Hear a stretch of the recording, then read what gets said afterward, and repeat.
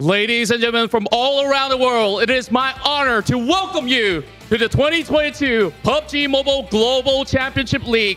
My name is Contra, your host for the entirety of Week 1, as we'll begin our group stages here in Kuala Lumpur, Malaysia. And before we kick off with all of these amazing chicken dinners to come, it's my pleasure to also welcome some of these players to be speaking to us before we begin our very first match of the day. And here, alongside with me, I will be welcoming our team from Southeast Asia, Bigatron Red Aliens. First, welcome back to Malaysia. This has been a couple of times, and this could be your very first time, Misery, as you are now joining alongside with the rest of the team. So, first of all, Misery, I really want to ask you this. How do you feel about the very first day now that you guys are competing in Group Red? Selamat datang di Malaysia dan bagaimana sekarang saya ingin bertanya kepada kamu, bagaimana rasanya kamu ada di hari pertama dalam pertandingan hari ini? Buat hari ini, gue sendiri sama tim ngerasanya excited ya. Kita pengen coba bawa bring back RA spirit dulu lah.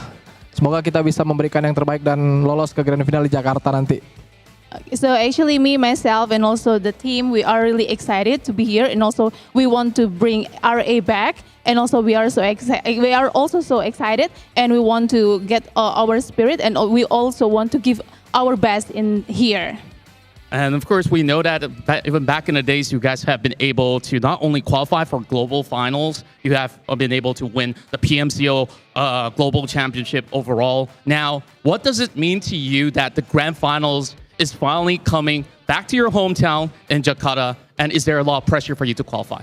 Oke, seperti yang kita tahu bahwa kamu sudah mengikuti banyak sekali kompetisi dan juga sudah memenangkan banyak sekali kompetisi, dan apa yang kamu rasakan kalau nanti kalian masuk ke final dan kalian akan bawa itu pulang ke rumah kalian sendiri, yaitu negara kalian? Mungkin yang bisa gue bilang sekarang, kita sangat-sangat pingin dulu lolos ke grand final. Terus kalau kita emang bisa bawa pulang piala itu balik lagi ke Indo, mungkin ya itu hari-hari yang sangat bahagia lah di hidup kita berlima. Also coaching staff and manager. So actually we are actually so happy, and also we are also trying to give our best to get into the grand final, and also it will be the best moment in our life if actually we can get actually the award for ourselves, and also it will be such a very big, huge happiness for us, for the team, and also for the manager, and also for the coach, of course. Well, of course, that's a lot of great words from you, Misery. Now, I really want to ask you this. Since we're going to be starting in the group stages, there's a lot of amazing teams that are also together with you guys here, where you guys are competing with. Only the top three teams will be going into the grand finals. So, is there any teams that you see to be really tough opponents here that you're starting off in Group Red? Kita tahu bahwa nanti kalian akan berkompetisi dengan tim-tim yang juga luar biasa secara global. Nah, tim mana yang menurut kamu itu yang paling berat?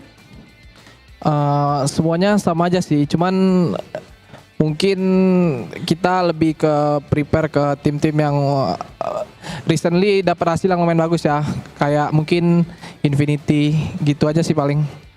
Oh well, so far actually all the teams are the same thing, but then maybe we are actually maybe we'll be more focusing on like the recent strongest one, which is Infinity. I see, and of course they have been the champions of Southeast Asia, and also there's a lot of other teams like Big Bug Galaxy. I know that you guys been able to do it before, so I definitely wish you guys all the best. Now, I really want to hear from your thoughts overall. What are like some of the challenges that you have faced throughout this year itself? Oke, so semoga sukses nanti untuk kompetisinya. Tapi untuk kamu sendiri, apa sih tantangan kamu sejauh ini? Sejauh ini mungkin kita ya naik turun lah ya awal-awal, karena ini juga baru kan aku di sini. Terutama kita mungkin kemarin fase turunnya waktu kita nggak lolos sih ya. Cuman ya semoga kita bisa balik lagi ngebuktiin kalau kita emang layak main di PMGC kali ini. Well, as we know that actually we have been through ups and downs, and also I'm quite new here. So well, hopefully we can get back up all together. Right, that's great. And of course, do you have any words that you really want to say to everyone else competing here in Group Red and also to the world who's currently watching the PUBG Mobile Global Championship League? Oke, ada nggak sih yang ingin disampaikan untuk semua yang berkompetisi di sini dan juga untuk seluruh dunia yang menonton kalian? Ya hati-hati aja sama kita because kita amat sangat bahaya. Okay, just be careful with us because we are dangerous. All right, I love the confidence. And of course, thank you so much, Misery, for joining us with this interview. Now, we won't keep you guys waiting for far too long as the match will be coming to your way. So, of course, with that being said, let's kickstart our first chicken dinner here as we will begin our matches. Let's pass it back to our casters and let's have a good time. Bye.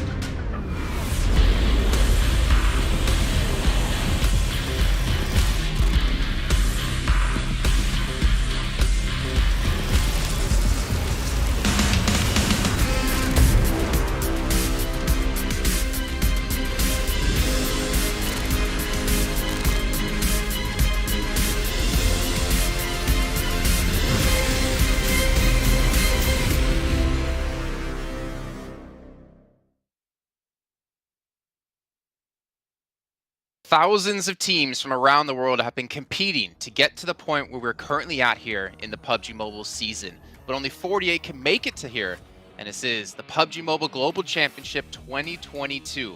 From this, only a few get to play in the finals over in January, but we're all excited to see which teams can get there and which teams can just survive here in this group stage. I'm Jason Kapp, and I'm your host, and I'm joined by two handsome gentlemen, one more handsome than the other, though I'm not going to tell you which one that is. We have Maxman and Sandstorm, the first time here, join us on the English stream. You know what, Max? I always talk to you, so let's talk to Sandstorm. How you doing, man? First time here. Good to have you. Looking great, looking fly. A little bit less beer than our usual suspect we have. A little bit less beer, but thank you very much, Jason. I'm very excited, very happy to be here, and I'm looking forward to all the action that's going to unfold in front of us in the next couple of weeks. Oh, yeah. A lot of action happening with 4 weeks in total here, Max, but these groups are not looking easy whatsoever. And for only 3 teams to get through right away into the finals, it's going to be a bloodbath to see who can qualify and who has to go to that last stage. I mean, this is going to be the most intense PMGC we've ever had in PUBG Mobile Esports, right? You have 48 teams and only a few of those will be able to make it into the finals, so not many slots are available, and the level of competition is the highest it's ever been before, so I'm really hyped to see how it's going to run out. Yeah, and of course, you guys at home need to stay up to date what's going on in the PUBG Mobile world. We have a ton of social media channels you can follow, even us as well, which I don't think we complain about too much, and maybe some sick memes coming up later on as well. Make sure you guys hit all those as well. Gentlemen, I mean, as we're about to get into today, things are going to be very tough for all of these teams, right? This is going to be the hardest battle I think any of these teams have ever had. And I know you can say, well, you look at like Bigatron, they've been here before, they're used to the pressure. But every year, the pressure gets more and more difficult for them. So it's going to be hard for them to maintain this kind of level of pace. But I want to give a big shout out before we do dive into that to Sony for the Sony Xperia 1.4 and the Xperia Stream. Made in collaboration with professional esports players. In the Xperia Stream, you can play PUBG Mobile on 90 Hertz with its total cooling system and its multiple ports for intensive gaming and streaming. And also where all the players are here, Pullman, Kuala Lumpur, Bangsar, our world is amazing, and I'm glad to have these guys on board. I'm sure the players are enjoying the lounges as well. Those lucky guys as we're sitting here at home trapped in a tiny box. But yeah, sorry, it's going to get way difficult here for all of these teams, and as we take a look at our schedule, we could talk about this because it is tough. 4 days of play here to make top 3 to get into the finals, and then the last chance survival stage. It's going to be difficult for any seasoned team out there. Yeah, I think the way I described it, and I think that you also agreed, Sandstorm, to describe this PMGC is the most unforgiving group stage of PMGC ever in PUBG Mobile Esports history. Because of course you got your group stage, only the top 3 best teams of each respective group will go directly to the finals, and if you don't make it then of course from 4th to 11th place you're going to go through the survival stage, and you got so many teams that are going to be in that stage that to qualify is going to be extremely, extremely hard. So if you want to qualify, the best time to do it is in these group stages at the very, very start. If you don't make it there, surviving the survival stage is going to be a real tough one. Yeah, Yeah, it very really true. is. Go ahead, Sandstorm. I want to hear your thoughts about it. Listen, when it comes to the groups, I'm focused very much on, obviously, like week 1, red group. These guys are going to be the first teams to qualify to the finals. So I feel like that's going to give them maybe a little bit of an advantage over the other teams, over the other groups. Gives them more time to prepare for the grand finals. Gives them more time to prepare themselves and study the competition a little bit more and more. Yeah, and speaking of teams here, Max, just dive into some of them. This is going to be a tough group. I know it's not necessarily your toughest group, in your opinion, but I don't think any group's going to be easy. I mean, as you said, like every group is going to be tough, of course. This is not Group Green, but Group Red has got some big contenders like BTR, of course, coming in here. They've got some new blood in the team. Really hyped to see if they can actually perform. And Mad Bulls, who just finish extremely well in the European Championship, potentially can perform well. But LGD is going to be the one I'm scared of in Group Red. Of course, you're going to get LGD in there. I knew you were going to say it. I had And if to, you I did, didn't, I yeah. was going to make fun of you. But like, looking at Group Green, I mean, we have the reigning champions, Nova, in there. I don't know, 4 days of play, man. Nova have those weird weeks where they just don't perform, and yet they still perform when it comes to finals. What do you think, Sandstorm? This is going to be a tough group. I mean, this is what happened with the last 2 years when it came to the PMGC. They had a very lackluster week 1, week 2, week 3. They come in strong when it comes to the super weekends, and then they just make it to the finals and completely demolish everyone. But this time around, 4 days, 24 games, it's gonna be a little bit different. So very curious to see how they're gonna be able to perform against the other squads. Considering we all agree, Group Green is the group of death. 100%. And Group Yellow as well. I mean, I have to give a big shout out here. Team Falcon's the best team in the world, according to a certain analyst.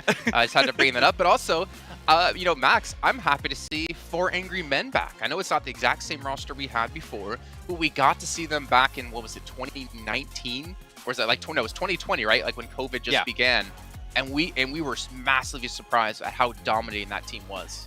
Yeah, I mean, they showed it. They can still compete here in the PL. They were able to qualify, so great stuff on for Angry Men. But there's no Sook, so that does make me cry a little bit inside. I want to see Sook back at PMGC at some point in time. But also, we got HC, aka like kind of the old Zeus. Sure, it's not the exact same roster, but you've seen Ziol coming back. You've seen Icy, Godless are back on board.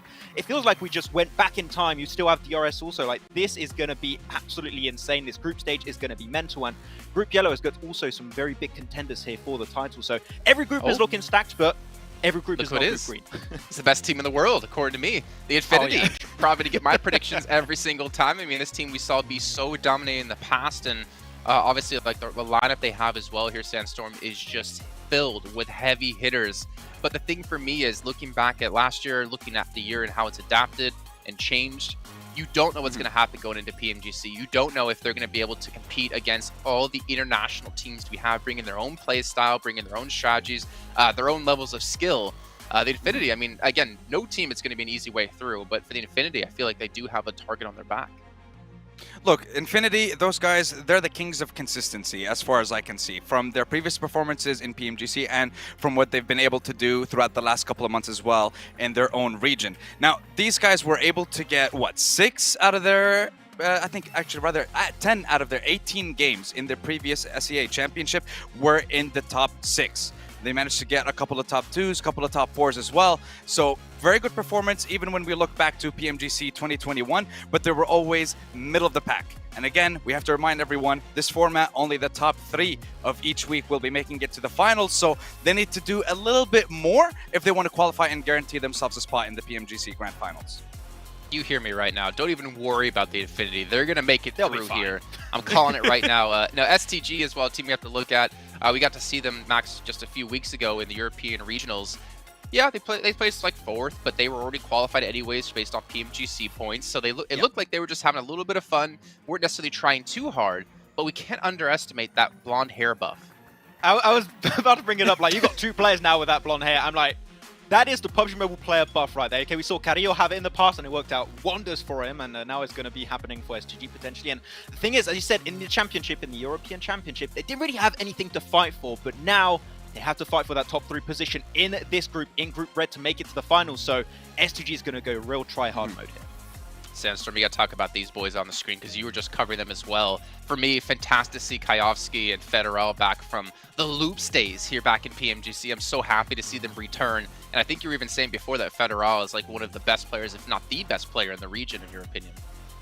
Definitely one of the strongest ones, and I definitely want to see what he's going to be able to do against some of the best teams in the world. And in today's matches, I mean, you're talking about Little Boy and Federal, who played together for Rise Esports in PMGC 2021. You have, of course, Federal, Golden, and Kayovsky, who were together on Loops in 2020. Talking about the back-to-back America's champions. And I know, listen, it's America's, but still, these guys are a dominating force, and I'm looking forward to seeing how they're going to be able to take on week 1 in this competition. Well, we can see here the schedule coming up today. And Maxman, you said this is the pinnacle of perfection when it comes to maps. Talk me through it.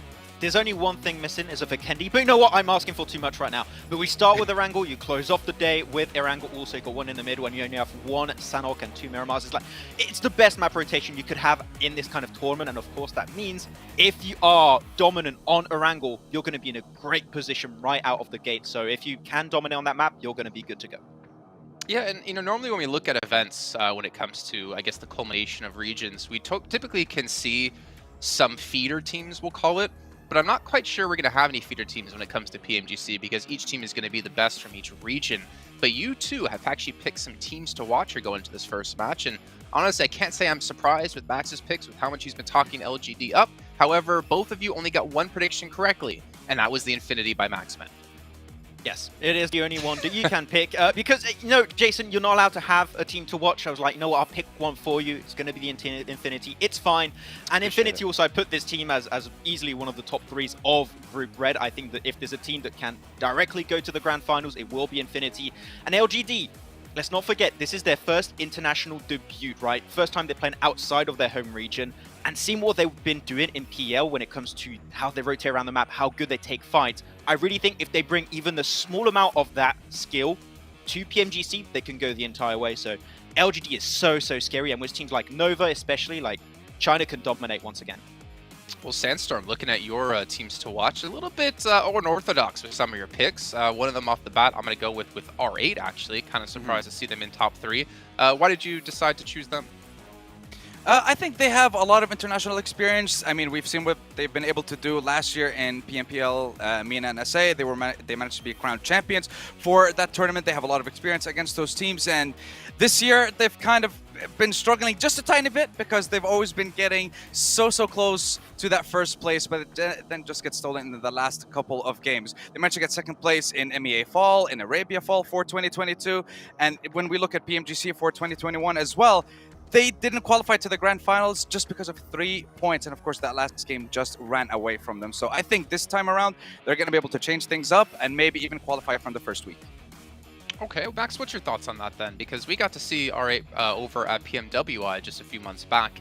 And personally, I wasn't super impressed, to be honest. I was actually more impressed by Team Falcons, to be completely honest with you at the time. What's your thoughts? I think that R8, when it comes to it, they are a great local team. Like when it comes to the MENA region, MEA region, they dominate, right? They're one of the best teams out there, hands down, no issue there. What I think they lack is international experience. And I think that especially them playing in PMWI, sure, it was the after party showdown, so it was very different from what we're going to have here. But that is great training for them to have an idea of like how things go on the bigger international stage, right? And with teams such as Nigma Galaxy that already played at that high level and done so well last PMGC, I think that we can have high expectations for R8 this season, and especially Ida is one of the top players in the region. I love how he plays in general, so I think R8 can actually do pretty well here. Maybe not be top 3 of the group, but at least go in the survival stage. I think there's a big chance of that happening. Well, I mean, R8 and Enigma Galaxy both had a massive point discrepancy between them and third place when it came to points from the Arabia region, so they were pretty safe and clean to get through. But Enigma Galaxy is one of those teams, as we obviously mentioned them, that is kind of a conundrum to me because they placed so high last year at PMGC. They were such a surprise, I believe 3rd overall. And yet this year hasn't felt like that Enigma Galaxy has carried over that momentum from PMGC last year into 2022 and made it work for them. Yeah, and not only that, with the massive change that we're going to have in their tournament style, specifically with Sanhok, I guess the map that they used the most to get the most amount of points in PMGC 2021. You're talking about when we're looking at the finals of the PMGC, of their points came from the 3 games in Sandhawk. 25% of their points from the East League Finals were also from Sandhawk only. So many second places, so many placement points by the end of the tournament, but it's not going to be available this time around. So how are you going to cope? How are you going to adapt? Yeah, there have been some zone changes, at least when it comes to Sandhawk. Kicking off in the blue, not going to be as possible. So get out of here, Roof. We're not going to see you there anymore. But it's still going to be difficult anyways for all of these teams to make some adjustments to obviously the lobby, to the teams they're playing against, but also the zones and how they're going to change. I'm curious to see how teams like Tron will do, because again, they've been here back to back to back, and yet they've kind of underperformed when we wanted to see them excel, not able to show up as we've seen before. But I believe, though, it is time to head to our commentators for our very first match of the day. We have John Allen and Blank waiting on the sidelines here. Head over to them to kick things off. Thank you very much. We're into game number 1 of the PMGC. Blank, we're here finally. We've been waiting all year, and it's just come to pass, and we are ready and raring to go. That we are, we're going to get into the games over on our angle, Miramar Sandhawk, our angle, Miramar, our angle. Again, it's a long, long day ahead of us. We've got some interesting things going on today. Obviously, heading over towards Group Red today. We'll be making sure we get all the way through this. We do have our survival stage coming up as well. Also, top 3 teams will be heading towards Grand Finals. I think it's 4th down towards 11th will pass through towards that survival stage. But those last 3, in a bit of a world of hurt, but we can talk about that closer towards the end of the week here, John, because right now we do need to kick off our first game and see who exactly will take home their first chicken dinner of PMGC.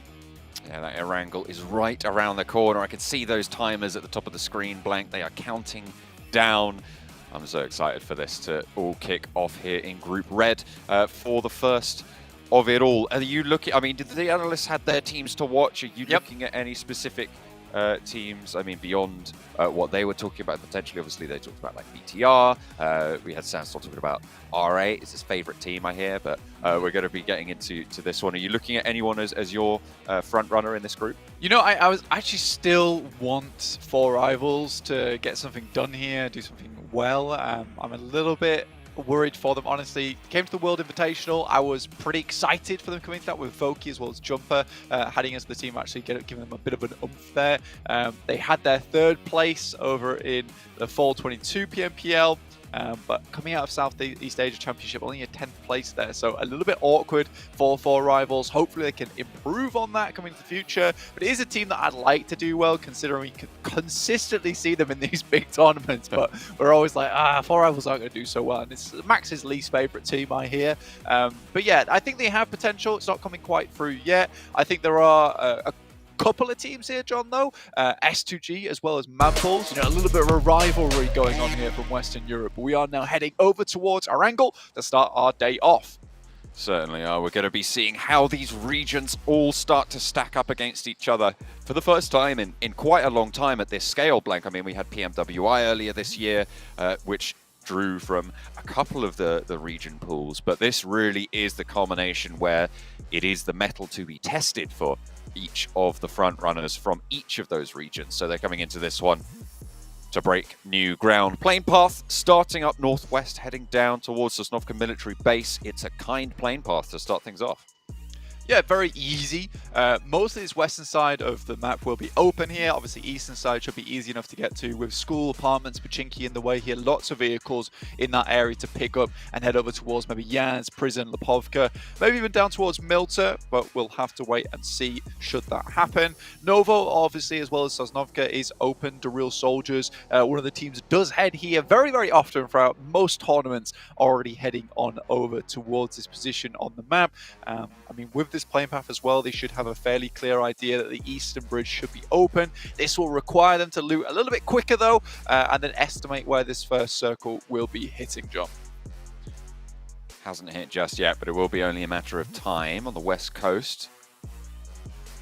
Looks like it's going to be fairly empty. The Gatka split there. Circle heavy south. Could it be a first circle military on the first game? That'd be kind of crazy. I feel like we might be in for it.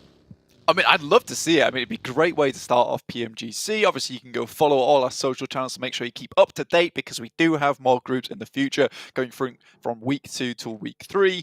Obviously, a lot of you guys most likely would like to be tuning in for Group Green, which is one hell of a group to watch. But Group Red's still got it in them. Effect, though, drops out the vehicle, doesn't have anything to work with, and Chicken will move off from M-Tech Storm.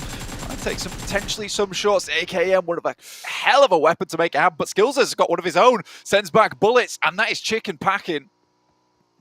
He's going to be sent right on to the butchers there. Monkey rolls up, Effect dropped off. See you later after school, son. Tell me how you got on. Got a point, mum. Oh, fantastic. That'll do. First point of the tournament as well. So PMGC kicking off with a bang, and I mean, me and you are big fans of Mad Bulls anyway, considering we commentated them for quite some time there, going from PMPL Western Europe all the way through to the championships itself, in which they took that championship home. Obviously, it was not as easy of a road as it was for them in Western Europe, but they certainly pulled out all the stops towards the end there. IA, over on this side of Military Island, will be looking to keep themselves well situated down there. Yeah, as you were saying, Mad Bulls third place in their region, right, which isn't really indicative of their performance in their earlier regional stages, but that is how it goes, obviously being beaten out by HVVP and Fireflux, but they are the top representative from the region in this group, so that's why we're looking. It was certainly one hell of a crazy tournament as well, John, in that championship, with HVP taking home all the prize pool, all the money, and all the glory as well. But I think that definitely was a HVP style, right? You know, in those short form tournaments, they can certainly bring out the fire that they need to. And unfortunately, with Mad Bulls, although they're a very consistent team, very good over long form tournaments, I think HVP just really had that extra oomph in them to send them all the way. Plus, there being a lot on the line for HVP to make it through to the PMGC. For Mad Bulls, this felt more or less like a cruise for them, which is okay. Absolutely fine. They'll take it. This was their one chance of getting to PMGC, and they're through now, so happy days. Speaking of cruising, S2G, right? This is a team that you would expect. Oh, hang on a minute. I'll put that on hold. Crash over on the Western Bridge. Blanca run down as well, as S2G are caught in this conflict. Hamzy the only one to go down so far. And it looks like they might be able to pick this one back up as well. Silas low, but not out of it just yet. Kelsey looks for the flushes. S2G, it looks like, hey, Blank, look at this. It's Europe coming in strong at the start of PMGC, the European region. Obviously, S2G coming through from the Turkish region, and then qualifying not through, this was my point I was going to make, not through the European Championships. They qualified through PMGC points. They didn't make the cut into the top, well, it would have been top 3 or top 4 if they'd have made it there, but they were down in 6th in their region. So this is a team that is maybe got a little bit more to prove. So it's good to see them taking confident fights, crossing that bridge. Yeah, I think that honestly, that kind of fight is more or less indicative of how S2G plays. They're an extremely aggressive team. If they want position, they'll take it from you. They'll wrestle it from your hands. That's absolutely fine. I like that about S2G. It's one of my favorite things about them is that they are very decisive when it comes to those plays, and they're not afraid to get stuck in to those engagements. I mean, to be honest with you, getting those eliminations, getting those knocks right off the bat of that match, unbelievable stuff, John. So fast that came out. That is just S2G to a T. And I think now they've got themselves a pretty damn good little hold on Sosnovka at the moment with that sudden shift like you were talking about before, John. You know, we still have Shelter Farm, Milter in this one, but this is looking very much like it would be heading down towards Sosnovka. So a very cool way to start off our game today. We're on board with the hardest name for my tongue to pronounce, Buriram. There we go. I'm sure I've already messed it up. We're hopping away from them though, so I'm saved that embarrassment, Blaine. You are saved that embarrassment. And to be honest with you, I'm not even going to try yet. When it comes round to it, then I will give it a go. But for the time being, I'm going to be staying over here with the Four Rivals guy, with Pemburu. Definitely gave me some trouble back in the day. But do they drop in Cobraria? So it's Buriram in Cobraria. That would be the hardest. Yeah, the hardest. I mean, you've done it now, though, so you're fine. That's you're true. there. I've one down. One down. However many more to go. Yeah. I have to double check the drop spots on Miramar. Woo! That would be a fun time, indeed. Enigma Galaxy now making their way over towards that western side of the bridge towards Sosnovka. Obviously, S2G already punched a hole through that barricade that I8 set up earlier on. I8 not out just yet, but down to that singular player so far. Don't quite have our elimination totals on the side of the screen just yet, but I'm sure we'll find out exactly how many points each of those players did get when we head over towards them. Indeed, so that's 3 eliminations so far on I8's side, able to get that final flush and knock over towards I8. I assume that maybe he's able to crawl away and maybe a different team picked up that last elimination, but it will be S2G taking all the points from that engagement. A really good start. They move into a southern position, a southwest position on the military island. It seems like currently 5 teams have hedged their bets. Well, not even hedged. They've made their bet on that military island finish. Heading down south, that's Enigma Galaxy, S2G, Box, DRS, and of course I8, who are a little bit diminished on that south. Slightly. I think diminished is a bit of an understatement there, John, honestly. Decimated? Let's go with that. Decimated, yeah, that's a much better way of putting it, 100%. I mean, S2G kind of cleaned house on that side of the map. DRS, though, these guys like to drop around over Upnoya. They've already got themselves a bit of a foothold over towards that western side of the observatory in that area. It's a nice position to hold. Great scouting position for them as well. And luckily, they didn't even have to think about heading over towards that eastern bridge. So this has worked out fantastically for them. Sosnovka, one of those positions that can really, really benefit you, but it does require the circle to head down here frequently. You do get a lot of loot on board. It is super valuable in terms of getting like level 3s and good amount of equipment. You get a long time to loot down here as well, but it does require you to make that crossing, which is always a bit of a tricky maneuver, John. But for DRS, nothing too bad happening for them here. And that's your circle. Down towards Sosnovka, confirmed, slapped in, punched the number, and we're heading on down. So all these teams over towards that north side will have to get a move on.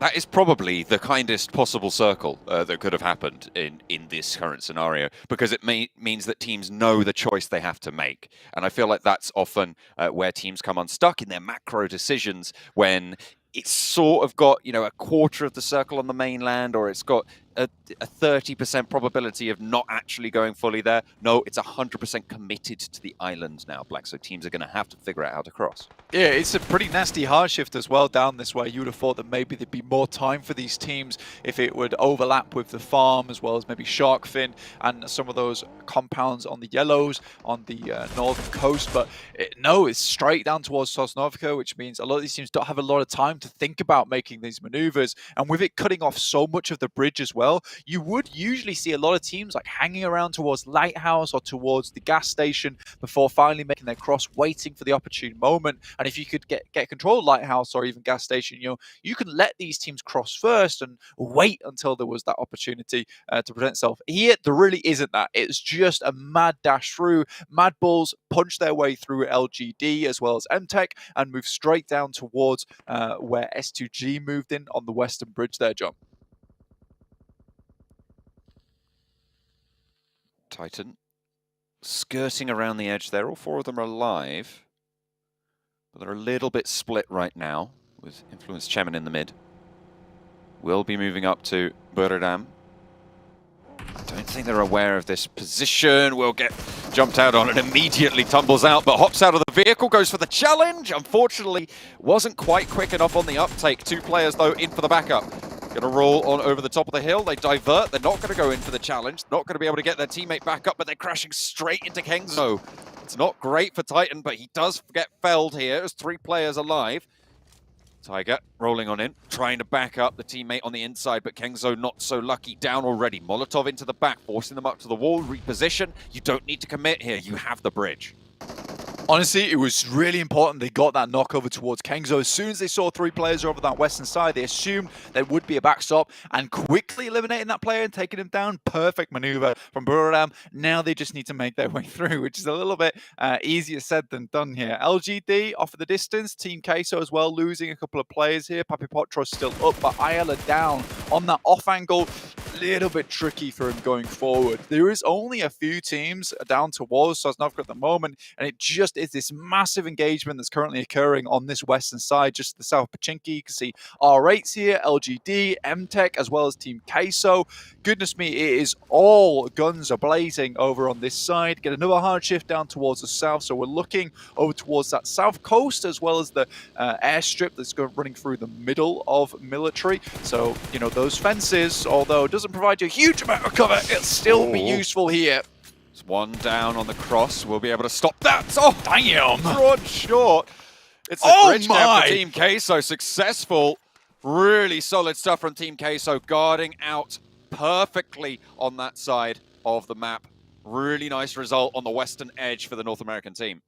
I mean, this is great news as well. And I mean, you can see there in the player cams, the players are on site right now. So we're having none of these issues that might come to play with internet, perhaps, that do get resolved fairly quickly usually. But you get those off games, but everyone's playing on a level playing field now, which is amazing to see. And those types of plays are much more prevalent in this type of format, type of setting where you're on land, where, you know, Reyes can just quickly pull out the M4 and go for an instant headshot as someone's approaching him. What a good play. Unfortunately, Team Queso is still falling by the wayside. They will pick up 3 eliminations for that. You can see that on the right side of your screen. We are starting to get our eliminations start to pop up here. S2G still with the most amount of players and the most amount of eliminations. R8 with 1 elimination, still trying to get their way through on that western side outside the blue currently. The Infinity putting one of Titan down. Teak eliminated there. Puncher as well was taken down by Luxy, and that's going to be the entirety of Titan toppled, as they are going to have to go down 15th place. Not a great start, but someone has to do it. It is what just happens in these cases. BTR still currently out in the blue. The Infinity moving past Influence Chemin. Influence Chemin taking home a very, very dominant victory over in the Americas Championship. Honestly, one of my new favorite teams, honestly. As a team, they are very good. And in Americas, you don't see this very often, but there is some massive tactical maneuvers coming through from Influence Chemin very, very frequently from them, which is great to see. I think taking 2-2 splits. And overall, I would say the level of Americas has improved vastly over the last year. So this is no longer being in PMGC, just the SEA show. You know, we're having some big contenders coming through from Western Europe, big contenders coming through from Americas. And SEA, you know, a lot of these regions are starting to catch up in a big way.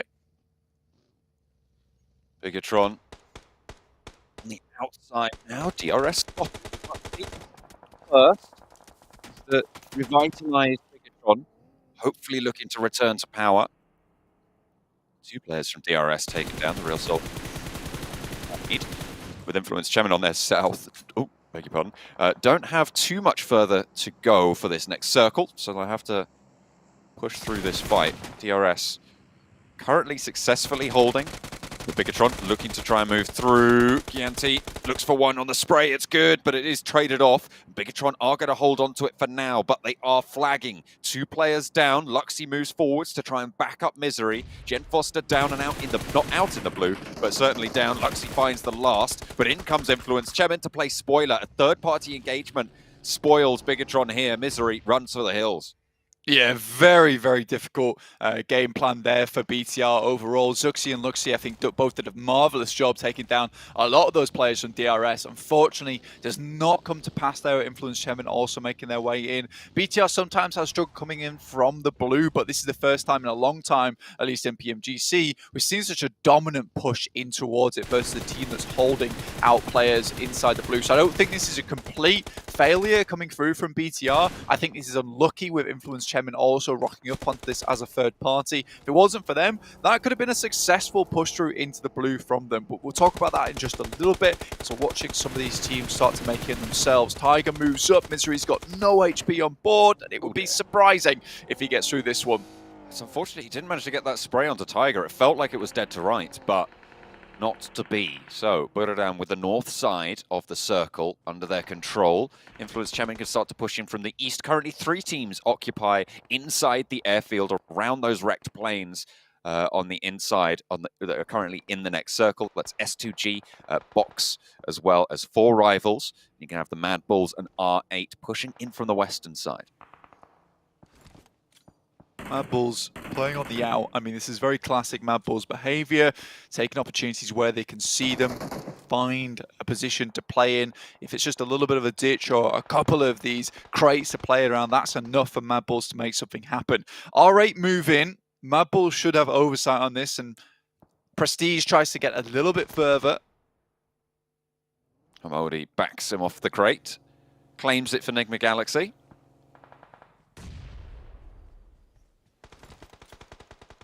Mad Bulls continue to hold next to this missile. The blue zone starting to move in. The next shift will, of course, force those engagements a little bit further. 12 teams remain, 38 players at this stage. With Hamodi going down next to the crate, they will need to invest some to get that res, but it will be a hot spot in a very open area. Skillsers taking a lot of damage. That's coming through from S2G. They're over on the other side of the road, just opposite the guys from Mad Bulls. Might be a little bit dangerous to go for Skillsers immediately, but S2G won't be moving from their position either, afraid that they'll get picked up by some of these players looking around. This is a great spot. It's one of those areas that becomes a little bit more difficult when you have to leave it, as most teams will look your way, and you're basically running out into open area. Currently, Mad Bulls still have options with vehicles parked up. Similarly to S2G, this will be kind of just one of those razzes out. But for Mad Bulls, it's a little bit more panic mode, getting players back up on their feet, requiring to use more smokes in their position to isolate some of these angles, and they're praying for this next shift to come over towards them on the western side. There's the shift northeast, unfortunately. A little bit away, covering a lot of circle. So it's not too far, but it's not ideal, certainly not. But splitting a little bit to give themselves a forward outpost for the time being, seeing what they can leverage from there. Mad Bulls will have to move as well.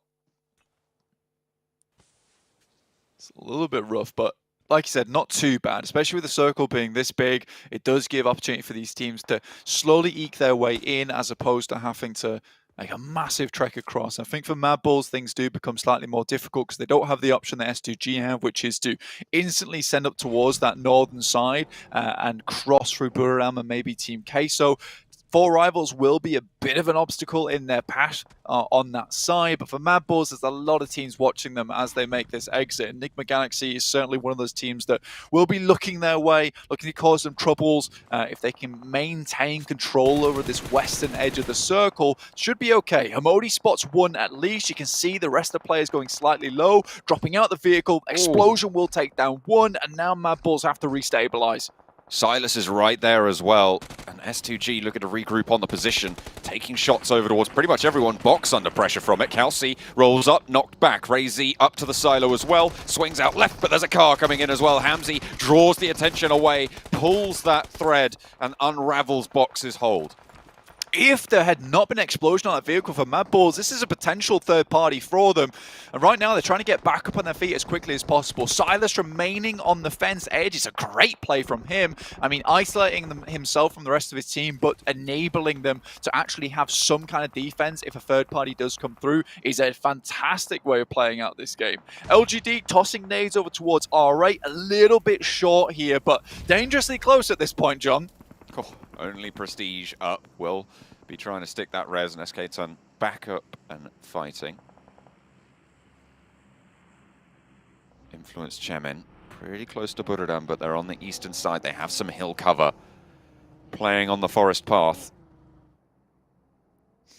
We'll have to shunt a little bit further forwards in the coming minutes, but they can hold out for now. S2G really killing it on this game, honestly. Even from the beginning where it was just that massive shunt through I-8, really S2G shouldn't be this far into the game if it wasn't for the fact that they were so aggressive on that push on towards the Western Bridge. They have placed themselves directly in contention for a chance at this chicken dinner when playing very much far away from Sosnovka. So overall, very well done to S2G so far, and they continue to take these aggressive engagements to give them position on the map. It is Zerich, however, who does find an initial knock over towards Silas. Kelsey might want to step up, but Zerich tries to stand back just a little bit. S2G have their sights set, but it's getting harder and harder by the minute. Mad Bulls have been surviving, but how much longer can they last? 4 rivals with a solid spot in the north, fairly uncontested, take 3 shots over towards S2G and do a lot of damage, but they aren't out of it just yet. S2G can look for these reses, can bloom these smokes, try and hold the cover. Samsi and Razy crawl for any sort of safety that they can see. Their circle pops in just a little bit, quite close to them. They have to move. I think when you look at this, for Enigma Galaxy, they were having a great handhold into this fight. Mad Bull's safe because they don't have the angles towards them. So Enigma Galaxy instead just focus over towards S2G. And then again, it's 4 rivals who get involved. I think S2G maybe put a little bit too much stock into this engagement between them and Mad Bulls. Ralph moves down through the smoke there and quickly and easily picks up at least 1 elimination over towards Mad Bulls, leaving them with just 2 members. Kelsey, who's got one hell of an aim on him. You know, he's a cracker in terms of a shot. So he's taking shots up towards the guys from Enigma Galaxy, trying to hold them back. But this is too much for S2G. Hamzy down before he can cross to the buggy and get cover. Enigma Galaxy with the crossfire. Only Kelsey now standing and taking a lot of damage from the blue zone in the meantime as well. Nade in hand, but what's that going to do? You will fall, and S2G eliminated on the western side. A good start to their game, playing punchy through the western bridge, but failed here. And I mean, this is classic S2G behavior though, isn't it? It's like very aggressive gameplay, some fantastic fights, but then getting yourself into a position where you have poked too many of the Hornets' nests, in which case you are finally taken down. MVM, what an A coming through from Enigma Galaxy. Currently at 8 eliminations. You know, Sandstorm was worried about them not being able to get too many points over on Sandhawk, but looks like they're absolutely fine. Been able to scrim, practice, get their aim back up to speed, and team fights and engagements seem to be going well for them. Battle for the south side between them and Influence Chemin right now. Seemingly swept everyone else aside. Freak down, not being invested in to get back up. As it looks like Law is rolling forward. Modi backed off the ridgeline, in fact taken down by Federal. Influence Chemin looking good to start their control campaign on this south edge. Not too many other teams left in it as well, Blank. There's only 5, 4 rivals on the north. Buridam still going on the northeast side, and Mad Bulls have stayed alive. Yeah, unfortunately it was for Skills as they're just a little bit too far forward. Enigma Galaxy able to get a hold of them. Luckily for them though, now they have information. Influence Chemin coming in hot though over towards Enigma Galaxy. 4 players still up, and Influence Chemin probably rivaling aggressive nature as well as team fighting potential to a team like S2G. They're a little bit more sparse about it. They like to take their moments, but when they do, you certainly know about it. They roll straight on over Enigma Galaxy's area there. Nothing doing. Only Lord remains now for Enigma Galaxy, close to the Mad Bulls outpost with the 2 of them. 4 rivals, all 4 of them start to move a little bit further south. You can see them getting up to that wall line. Lord, under pressure from the nades, will burn to Federal, and 8 eliminations now for... Oh, that was for Enigma Galaxy. Influence Chemin still on 7, so still a lot of points being scored on this south edge. Yeah, Enigma Galaxy still did a very good job there, and a surprisingly good job as well. I've got to congratulate them. I think it looks like they have been putting in the work between last PMGC and now. Even their performances towards their PMPLs have been pretty decent, despite not having to play as many Sandhogs, and they're working their way around that. 4 rivals still have this really good spot right now, and they've been reluctant to leave it, and I think that's the correct decision. You have this strong spot where you have sightlines towards everyone. It looks like Buram just has no idea where they're being shot from. Unfortunately, he has the fancy feet, so he is tap dancing his way out of the way of a lot of those shots. Voki not quite able to land the damage they were looking for. 4 rivals are going to have to leave the stronghold they've had for so long and into the sightlines of Influence Chemin. It's a difficult move. It is a difficult move. For Mad Bulls, though, this is about survival, right? This is about getting those points on board, and it's what they were so very well known for over in their league stage in Western Europe, is just not having many or any bad games. Now they're going to start to move their way through, but completely out in the open. It will be Pamburu spotting that one. Zerek down next, and that will be Mad Bulls eliminated 4th place. Still, they're able to get some points on board. Currently, this is 4 rivals putting in the work. This is their last shout, though. They do have their big move to make. Happy up on the wall, and they actually get across. Influence Chemin caught slipping just a little bit there. Those smokes up on the hill, cutting off sightlines beautifully, and actually helping 4 Rivals spectacularly well. Up towards the hill now, they're taking a fight up the top, and Buradam gonna chime into it as well. Unfortunately, on the favor of Influence Chemin. Nades downhill. A little bit trickier to hit. Yeah, it's a fantastic move there from Buriram, actually getting into position underneath on the fence to eliminate that rotation, that crossing from 4 Rivals. So they've been hampered, slowed down just a little bit. Wading through these 2 teams. Kayovski, nade in hand, 5 nades available for him. Cooks that one just a little bit too long, but again, it's difficult to estimate these shots here for Influence Chemin. They don't want to cook them too little, so they roll down the hill and away from 4 Rivals, but cook them too long and they explode a little bit too early here, John. That one's good, though. That was right on the money there, finding the first. If anyone could cook them right, it's the players here at the PMGC around the wall. Backed off by the mark. 4 Rivals ever aware that, you know, this is a free team finish, so if they can find some of these players from Buriram, getting a second place for the amount of eliminations they've got and holding a strong position, Influence Chemin is unlikely to be able to be dismounted from this high ground spot here, John. So 4 Rivals putting a lot of stock over towards the final players from Buriram.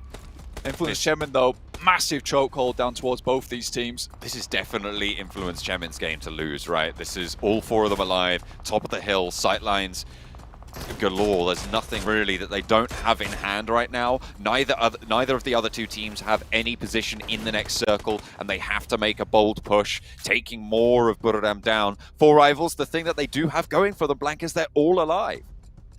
I mean, for 4 Rivals, they've done really good here. And again, this is why I talked about them at the beginning of the game. It's a team that I'd like to do well. You know, they have some great experience. They're consistently here. I think they've added some very, very good players to the team. They've just needed somewhere to prove this for themselves. Appy had to hold down here off against some of these other teams. Makes the crossing and stands up, and it would have been unbelievable if he had lived through that one. Now 4 Rivals have to make something happen from underneath, but how many nades they have to make it work? Shots downhill, have the Groza to deal with as well. The Cooks on the nades, not quite finding the money. Surviving for 4 Rivals. That lip keeping them safe. Information gathered. 3 teams still going. The next circle will close completely. Influence Chemin, the Brazilian team holding up the top of the hill. They've got 4 Rivals dead to rights, but it's just a matter of closing it out. And it seems like they're a little bit faltering in their approach to this. I mean, they are just continuing to put down the nades, and when you have this ordnance, when you know that there's so few threats left, you can just go for it. That's what they're going to be looking for here. They're not pressing the ridgeline and actually taking a couple of shots towards their way. Pemburu makes it to the cover of the ground there. Skayovski a little bit out in the open, steps up for Pemburu yet again, but backed off. Federal finally finds Tiger, and that's 2 teams now remaining in it. Influence Chemin finally getting knocks, traded off 1 for 1, but more damage pouring through. MK14! And it leaves it only into Pemburu's hands, but he's doing damage. That MK14, as you say, Blanket's doing so much work. Federal, if he gets felled here, there's a chance, but no, it's not to be. Law puts it in. Everybody from the top rope, and it's Influence Chemin, the Brazilian team, to find the first chicken dinner. A firecracker finish over towards America's Championships, and then coming to PMGC like this, John, an unbelievable result for them. And again, it's that same patience that we see from a team like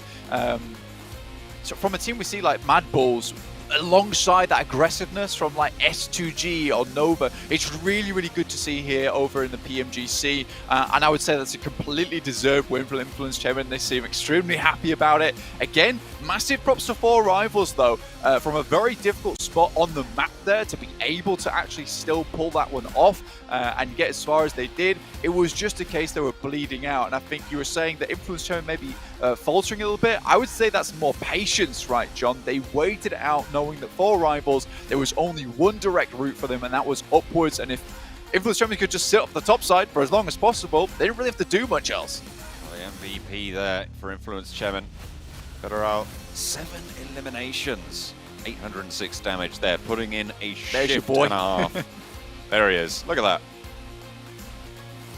almost looked surprised with how well he did there. But yeah, a great game overall. Federal, a long-standing member throughout of most of PUBG Mobile, in fact. So we're going to take a quick look at the stats here. 806 damage total. You're really leading the team here in terms of performance throughout the game. But again, all these other players, I will still say this is a very tactical team. They bounce off one another very well. Lil Boy even 695 with 4 eliminations. Nothing to scoff at here. Very, very good team. Every single one of these players is built to perform. But again, some surprising other teams towards the top there with Buriram as well as 4 Rifles, but Madball's going down in 4th place. That was kind of expected, even with the bad positioning they had. This is a team that consistently puts up those points, and it's one that we can't disregard yet. Yeah, it's definitely not something you can count out. This has to be sort of all considered through the lens of having a military finish on the first game of the PMGC, right? It makes everything a bit weird, a bit wild, and pretty windy there. You can see, I mean, even Influence Chemin, they traveled almost 15 kilometers in that game. Yeah, it's a long distance to go. And again, you see some of these teams in PMGC that it doesn't matter if your drop spot doesn't initialize over towards Sosnovka. As long as you can make it down there and you have the plays and the chops to do it, you can still pick yourself up a chicken dinner. So it wasn't realistically the teams that were dropping in Sosnovka that were able to get the big wins.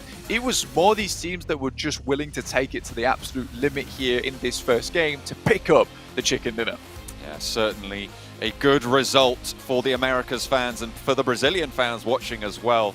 Influence Chemin doing them proud. Let's take a look at some highlights.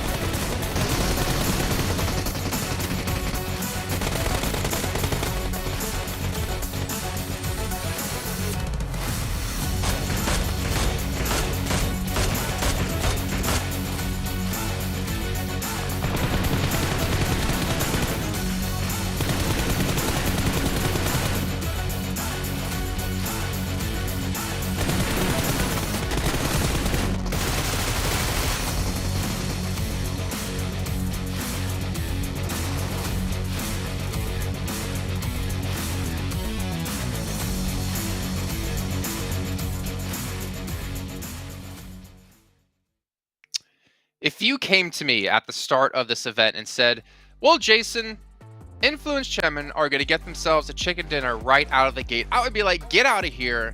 You must be Sandstorm. I don't want to work with you. But hell, they did it. What a fantastic performance. 13 eliminations as well for Federal, getting so many elims for himself. I think that was 7 alone. This is the start you want to see if you're Influence Chemin, and if you're Brazil, this is the start you want to see out of one of your teams. Look, there was so many teams I was expecting to potentially get the first chicken dinner. I was not expecting Influence Chemin, maybe Sandstorm, as you said, potentially was. But the thing is, Sandstorm, we were talking about it during that game. This was not an easy game to secure. It was like an open field finish for like the biggest portion of that game. You didn't know where it was going to go. The only way, if you wanted to create an advantage for yourself, was to clear one cardinal position on the circle, which is what they did on the East, actively third-partying, scouting, sniping teams down from a distance. They were doing everything to make sure they had control of the East, and once you still have 4 players alive in that position, I mean, who's going to defeat you? Unfortunately, no one. Exactly, and their start was a little bit difficult. They dropped, or they looted rather, the east side of Yasnaya, and when they were crossing that bridge around Zone 2, when we confirmed that the zone was going to end up in the military base, there were 3-4 teams rotating at the same time. You had Box, Brew, BTR, Titan, every single one of them were trying to cross at the same time, but the perfect timing came out from the side of Influence Chemin. They were able to avoid most of the teams in that scenario and then rotate around the radio station, and then, like you noticed, Maxman, they were able to third-party DRS, BTR, and then just levy that into a chicken dinner at the end of the game. So perfectly played by Influence M. Well, Influence a little bit lucky to avoid. I think that was Reyes from Team Queso sitting on the bridge, just knocking teams down pretty much by himself, as we saw in the highlights there. And for you guys at home, you obviously got to hear about our teams to watch, but we don't know your predictions when it comes to who's going to win the next match. Just make sure you guys are paying attention over in YouTube chat to see, to kind of get your predictions in. And maybe, just maybe, knowing Maxman's prediction history, we can get you on the desk to be an analyst, because it's not that hard to be better than him. However, he did beat me when it came to the European Championship, so I will give him that. But you know, a broken clock's always right at least once in their life. Oh. Okay, like you just have to like balance things out. You say something nice, then instantly go back to me, and I get it. But I've been pretty decent on my predictions so far, though I still want to see my LGD win eventually, which is why I'm going to know your seat. Well, pick them again as my team to watch. You talked LGD up quite a bit, to be fair, Max, and we got to see there maybe why. Because we had Infinity having a big boat takedown towards military, towards the southern side, and they actually ended up running into LGD, who had only 2 players left alive, and Infinity, I don't know what they must have like crashed or something. I don't know. There's no way they lose that fight, but they lost the fight against LGD. So we see the power again. I think we know China is known for their like raw mechanical skills when it comes to PUBG Mobile, and we're seeing in action right here.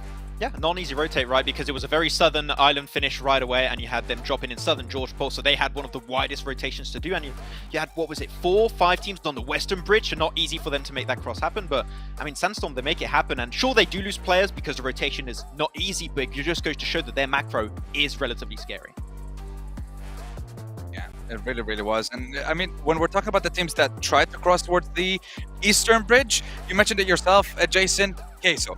Queso are just the kings of bridge camping and gatekeeping. This is something that they've done in Americas, and this, I think, is one of the reasons that they actually managed to qualify to the PMGC. The amount of points, the amount of teams that they gatekept in the Americas tournament was absolutely insane. They were just racking up kills after kills, and seeing them do it again here, and the fact that we had a military base to start up the tournament is just beautiful to see. Yeah, I'm kind of happy you mentioned Team K, so I'm actually really happy to see them coming back, just because of Ayala and Mystic being on the team for such a long time, and we've known Ayala for a very long time here.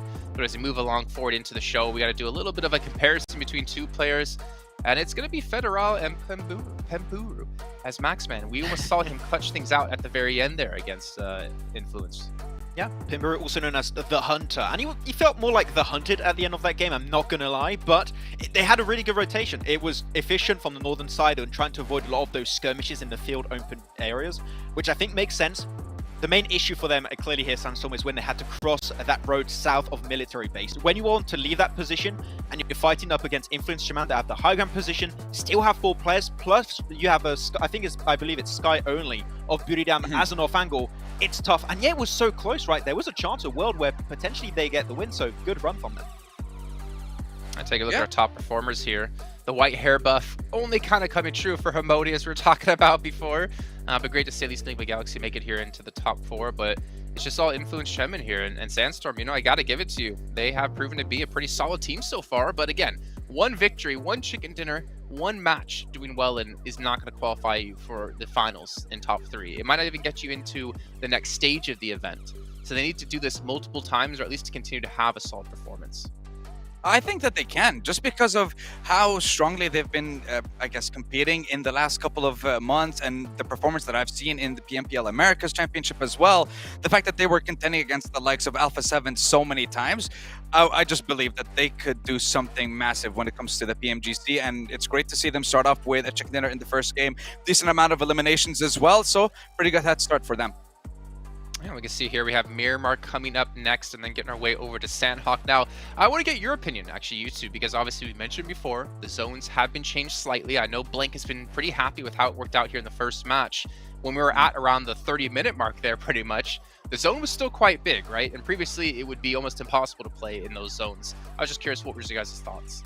Yeah, I just think it offers so much more potential to do super smart rotations in the late game, right? It's a little bit slower in the late game, and also you've got bigger circles, gives you a little bit more space to do those plays, because if we had the previous circle settings there, that circle finish would have been right on the cusp, and potentially 4 rivals would have never had a chance to even make a potential comeback. So the fact that these circles are a little bit slow at the end just gives so much more time for teams to really express how they want to play those finishing moments, and I feel like this is just going to make this PMGC even better, because teams just can do so much more on paper.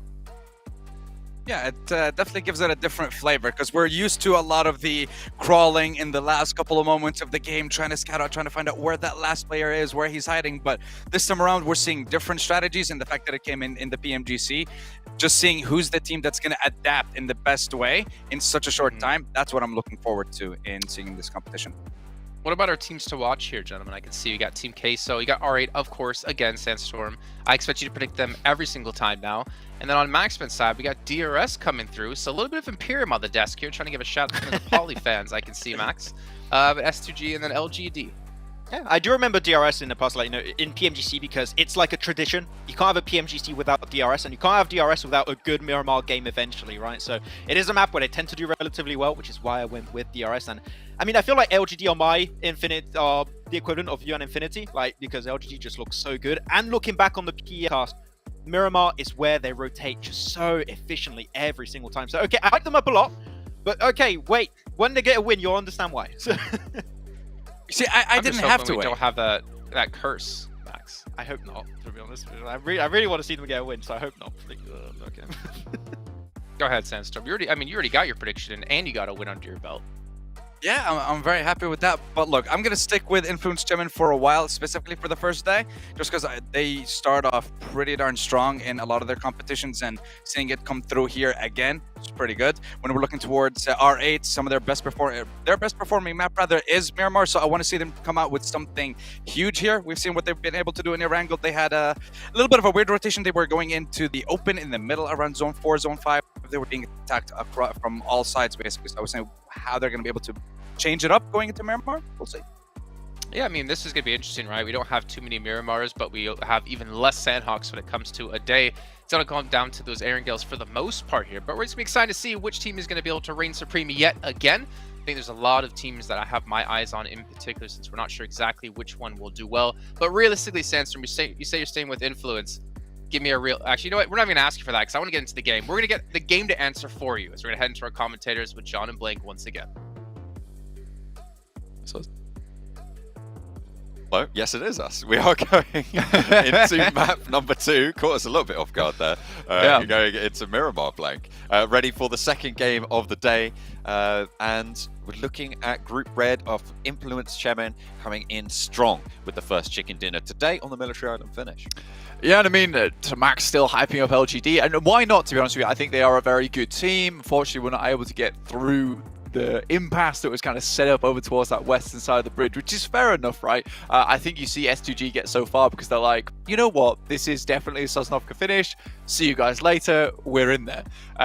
But again, yeah, really good plays coming through from Influence Chemin so far. And, you know, watching back on America's, Miramar is another one of the maps where they do decently well. And I think there will be a team that continues to do decently well in a lot of this tournament, honestly, just purely with the way that they play. I think they're a smart team. And I think that is one thing that we have to keep in mind, is that when you have an aggressive base of players, you need to have someone that pulls the rest of the team back, keeps them all on a leash, and keeps those rotations going well. So I think that something's happened within that team. I'm probably going to try and talk to some of the players as well and see who's doing that IGLing, who's giving them those analyses on the plays, because it has been astonishing, and I can't wait to see more over in PMGC.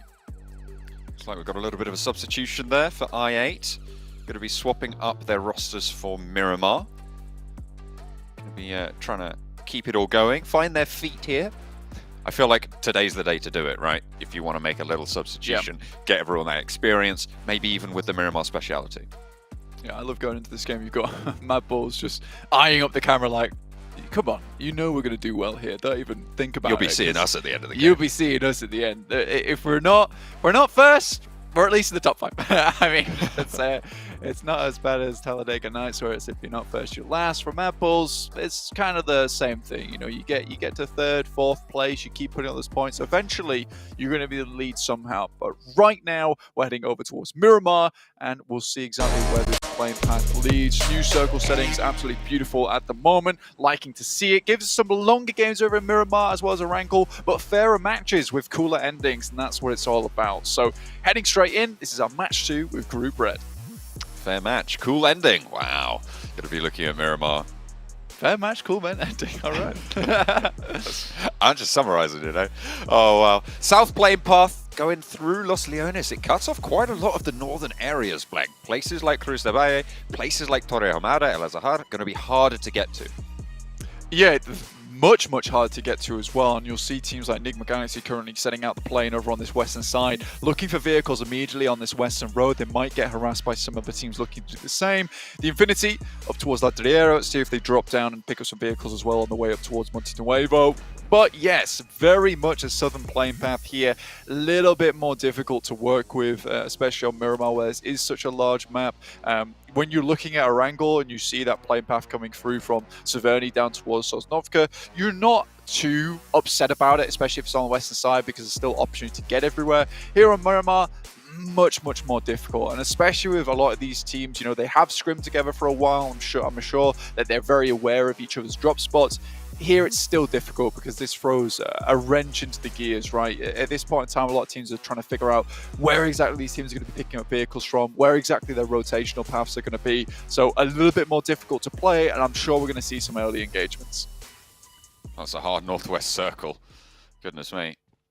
That is diametrically opposed to where the plane path went. Looks like we're in for an interesting first day of games. Central in the drops. Bigatron will be taking up residency in Picado. No one else contesting that.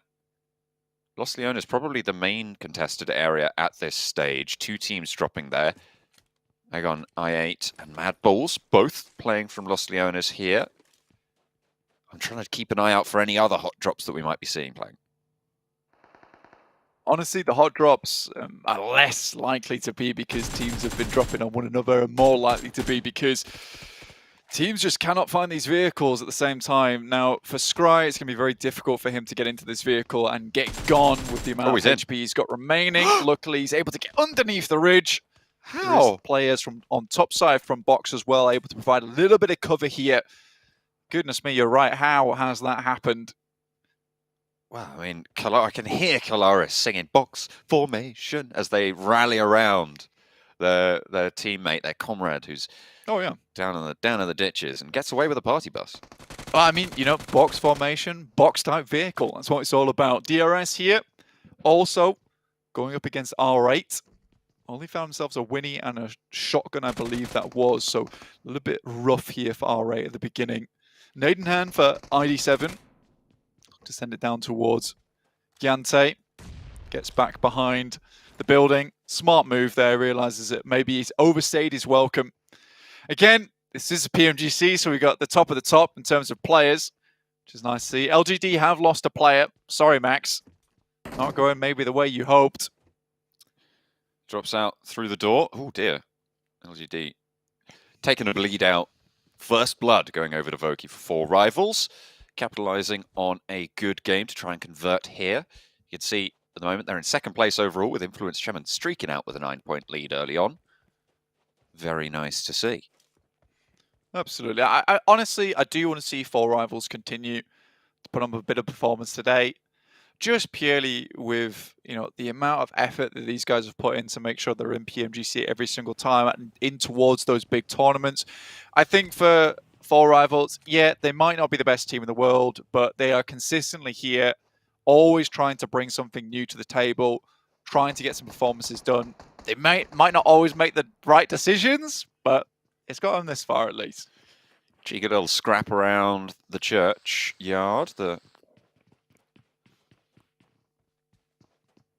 Graves there not providing any sanctuary. R8 playing on the inside. DRS swarming the hills, but there is an outpost for R8 that they can try and leverage.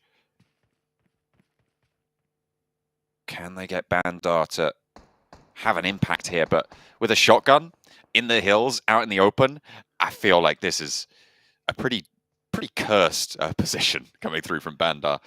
It looks like Rules might have the idea of it. Shotgun though, close range, manages to get the fight that you want with that sort of weapon, but does not go their way. Rules really takes the tango with the Tiger over on that side. I mean, it was a little bit dangerous. Fangs and Claws were out with a shotgun, getting up close. He was happy with that one, but Rules really sets to taking him apart with the UMP. Happy days, great weapon close range, extremely accurate. And without the vest, that thing really does shred you very, very quickly. So if you miss that first shot on the shotgun, it is pretty much GG at that point in time. Mad balls down towards Los Leones. We're sharing that alongside with IA by currently making their move up towards the northwestern side where we have seen this circle drop. La Coparia is still in, Crater Fields, El Pozo and San Martin, one of the huge features of this circle currently alongside with a lot of the high grounds that are available in this area. S2G currently trying to set themselves up in this area with one player out towards Power Grid, providing some support, some information in Hamzi. They are kind of trapped at this stage. Waiting for the misstep from DRS, but it's just not coming. They're spending a lot of time here, though. They're potentially wasting a little bit of time as well, because they're right on the southeast side of the circle. They could be getting loot. They could be getting ahead.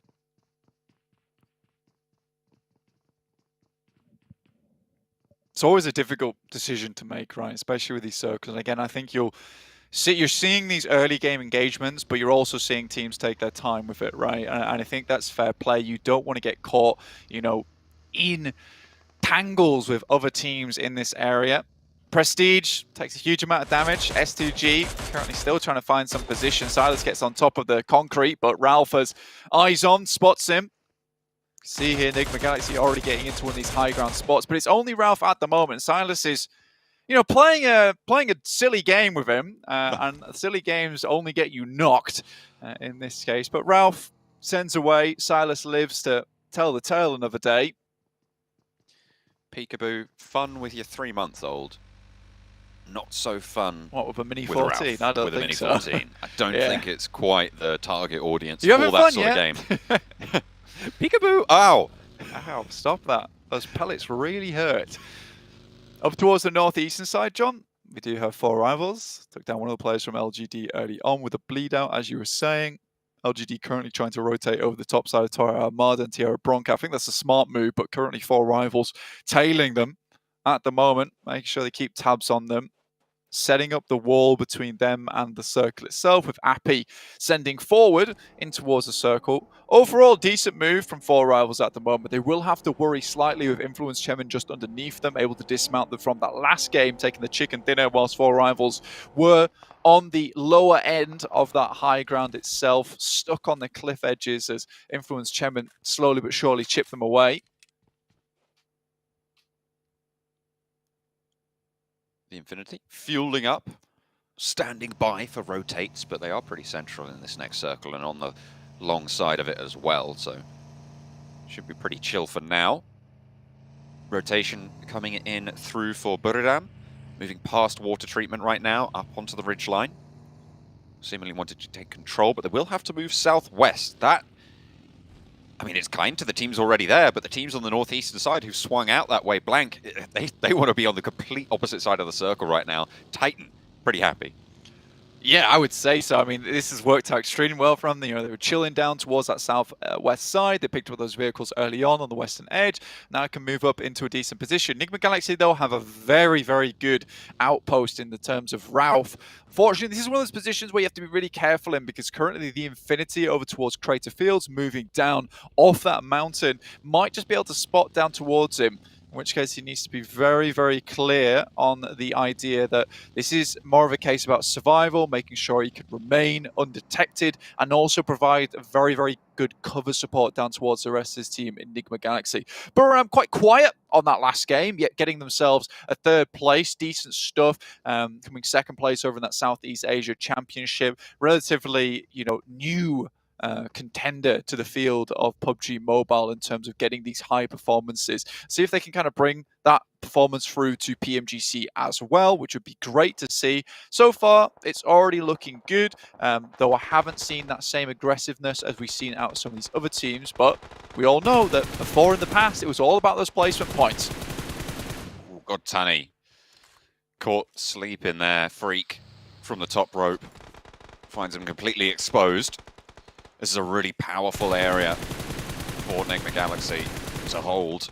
And with Lord down the bottom as well, they have some control in the ground foothills.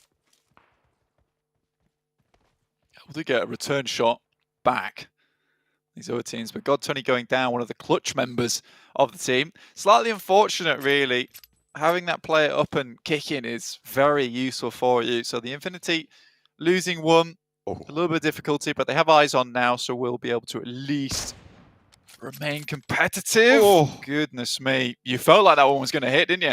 Oh, man, I just hear that dog bark and Newsy just not going to bite with it. Not yet anyway. Puts another bullet down range.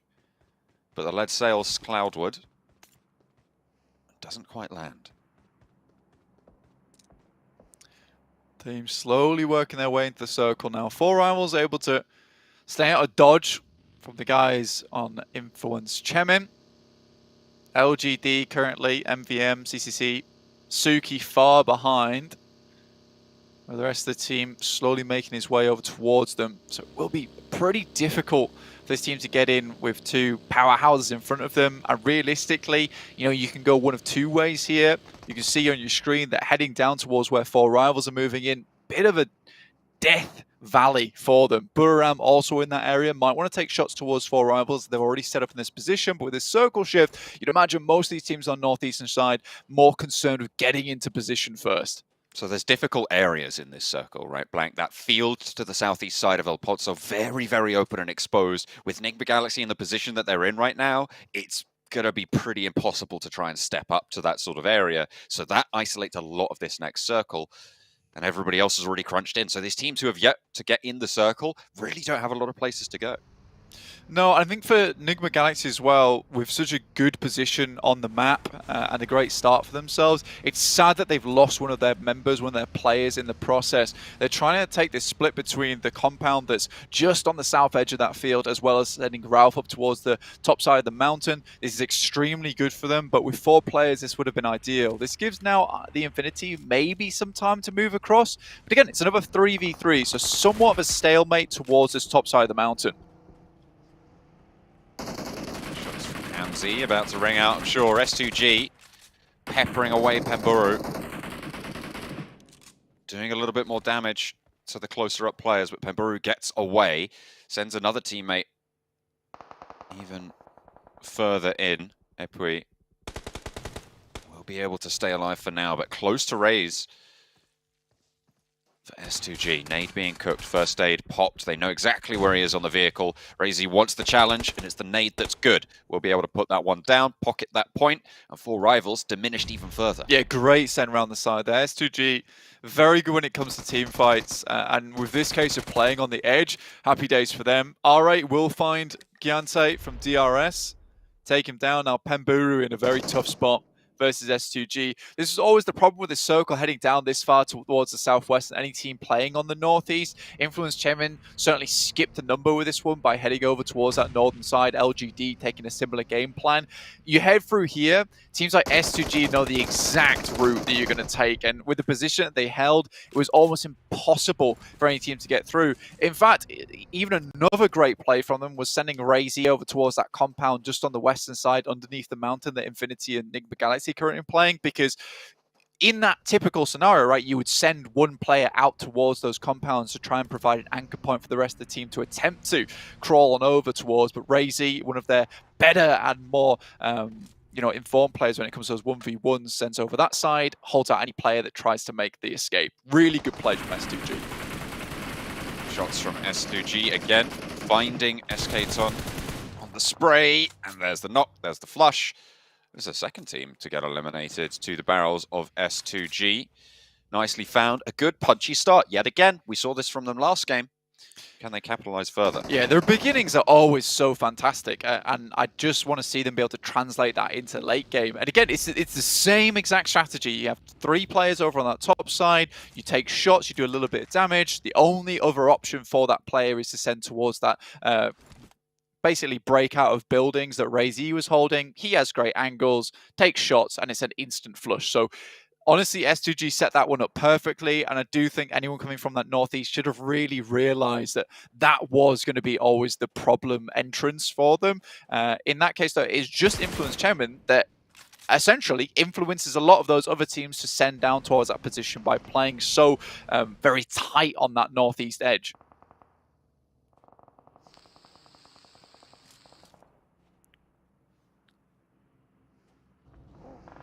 Titan on the southwest side.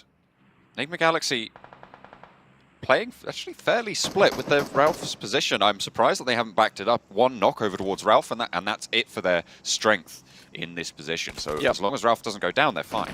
Yeah, again, we were talking about Sony. It's somewhat of a stalemate with the Infinity having only 3 players, Enigma Galaxy in the same position. It's one of those spots that, like you say though, John, if it is heavily assaulted, Ralph could easily go down, but I'm assuming he will have a vehicle in position, can regroup with the rest of his team.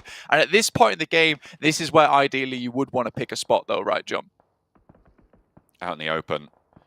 Influence Chemin getting across to one of the hay shacks. Yeah, interesting. LGD taking up occupation in 2. Apparently both teams split. Titan have oversight onto this field. It's not a high ground position, but it is still there. LGD, the first to lose a player to it. I mean, we are going to see more central shifts here on the circle, and it's not going to shift too much with the new circle settings, which is great to see. So you can more or less decide where you want to go without having too much problems thrown your way in terms of hardship. So I think that taking this spot, throwing down smokes, and getting this position early on where you can see many of the teams moving over towards this place, Influence Chemin is playing this one fairly dominantly, honestly. So really, really well done. Lil Boy finally takes out the final player from LGD in Suki. If I had to predict anyone right now, I would be going for Influence Chemin. I think this is a unorthodox but really good play. I mean, it's a difficult position to get into, but once you've entrenched, it's difficult to dismount. There's not too many sightlines that way. Looking over at the northeast side again, Blank DRS have moved up to the foothills underneath Ralph from Enigma Galaxy on that super high ground. Infinity on the north side have taken a knock as S2G is starting to swing into that area as well. So now is the test for Ralph. Exactly. I think for Ralph now, he is in fairly safe hands at the top of that mountain. DRS unlikely to be able to get up there quick enough that he can't just immediately spot that push happening and send himself down towards the rest of his team. But I think with how central Hamodi and Freak currently are, I don't think it's worth it for Ralph to be up here anymore other than information's sake. And to be quite frank, I think most of that information will have been gathered already on Ralph's side. He has a rough idea where these teams are. Now he needs to start thinking about the late game.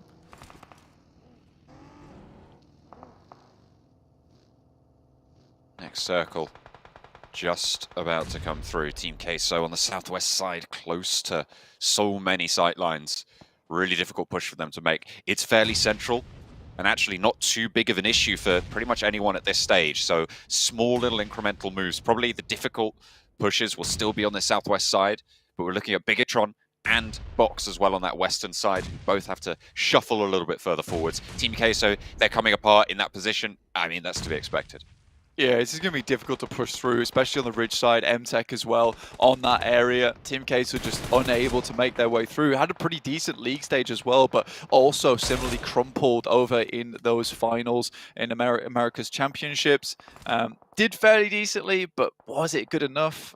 I don't think so. I mean, they were really struggling. There was a few teams that were looking to overtake them as well, and it was by the barest breath. I think it was like 2 points, in which case they were able to qualify over towards the PMGC, which is not the result they were looking for, considering the league stage and how dominant they were in it.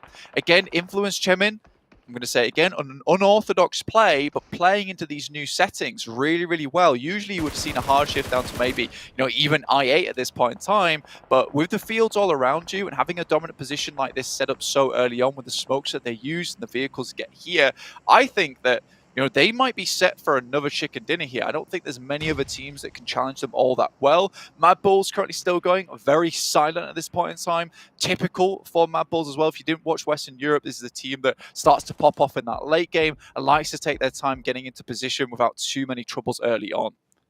They're kind of the opposite of S2G. They are the yang to the yin, as it were. They start off a little bit slower, then they start to punch out and gain that momentum. They scale well. S2G will have to move in from this northeastern side, close to DRS, and Ralph did descend from high and regrouped with the rest of the team. Yeah. So the north side's still a little bit further open. Titan are really the roadblock in the way of all of these southwest teams. There's 4 teams behind them.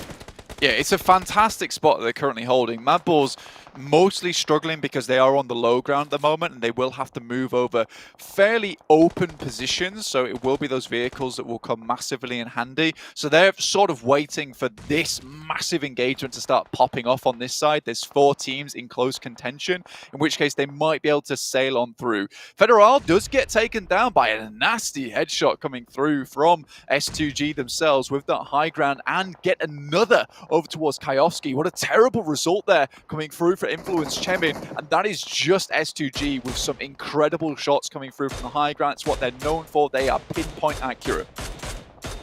Influence Chemin being further decimated out in the open. They are pulling it together though.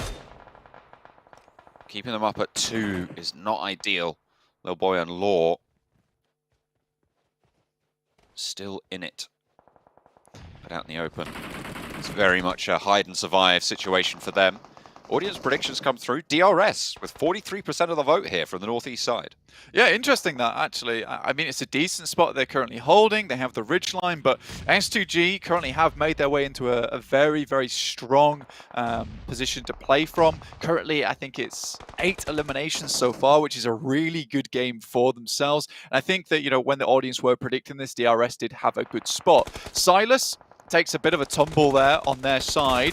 Nexo comes in, and look, this is what we were saying before. If Influence Chum were able to hold that spot, it would have been great ending for themselves. Look at that. This guy is on fire today. Reyes doing so much work for the squad. Papi Potro pops the final shot. We'll be able to keep alive for Team Queso, but in comes the crash from MTech Storm as well. They will be able to run it on down. Box Gaming forward in the meantime. This south side really starting to heat up now. It's MTech Storm versus Titan as they both try and flee for any position in this next circle. Influence Chemin maybe having to hold out Taman and Chicken on that south side of themselves. Law and Lil Boy out in the open. Can't really afford to peek too much. They know there's so many people looking their way. Yeah, MTech just took the opportunity they had to try and get towards a better position in the circle. Mad Bulls try and fight out against Team Queso, and we just caught the barest end of that. But again, like you said, Reyes pulling out some fantastic work, and Mad Bulls just not able to make their way through. They were pushed out by BTR and unable to get into a position where they could get anything done. So happy days for Team Queso, I suppose. 3 of them still alive. Titan have moved a little bit further forwards, trying to stop Bigatron from getting any further in, and doing so fairly successfully. Only the 1 player remains for Bigatron. Shots from Ayala, allowing the rest of Team Queso to redistribute those meds, keep suppression up towards Titan. 3 versus 4 on the hillside here. Puncher low, but heals up. Smokes being launched forwards to give themselves avenues of ingress. Happy Potro probably looking to break out to that left-hand side, but they have to... Lefton? That's definitely a word, but it will. They will have to try and find these routes through the Titan defense, which has not let up for the last 5 minutes, Blank. It's quite the intense engagement on this southwest side. A lot of these teams trying to make their way through, but Titan remains at the top of their game at the moment, not allowing any teams to push through this area. Reyes looks for a little bit more, but Teak and Puncher both moving forward to eliminate the final players. Ayala with the DBS, can't quite find the second, but it looks so good. Now Reyes has a big task on his hands. He's done so much for the team, but it is not to be. They might strike like lightning, but Kronos sits on the throne ahead of them. Now Titan need to move forwards. Sky from Buram. Again, making their way quite far into this game, but only 2 remaining and 1 elimination. DRS have to move down. S2G, in the meantime, made their crossing out in towards the open ground on the field. And Titan looks like they will be the final winner over in this gauntlet towards the southwest side of the map. That was a nice shot as well. Just keeping I8 at bay. Just letting them know, you know. And this is a great result for Titan, right? To get this deep into the game, to have held out powerful teams on the southwest side after an early L in the first game. It's a good little return to confidence as well for them. Keeping themselves up at 4 could be crucial, but they do have to figure out where to go from here on out. Aegon X I8 will be taking heavy punishment from Buradam across the way, but everybody's going to have to move. Nigma Galaxy have just been holding out on the inside for so long. 2 eliminations, but they've stopped people moving to these buildings. It's been a rough time. Buram with only 2 players, though. I think taking the fight towards I8 is somewhat bold, somewhat dangerous, but I respect it. And if Buram want to get any further, they will have to make something happen. But that is a disgusting nade that gets sent over the top and will send Buram home. Happens, you know? Unfortunate. Buram take the dip there. Titan and S2G, the only 2 teams with 4 players remaining. Teak healing up, mounting up. S2G already in the circle for the next, but they're playing out in the shack.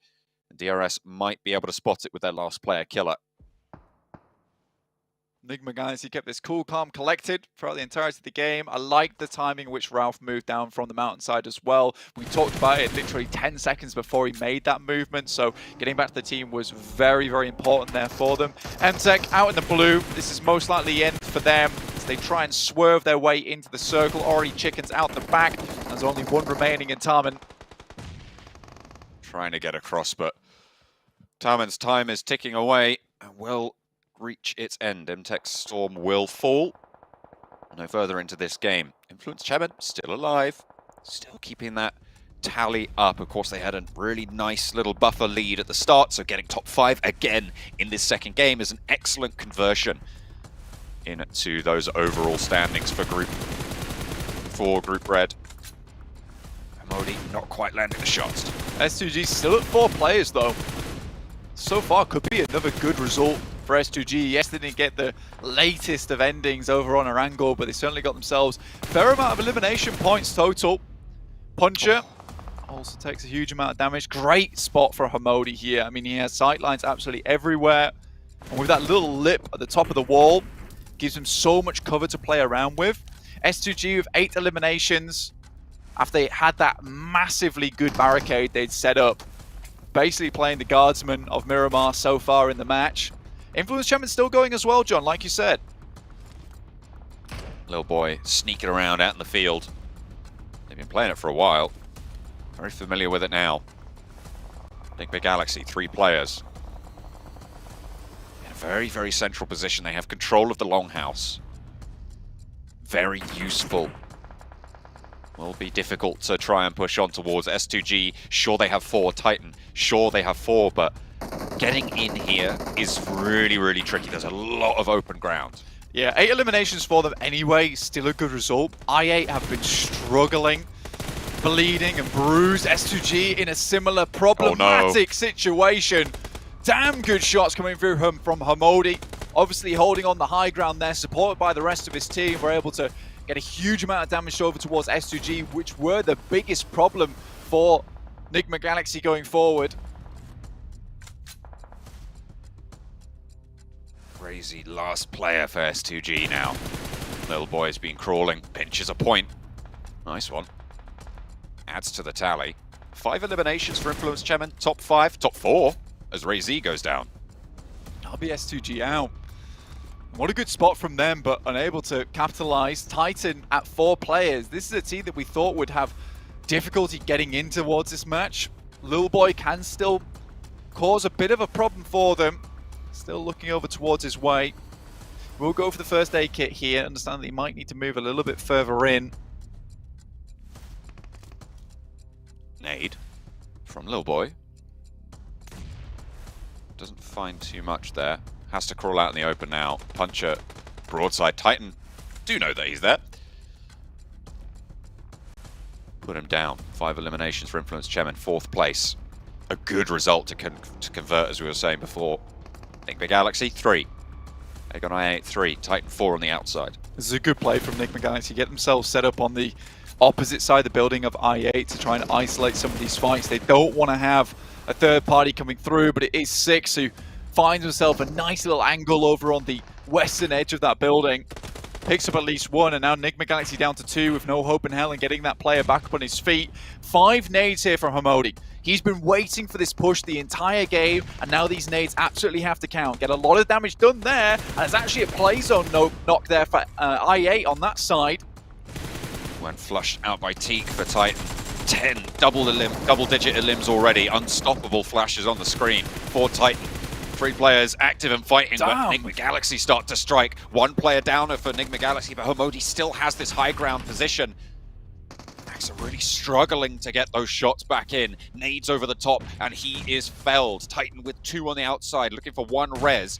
Aegon IA want the nade over the top to try and pinch away some of those points as well, but Puncher will be knocked again, re-knocked, as Freak has the undershots. It's the last nade coming through from Hamodi, and will pick up the final players there from Titan. i8 not able to find much of their own. Hamodi currently putting on an absolute performance for us here in the PMGC on Miramar. Puncher so very low, looking for maybe some more medical assistance on his side. Freak goes down, leaving Hamodi all on his lonesome to 1v1v1, and Puncher finds at least one of them. But the meds are running dry, and it's another shot over towards the roof side, and from the outskirts, it's Titan to stay alive to the very end. They held everyone out on the southwest edge, and they will continue to roll through those fields. Beautiful chicken dinner coming through from Titan, masterfully executed. Yeah, seriously resilient, and I mean, mate, you can flex those guns all you like, because honestly, you had to be one hell of a strongman to finish out that game the way they did. It was really, really tough, really difficult. Magical performance coming through from Titan. A lot of things had to go right from them there. The fact they were able to get that far, pick up as many eliminations as they did, I think you could say that Freak maybe dropped the ball just slightly there, John, by peeking out too wide, not off the back of Hamodi, playing as 2 singular units. It's not a happy day there for the guys from Nigma Galaxy. It looks so clean, like that should have been their chicken dinner, but Titans absolutely deserved this one. Yeah, they played that perfectly. Breaking the 4-digit damage barrier, coming through from Puncher, the MVP of the game, Blank. I mean, it felt just so coordinated from them all. They leveraged everything they needed to. Yeah, and I mean, only a PMGC team that gets this far can really take it toe-to-toe with 5 separate teams down towards that southwest edge and still make it out with 4 players still on board. A really unexpected team to come out swinging towards the end there when Nigma Galaxy had everything to play for. I mean, that pick over towards Ralph was quintessential, and then they pick him up and he sends out wide, and instantly Titans pick up on that as well. So unable to get all the angles on the map there just because Titans were so locked into that game. They were so ever present, even spotting out Lil Boy. I mean, they were really on the swivel that entire match there towards the end. I mean, it was really heads up not to push into the compounds as well. They knew that the circle was going to force everyone out, so they opted to play for the open ground on the outside on the fields. It was the right choice there, and the other 2 teams probably would have made the same decision in their position, but Titan just controlled so well there, Blank. I mean, it's it was perfectly executed on their southwest. I mean, from the delay as well that they had from that southwest side, it was unlikely to be able to get any compounds of their own. So they were really working with what scraps they could put together. But, you know, the scraps and the sewing machine, they make for a very, very good piece of armor once they were knitted all together towards the end there. They looked very strong, and happy days overall for this team. Well, what a good result for them to be able to come through in game number 2. Titan take the chicken dinner.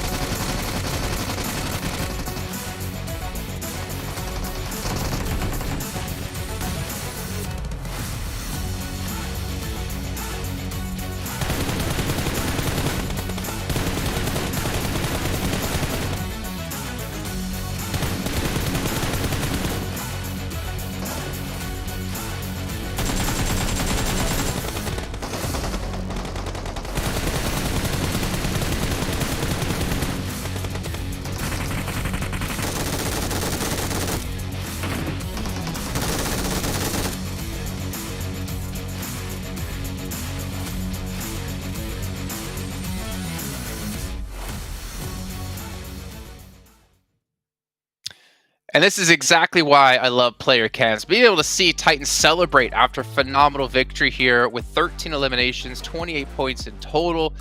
I'm happy to see them take a victory here, but also it's kind of surprised and happy to see a team like Nigma Galaxy able to yet again be up there in points. They got fourth in the first match, second in the match number 2. That is a solid start here out of this team.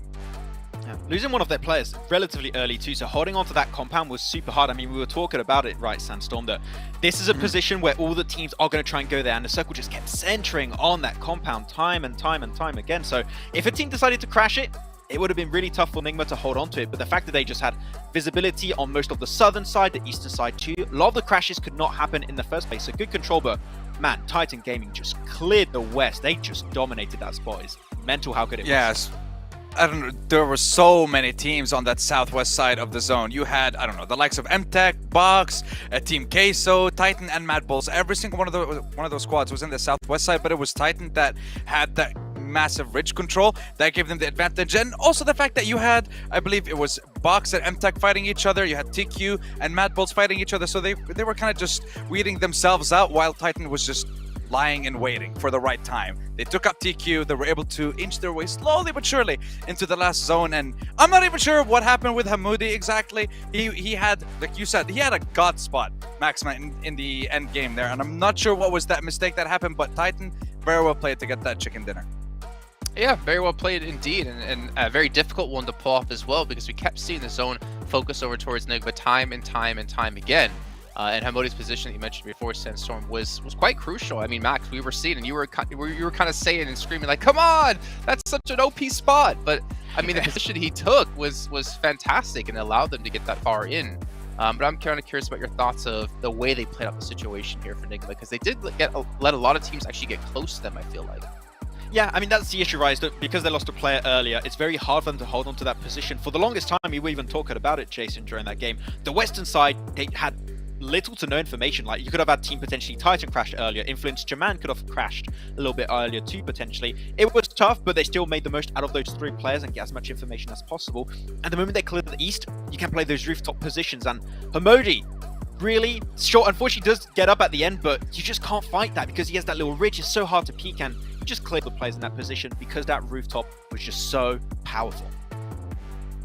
You can see here our overall rankings, and Influence Chemin able to hold on to that first spot with 41 points. But again, it's very early on in this event, so things can change quite drastically as I see Nigma Galaxy able to get up into a second place position without a chicken dinner. Looking over towards maybe a team like S2G, Max, we got to cover them when it came to the European Regionals, a team very heavy when it comes to eliminations, able to put 14 on the board so far, so not a terrible start for them. But the further you go, the more risky it becomes for all of these teams.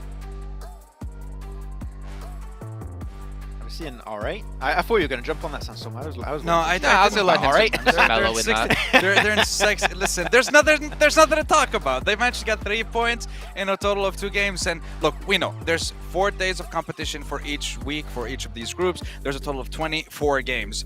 But I feel like obviously, like, you're allowed maybe 1 or 2 mistakes or 1 or 2 bad games. I feel like throughout the entire week. And that's it for RA. Any more mistakes? Because as we know, only the top 3 will be able to qualify to the grand finals. So they either start picking up the pace now before we get into the second half of day 1, or it's going to be next to impossible, if not impossible already, for them to qualify. Yeah. Every single game, every single map is going to matter here.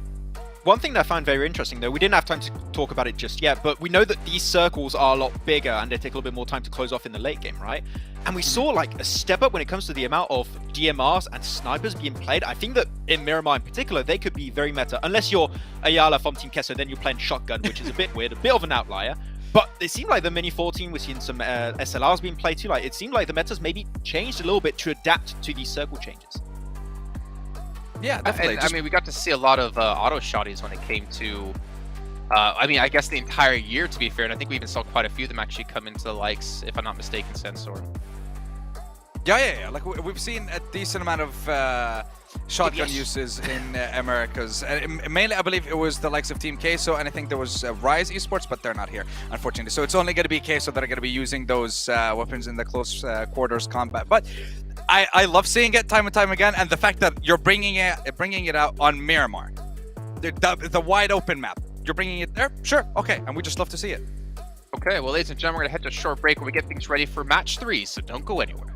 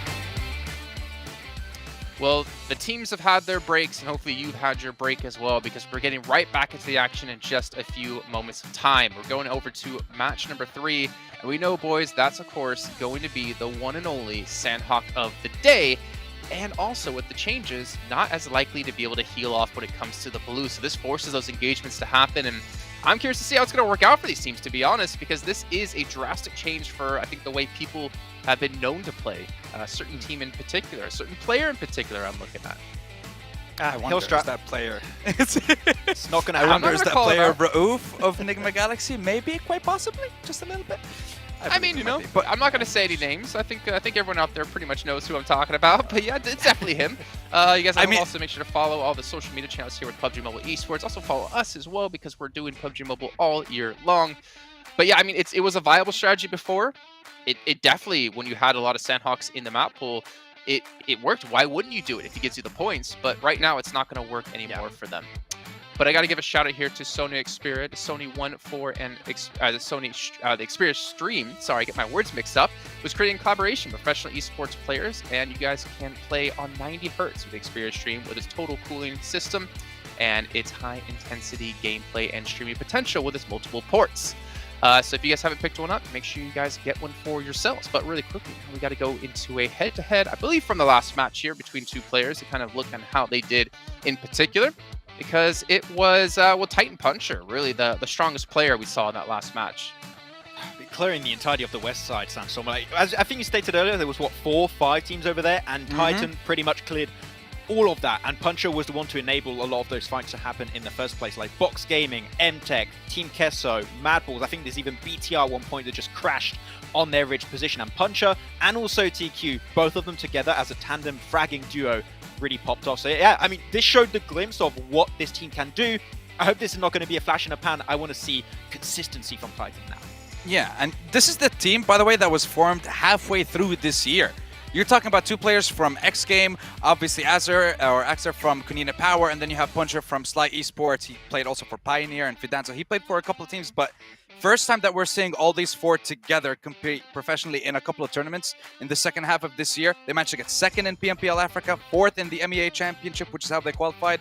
But seeing them perform against some of the best teams in the world, considering the fact that they haven't been together for such a long time, it's pretty impressive, I have to say. Yeah, the question, though, is can they maintain this level? Like, that's the question I'm going to ask probably quite a few times over the course of today and potentially tomorrow, because this is a shorter stint kind of event, right? There's only 4 days of action. There's 6 matches a day. This isn't like a long form event with like your league play, your super weekends, and you play out 3 of those. It comes down to like how consistent you can be in such a short amount of time, or how explosive you could be in such a short amount of time. And 1 win, it's a great start. Same thing for Influence Chemin. Like, yeah, they're in first place right now, but you got to keep this up. I mean, ideally, you get top 3, you get straight into the finals for PMGC, and you don't have to play this last stage, this survival stage that we got going on. It's tough. Like, we said it earlier at the start of the show. If there's one time you want to qualify, it is directly in the group stage. Because otherwise, you're going into the survival stage. You have 3 groups of 8 teams who've got so much more competition that's going to be happening in the survival stage. So your best odds to make it in the finals is right now. You've got 4 days of play, and we're going to see who's going to make it. And right now, I had to pick Influence Man because they've been doing pretty good, and they're doing too good. So I need to curse them a little bit. So calm down. Well, I'm more curious about your BTR pick. Are you just shilling out for follows on Instagram? Because why would you pick them? What's the reasoning behind them? Why you gotta expose me like that? I mean, okay, follow me on Instagram. Okay, BTR, I mean, it's still BTR. We want to see them do well. Typically in the past, I remember them doing relatively well when it comes to Sanhok. That was 2 years ago. Maybe it's not as viable now, but still, they used to. So we'll see if it can still. It's 2 years ago. It's quite a long time. That's a lot of tournaments since we've seen them, I guess, show up properly. But I agree. And also, why are you picking Influence Chemin? They're my team. Stop it. Leave them alone. You're doing too good. I'm not happy about that, okay? Well, you're picking one of his teams, right? You're picking Mad Bulls. Why'd you go with Mad Bulls? You know what? I feel like they might be doing something special on Sanhok. Just going for a wild guess on this one. That is such... That's a cop-out answer. Unconvincing answer at all. But gentlemen, you know what? I'm going to go with the Infinity, of course. Even though I don't get predictions, I don't get teams to watch, it's just the Infinity. They're going to have a standout day. If they don't, then I'm going to be very sad and have to remove my Infinity tattoo on my shoulder. But you know what? We're going to head into Sanhok here right now with John and Blank once again. I don't believe Jason would ever get rid of that tattoo, but you know what? That's fine. He's putting it on the line. We'll see if it comes to pass, Blank.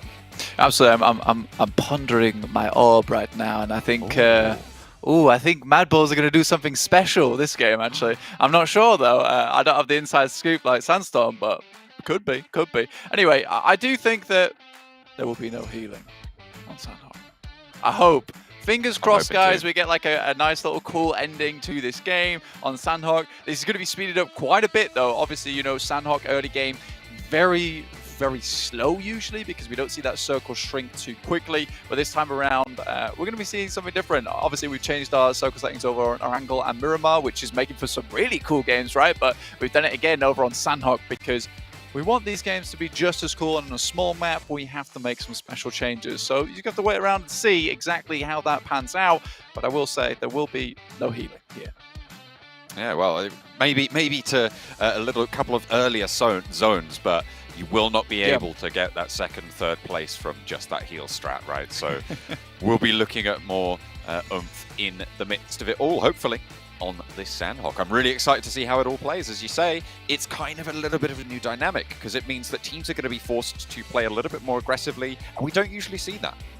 Yeah, absolutely. I mean, massive shout out to the esports team over at PUBG Mobile, constantly making changes, constantly bringing out new updates, new content as well, so you can check all that out over on the PUBG Mobile app as well and just get in the game and find exactly what's going on. But we are going to head over towards Sanhok very shortly, but first of all, we've got to show you our beautiful venue that we currently have going over in Kuala Lumpur, which is really nice to see. Happy days, these players in a nice little spot, nice little zone for themselves. But obviously, PMGC, biggest event of the year. We want all our players to be comfortable. You can see that they have all the fans available to themselves. And again, this is happy days. This is looking very, very nice so far. BTR, S2G, heading over towards Sanhok right now, John. Liking the pods. They're looking pretty swish, but it's time for Sanhok. No more pods. We're dropping into the jungle. The plain path will be heading across. Looks to be on that south side of the island, but it's Sanhok, it's small, everywhere should be reachable, so everybody's going to find their drop spots. Absolutely, this is one of these maps where it's not at all problematic for teams to get in towards the positions that they like to be in. Again, this is going to be slightly more speedy of a map as opposed to Erangel and Miramar. It's up to these teams to be quick and flashy on their rotates, on their decision making to ensure that they can have the best game possible to themselves. S2G already send themselves nice and quickly down over towards Paradise Resort. They love this position. It's a position they've played in fair few times, honestly. R8 similarly also heading down towards here. We'll surely see the other players. We might just have a scrap on our hands right out the gate of Sandhawk. Might do indeed. Dropping in for the fight. R8, S2G, Paradise Resort. Eastern side for R8, they're moving through already. The DBS picked up, but Razy's got the M249. That is a big gun to find in these close-range fights. Certainly going to be intimidating. Prestige, you can see him hesitating, even with the DBS, to turn that corner. I mean, with a little... Yeah, exactly. With a little to no loot they've got on board in terms of vets and helmets. I mean, Razy's just tapping the pre-fire on that position, comes around the corner. It's kind of 50-50 chance, and it's never a chance you want to take. In the meantime, we are seeing a lot of other engagements popping off around the map. Buriram taking shots over towards LGD, who are currently suffering from the hellish curse that Max has set upon them. The Hellhounds chasing them down throughout all these matches. He has afflicted them with his eye. The all-seeing gaze of Max. Not the best place to be. You don't want to be under his purview. Not at all. You're under the purview of Max. It's kind of over because he's going to start slipping hex bags in towards your backpacks, in which case, not much you can do at that point, John. Influence Chairman over towards Bootcamp at the moment, seeming to do fairly well for themselves so far, even getting quite late in towards our previous match over on Miramar, 41 points total. Enigma Galaxy with 33, which is really, really nice to see, honestly, just purely because this is a team that, you know, everyone sees them as a Sandhawk team, but they're more than that. Overall, they have some very good players that have been developed over a very long time and have stuck together for a very long time as well. Lord, Ralph, Hamodi, Freak, practically the same roster we see all the time now coming through for Enigma Galaxy, stuck together, performed very well, and this is a team that we'll continue to see far into the future. It's a team I really like, and we'll see what they do over here in Sandhawk, because it's a team that should know this map inside and out. I know most of the time they would play those heal strats on the outside, but you have to be very, very elegant, in which case you choose these spots, and quite dainty in those rotations as well to make sure you stay out of danger.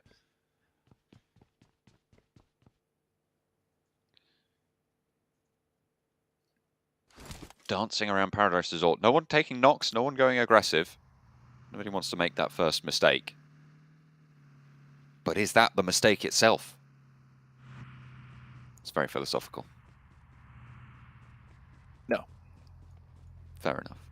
So it's not a mistake. They're playing passive. That's reasonable. I think, to be fair, I think I kind of agree with that. Negative. Rethink your opinion now. Whoa. I didn't say it was my opinion. I said it was an opinion. Oh, okay. You just pluck that from the audience of opinions currently watching. That's fair enough. You're just here to set someone on the correct path, on the right string of facts and points along the way to set them towards the... No, that's your job. I just say ludicrous things. Yeah, well, that's fair enough. And I have to put those ludicrous... Oh my God, I'm having a philosophical problem again. I'm having a real Buriram time over here. Ludicrous opinions to bed, okay? I read them a nice bedtime and then close the door, turn off the lights, good night, and we're back on track with the game. MTech Storm over here, looking down towards S2G. This could be an early engagement and almost certainly will be, considering this is S2G we're looking at. Can go either way, though. Usually S2G do get the better of other teams, but similarly, we have seen a fair few times S2G suddenly have to bite the bullet. Oh, that was a quick switch. Oh, okay. Killer with the auto shotty finds Newsy. And the Infinity lose a player on the Northern Throws. Near Mong 9. No way you're getting that one back up. That's way too far removed. And it's already dead, so can't really do too much about that. They will have to shift southwards, though, as the circle has moved away from them. Box fairly central right now, right next to Quarry on the east side. Close to Aegon XA8. You know, Box had some serious success throughout the years. Obviously, they've got a whole load of second and first places. But as of recently, after Spring Vietnam split, taking that first place, they dropped into 12th in the Invitational and then were not even able to hit that top 3 in the Fall Vietnam PMPL, only taking 4th place there. So a little bit of a drop off for them. Maybe nerves come off the back of the World Invitational, which is somewhat of those engagements between them and a lot of these teams in PMGC. But we are having a remake here, so we're coming back to us over on our little screen here, in which case we're currently in the boxes and we're not with Box, unfortunately. It would be good to get to a little bit of a chat with them in future. Maybe I'll try and reach out and see exactly what is going down with those guys. But yeah, Sandhawk will be delayed slightly here, John. Yeah, it will be a little bit of time before we get into that game. Good news for players that went down early. Obviously, Infinity will be able to pick Newsy back into the fold, get a little bit more strength. My question is, are we going to see that R8 hot drop coming through with S2G in that Paradise Resort area? Yeah, and I mean, it's a little bit tougher for S2G, right? Because they took a split on that approach to Paradise Resort, in which case R8 were all on one side. So you might have a case where they potentially now know to all 4 drop on one singular player and try and pick up that first elimination, that first knock, in which case things start to get a little bit tricky, right? Complicated for the rest of the S2G players, and where they're trying to regroup, reform into a position where they can take a 3v4, which is all in all quite difficult, honestly. I do think this is an important drop spot for S2G, and I don't think they'll give it up here, John, honestly. It's a position where they play very well from, where they get a lot of points from, so this might just be a case of the game plan being changed for both these teams. Yeah, I mean, it's never going to be easy, right? Especially when you're playing in this caliber of lobby. But we are going to be, hopefully, I think we are getting the games restarted now, so we'll be on board with it to check it out in just a moment's time. Early into today, we've seen some pretty solid overall streak outs into the lead. I mean, I'm looking at Influence Chairman already on 41 points after the 2 games that they've played. That is a really, really intimidating total. It's over 20 points a game. Yeah, absolutely. I mean, it's quite scary to look at, honestly, and I think that for Influence Chairman, if they can keep this type of thing up, you know, this might just be Group Red being dominated by one of our America's teams, and Brazil will be very happy that their team is currently representing them in such a fantastic manner, honestly, here over in the PMGC. Again, I'll reiterate, because I don't think this is now the China or even, you know, the SEA show anymore. We do have some excellent teams coming through from Americas and Western Europe now, which is going to make for, honestly, a more enjoyable event. Yeah, absolutely. It's really, really good to see the caliber starting to step up again and again across all the regions coming into the PMGC. And it was really good to sort of see that come together in the last couple of months. We're looking at teams. I mean, the team that I'm really thinking about is HBVP coming in from obviously the region that we covered. But you're right, across all the regions, and we're seeing it here with Influence Chairman. 100%. I think if there's one team that I really do want to see play, and I will be taking a lot of notes, it's 4AM though. I think we missed out on watching this team for quite some time, but you know, all the players on this team, incredibly good, incredibly strong, and it was a shame not to see them as much as we would have liked, but they're back again to potentially even dominate here over in PMGC. We'll have to wait a while for that to come round. Obviously, they are in our 3rd group in yellow, so we'll see Group Green first, which a lot of teams are a bit worried to play against, especially if you're inside this group and you're maybe not one of the powerhouses in there. But I'm sure a lot of you guys at home as well are looking forward to watching this. But right now, it's Group Red on our hands, who also have our powerhouses of our own and teams that are currently stepping up to the plate. Into Sandhawk. Hopefully this time we'll be able to see it all the way through. So we're once again into the plane. At the moment, I'm looking at teams that have potentially slightly underperformed what we might have expected from them, and at this stage, I mean, the big standout for me at the moment is Bigatron, who we kind of talk about quite a lot because of their old prestige, but they have now had so many changes that it's fairly new as a roster, right? They keep that Luxy Zuxy duo, but it's all kind of changed, and they haven't really showed us anything so far. I did have a really pleasant conversation with LaFlame, who's the coach of BTR, and he'd sent off Zuxi to play in some of these, I would say, third-party tournaments, honestly, which I'll get back to shortly. We currently have R8 and S2G on our screens, but I think that what he was saying is it's really brought his motivation back up into the fold and given him something to strive towards. So Zuxi already over our angle was doing a load of good work, and I would love to see BTR back on form, where I think they really do have something to prove now, where it's no longer a case of turn up, you get the fans cheering for you, which they always do, of course, but now at least we'll get to see BTR trying to make something happen, trying to sit on top once again. Ooh. Smoked. LGD lose the player there. First blood for break. Yep, the Hex bag is still in there, bro. I mean, it's Still going. even if you have a remake, the curse is ever present. Goodness me, DRS losing players. These auto shotties, not even the DBSs, it's just anything that can pop out that shot at a fast rate seems to be winning. I mean, so far, in a lot of these taunts, we've seen the DBS, the auto shotty, have a really big influence in a lot of these matches. We're practically back to exactly what we started with last game. Yeah. Everyone's like a general agreement as if you went down, you went down. Go give the point over to whoever it was who eliminated you, and we'll go from there. Razy steps up, but does get knocked down, and Calci not able to go for the refrag there. The barrel absolutely blasting. That thing fires quick and fast with a very, very high damage count on each bullet, so terrifying to come into close range. Newsy, though. This time, he's got backup. DRS going to lose a player. Do get a knock over towards Logan. The backup isn't quite there for DRS, so they aren't going to commit to that. Prestige for R8 was able to skirt around the hills and focus that attention over towards the knock, try and keep that one going. It looks like there was that res coming through. Box have moved up to another LGD player here. Feels like they know there's someone here, nade in hand. And Bentsu, yeah, absolutely they know there's a player in there. Yeah, a bit rough. S2G, on the other hand, have lost one player. Able to get their initial knock back up on his feet, but R8, sorry, have the significant advantage of a 4v3, and it will most likely be S2G leaving Paris Resort behind. That does mean moving out in towards the arms of MTech Storm, who might be able to find themselves a cheeky couple of knocks as they make their exit. So S2G, definitely not the way they wanted to start out their game here. All the C's. But none of the teammates right now put to sleep. Night-night. LGD down to 2. I mean, Box has been just coming like waves against CC at the moment.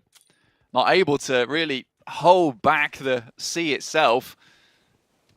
And LGD down to just 2 players. This has really not been the best of starts for the tournament here in PMGC for LGD. And obviously, this is 3 games in a row now where LGD has had some pretty significantly bad games. And remember, if you're in that bottom 5, sorry, you were just immediately eliminated from the entirety of the tournament here in PMGC. Not favorable. Bad for business. You want to be climbing out of there as fast as you can. And you've got to remember, all of these teams are teams that dominated in their respective regions. So to see them getting punished so far is really quite an interesting dynamic. I mean, to be fair, it is only 2 games, and we did have a military finish as one of those 2 games, and then you might have a bad Miramar. It's kind of fair that some of these teams could have had a full start here. But for teams like Influence Chemin, who have capitalized beautifully, Enigma Galaxy 33, it's going to be really, really great to get that relief under the belt. Yeah, I mean, I don't think you can excuse any of it, though, honestly. With, I mean, Influence Chemin showed us that beautifully over on their angle, right? What was it? 15 kilometers over, and the next best was like 10,000 meters traveled. I think for Influence Chemin, they certainly took their game to the next level. And they were like, look, we might not be on Sosnovka, but we're a team that can get down there and set ourselves up beautifully to get down towards that position. So I think for Influence Chemin, they showed us that, it doesn't matter if you don't have the best position. It just matters the skill level of the team and how clean your rotates are. So when you get this level of play in PMGC, there's really nothing where you can be like, well, the circle didn't shift in our favor, or, well, you know, it wasn't our best rotate, or we got held out. These aren't things that should necessarily hold you back if you're a team that can make it towards that grand finals and can take one of those podium finishes.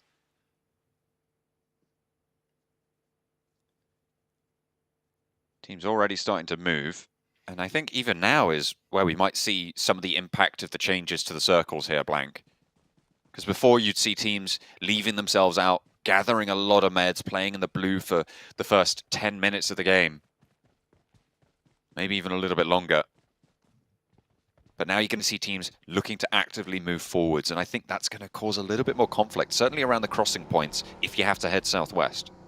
Yeah, you could certainly play in the blue a lot longer in Phase 1 over in Sandhawk. It's still not as egregious as people might think it would be. It's only when you really get to that late game where it's like, well, you really can't stay out here. But it will force more teams in, but there certainly will be teams still looting. Just for the amount of compounds available in close proximity here on Sandhawk, it is worth it to move to a lot of these positions and pick up that loot available to themselves. I8, though, spot down towards 4 rivals who are sending it through. They lose a player out the back in Pui. Unfortunate stuff there. Appy and Voki move up towards the compound, and now I8 in a great position to handle the rest of 4 rivals. Oh dear, sorry, I've just had the most egregious sneeze. It's really got me. But yeah, no, it's not gone well for me. Buradam up the top of the hill though. Ooh, under pressure, not gone well for him either. Ghost looking for that spray, getting the line up. The team shots are good. Buradam finds Pemburu though. There's a little bit of a consolation prize there, and potentially even going to be able to get the res around the top of the cave crater. Southwest shift again, going to be lining up on that southwest island. Is pretty much all the way down towards the southwest here. Mad Bulls might have a good start for themselves to get out of Painan, but again surrounded by a lot of teams at the moment. Titan obviously in front of them, who were, you know, I think we'll kind of have to know them as just this team that is the juggernaut of the lobby with just the knight's armor. It's very difficult to get past them without having to joust. And they certainly will knock you off your horse if you're not careful. Team Queso being a little bit quiet.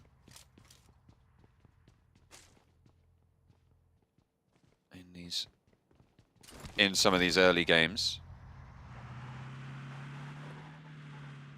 We'll have to try and step up a little bit further. 9 points total, so not out of it, but haven't really had an impact. Certainly not like their America's compatriots. Yeah, and it was a bit of a rough entrance for them into Americas. So you can kind of see why they might be taking it a little bit more careful into this tournament. But again, like Jason was saying on the desk, which is a really good point, although this is technically our group stage, you are having these very short stints of gameplay. They're almost their own mini championships, randomized by our group selection. So you have to just work with what you get. This requires a lot of analysis from the back end of teams, as well as analysis coaches working to figure out the rotations, what's the best move inwards. For Mad Bulls is certainly a team that excels at that type of thing. So we might see a big change for this team come tomorrow when they have figured out exactly how they want to play this one out, what kind of rotations they want to make. And today is just a little bit more slow, careful, cautious, trying to figure out exactly how they want to move through on these circles itself. I mean, we've sung the praises quite a lot of Pokemolodoy coming in as coach for Mad Bulls, right? Coming in with a lot of experience in Battle Royale and seemingly giving a lot of that passion and a lot of that power, experience and knowledge over towards the roster. Obviously coming third place in the European Championship. Mad Bulls the highest seeded representative from the region in this group. So it's really good to see that. And that is the sort of thing that we want to see more of when it comes to these consistent league phases. Scry on the off angle will find at least once from I8 as they make their way across the river, and this was a trap that's been sprung perfectly, carefully, waiting for I8 to get a little bit too close. Box not going full on the approach, but Bensu with a lovely off angle will find at least one more, and I think I8 might just crumple under the pressure of Box, who have found themselves a very nice compound to hold out teams on. Box is a team that does love to hold in these in buildings in general. Very good at holding that sort of area as they clear out anyone else who tries to step on up. And playing on their coastal side, it's going to give them a little bit better sight lines to protect a lot of their flank. They can pay attention to just one direction if they don't want to move further in, which they will have to on the next. IE7 here from R8, finding at least one player from Team Queso. These guys vacated from the Confluence compound, but unfortunately left one of their players behind as they got knocked on the way out. And now R8 has to figure out how they would like to move into this map. Infinity over towards the northwest, actually still making their way down from the northwest island, but these circles are coming thick and fast at the moment. Next one shifts further down towards the southwest with Titan, Enigma Galaxy, and Madball still holding in. Influence Chemin looking to move through Painan though, so this will be a really big test for Madballs. And although we have sung their praises so far, I still think that there is time for them to prove themselves, and I'm not 100% convinced as of yet. Influence Chemin, on the other hand, looking extremely good coming out from the Americas Championships. Team Queso struggling slightly, and Titans obviously showing us that they have what it takes in the PMGC after that last Miramar match. Yeah, really solid stuff from them, but they have one more to go and they're playing in a good position for it. Shots over towards 4 rivals, but Titans are already picking up those points. Be difficult to sneak those away. Enigma Galaxy again playing spread in a central area as they were in the previous game. 4 rivals take some shots from them. And 4 rivals having a tough time of it in the center area. I mean, this is a team that has just sent it in, right? I mean, they were harried by a lot of separate teams, including I8, who unfortunately met their demise to box over on that southeast edge. 4 rivals just sent it in and now have been left down to just that one player. S2G obviously did not have the best of starts over in Paradise Resort and have been trying to restabilize ever since. Influence Chairman, though, spot them as they move in. They will lose one player there and an instant flush as well. Now just Razy alive with a smoke, trying to provide himself a little bit of ingress here towards the rest of the lobby, but it is Team Queso now standing in his way. Crazy last survivor for S2G, the PMGC point qualifier from the Turkish region, one of the two. Will be having a tough time of it, but 21 points already on today's games. They've done well. They've kept themselves in that conversation, which is good to see, because we were a little bit worried about them coming into this. Maybe a little bit less worried about them than Besiktas, who came in after a pretty shocking performance in the European Championships. They still qualified on PMGC points, but they're not in this group, so S2G going to have to take up that mantle. And they're proving themselves so far, I'd say. It's been okay. I mean, they are running into similar problems they have done in the past, though, and we thought that this would be something that they would adapt to or fix coming in towards PMGC, which is just a lot of these engagements happening all the time. And yes, we know that they are a fantastic team when it comes to those team fights, but on the other hand, they take a little bit too many of these engagements, and they're a little bit too slapdash on a lot of these rotates, which leads to them getting shot by several different teams, as you've already seen this game and last game. And you'd feel like this is something that they would improve on, and they have time to improve on. And by time, I mean 3 days. It's not a lot, and you really don't want to, as one of the forerunners for the Turkish region, go out in your group stage when only 5 teams are being eliminated. Not ideal. LGD, they have been suffering so far. 10 points total. No limbs this game. They will be moving forwards with 2. Buradam 3 players. Southeast side. They were the southeast side. They swing all the way around to the south side of Sami. Actually pretty close to LGD, so they have to fight out of it, but the circle does go their way, so a lot of that urban environment is still left in. And Box are going to move into it from the east. Team Queso under pressure from Titans, and we'll go down to them.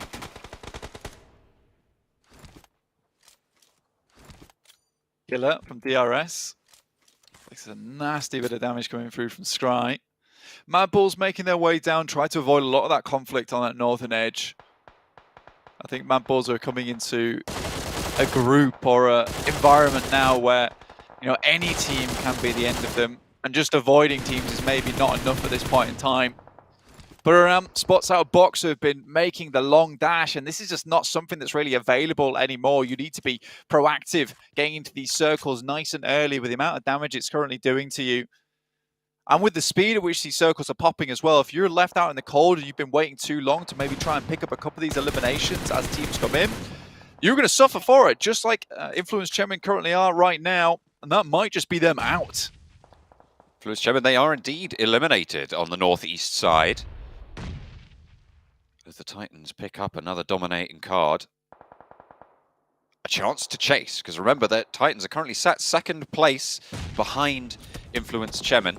There is quite a buffer, but with a strong finish, with a good game, the Titans very much have the potential to leapfrog that and take the top spot. If they can play this one as well as the last, it should be fairly simple for them. They're moving through the Infinity right now. Bombardment's laying down the ordnance. Over towards the backline, got Tunny trying to hold them off to slow down that flanking position, but it's Newsy up front, taking the fight and will not be able to bear the pressure.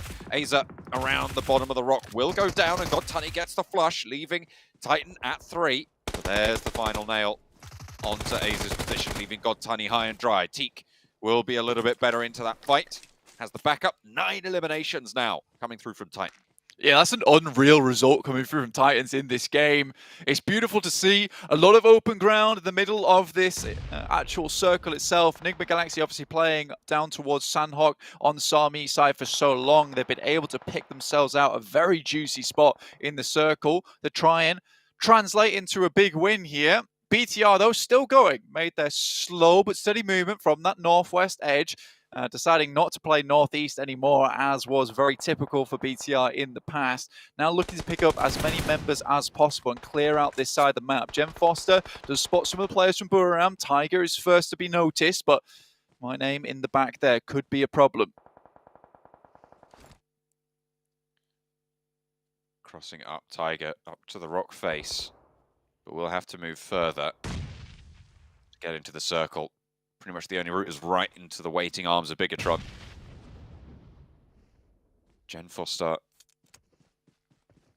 close, will be first to take that fight. Misery moving north for Bigatron on the southwest side. Quiet so far in the game, no eliminations, but now they have to face Tiger. Taken low very, very quickly. Nade not going to answer with any damage. Zuxi up the top, hits the deck for the spray. It's good for 1. That's the zone taking down Tiger, though. And now the challenge is for the fight. They will find both. And that is going to be Buriram eliminated in 8th position. Bigatron have the southwest, but Nigma have the buildings. Yeah, really well done from Bigatron there. Took that one nice and slow. I mean, this is where Bigatron needs to get some momentum going. And I mean, any momentum is good momentum for this team, where a lot of times we have seen BTR just fall flat on their face before. This is looking a lot nicer. It is a little bit late to the party in terms of time to step up on game 3, but it's better than nothing so far. 8 points. It's not terrible here for the team of BTR, but there is still much further to go. Titan finds Monkey. Effect to the side. Shouldn't be able to pick this player up. They are right on the edge of the circle. It might take a little bit of time. There will be need from Skillsers or Xerix to find themselves one of these picks.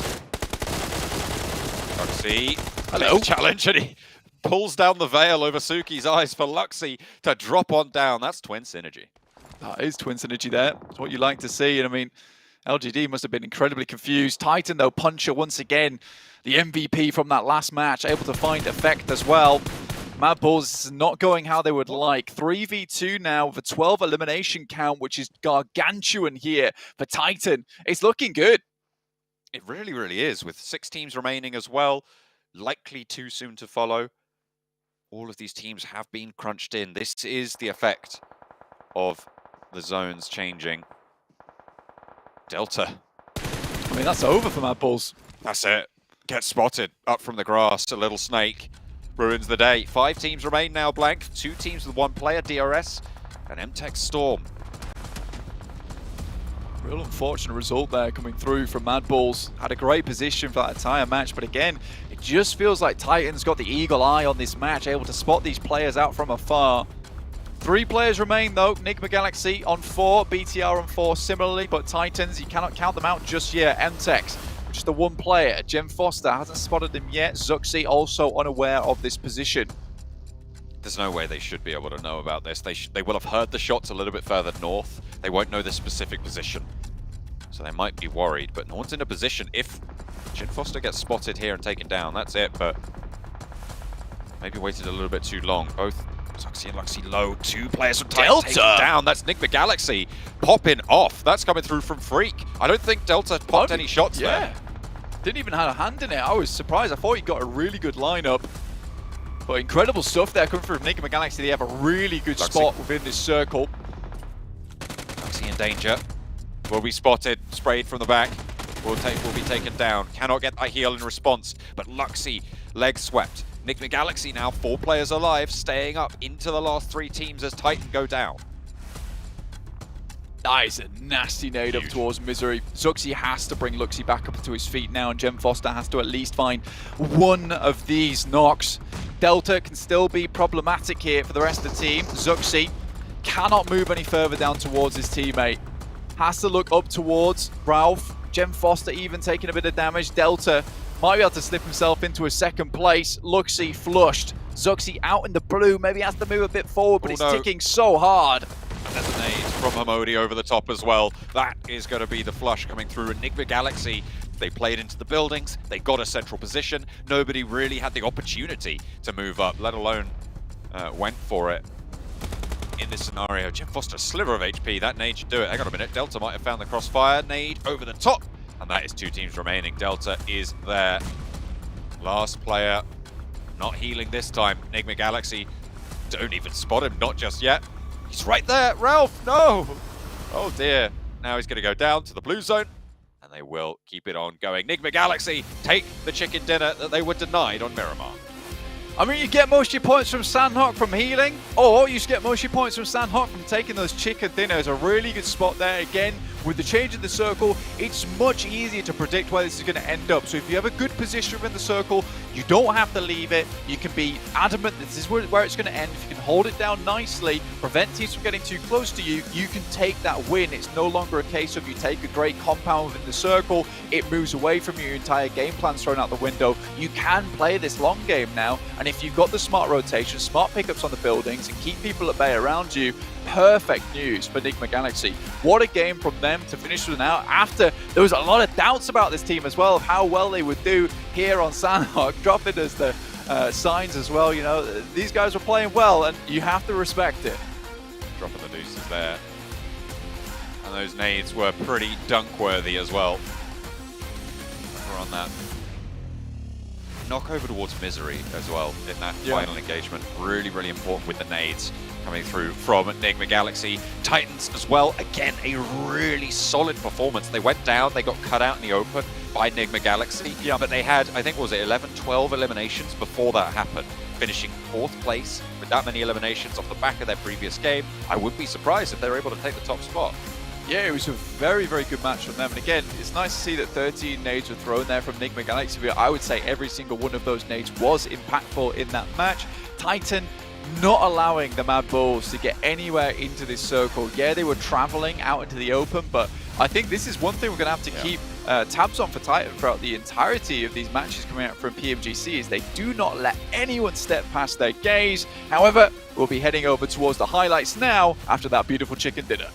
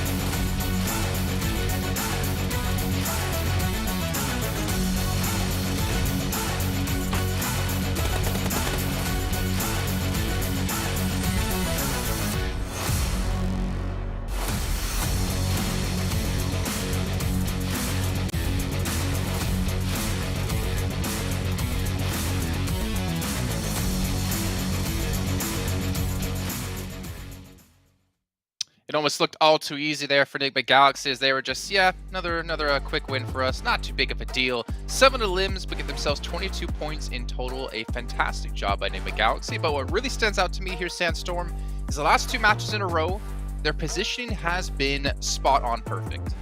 100%. They managed to get themselves smacked up in the middle of the zone, get themselves in a compound. And the first time we saw it in Miramar, they lost a member, but they were still able to keep complete control of it. This time around, they didn't lose a single member. It was a complete 4-stack, full squad. Yeah. They were able to cover all angles. And like Maxman noticed as well under the broadcast, we saw, under the desk, we saw them leave the compound for a little bit around zone 4, zone 5. They were trying to scout out a little bit, find out a little bit of information, see what the other teams were doing, get some information, and then go back to the compound and then still stay there. So very well played from them to finish it up. Yeah, I think in that position, if you're not willing to actively seek out position and information, you're going to allow teams to get too close, and then they're really going to have the potential to make use of that utility, nades, smokes, mollies, and just basically push you out of that compound. So I love the fact that they were going for those 2-2 splits, and especially in those finishing moments, sending, they had like a tag team, I think it was Homodia and Rauf. They send them both out, straight down south onto BTR, making sure that they can as much control as possible. This is a team that was decisive to make sure the chicken dinner does not escape from them again. And man, we had question marks. No, there's no heal strat. How is it going to work out? And it worked out great. Yeah, forces a lot more fights as we're seeing, but as you mentioned, Max, yeah, seeing Titan get extremely far was a fantastic showing of them again. Typically, we've seen when it comes to at least Western Europe, a team will get a chicken dinner, next match, 16th place, 0 points. So it's nice to see they're able to like kind of bounce back here and maintain a level of play. But what about Delta for DRS? They lost their first player 1 minute 14 seconds in, and yet they're able to hold on to get 2nd place. I mean, that's not easy to do, and he was a pain in the backside of a couple different teams. Yeah, I mean, we saw Sandstorm, some teams trying to go for the heal strat, and some teams, I think, understood the hard way. No, it is not going to work out anymore. Now you've just got to basically hold on to the very edge of the circle, which is what Delta did. He just snuck his way through, playing in the bushes, pulling a Ryzen in 2019, and it worked out. And even in the chances for quite a few teams, I think 2 teams, he got rid of the last pair of Mad Balls, and also almost got a few spray downs onto Titan and make sure that he slowed down the rotation. So yeah, sure, heal strat doesn't work, but playing slow edge is going to be the new quote-unquote heal strat now. Yeah, and you had the other player from MTech, I believe, the last surviving member. He was also the one that kind of nailed one of the players from the side of not DRS, I believe it was BTR. Yeah, it was Bigatron. Yeah. They lost one of their members. That gave an opportunity for Enigma Galaxy to leave the compound once again, scout a little bit more, finish the knock that they managed to secure as well, and then just keep pushing that advantage that they had into the chicken dinner. Sandstorm had to bring up a certain topic. No, listen. We're not going to talk about him. This man, the last 3 days rehearsals, was talking up R8 Esports. Listen. Care to comment? I mean, yeah, they managed to get some dubs, but unfortunately, it was only in the scrims. It was only in the test matches. Unfortunately, it wasn't in the matches that mean something right now. But who knows? We still have a second half to the day, so maybe they'll do something.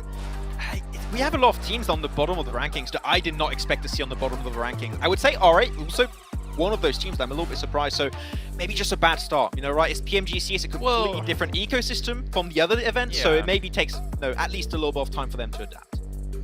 To be fair, like someone has to be bottom, right? It's impossible for no one to be in 16th place. And it is early, right? We're only 3 matches into the first day. We're only halfway through the first day of 4. So we still have a little bit of time before we get to see them. Maybe ramp up a bit. And maybe some people and some teams are just slow starters.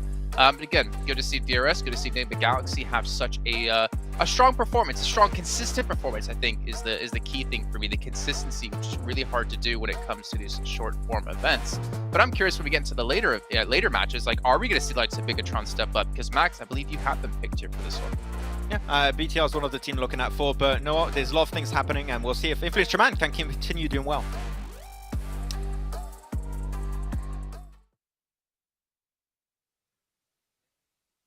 And we're back here in Kuala Lumpur where all the players are playing. And right now with me here, we do have Influence Kemen. And first of all, of course, I would like to congratulate you on your very first chicken dinner back in Arangel. So, of course, I believe that getting the first chicken dinner in the league is a really good start. So, can you tell me how you're feeling right now? Então, ele foi parabéns pelo primeiro jogar que vocês ganharam o chicken dinner. E agora está a perguntar, como foi a sensação de ter ganhado o primeiro jogo? Então, obrigado, primeiramente, pela Brains. E a sensação é boa, é única, uma experiência incrível, então creio que vai ter mais.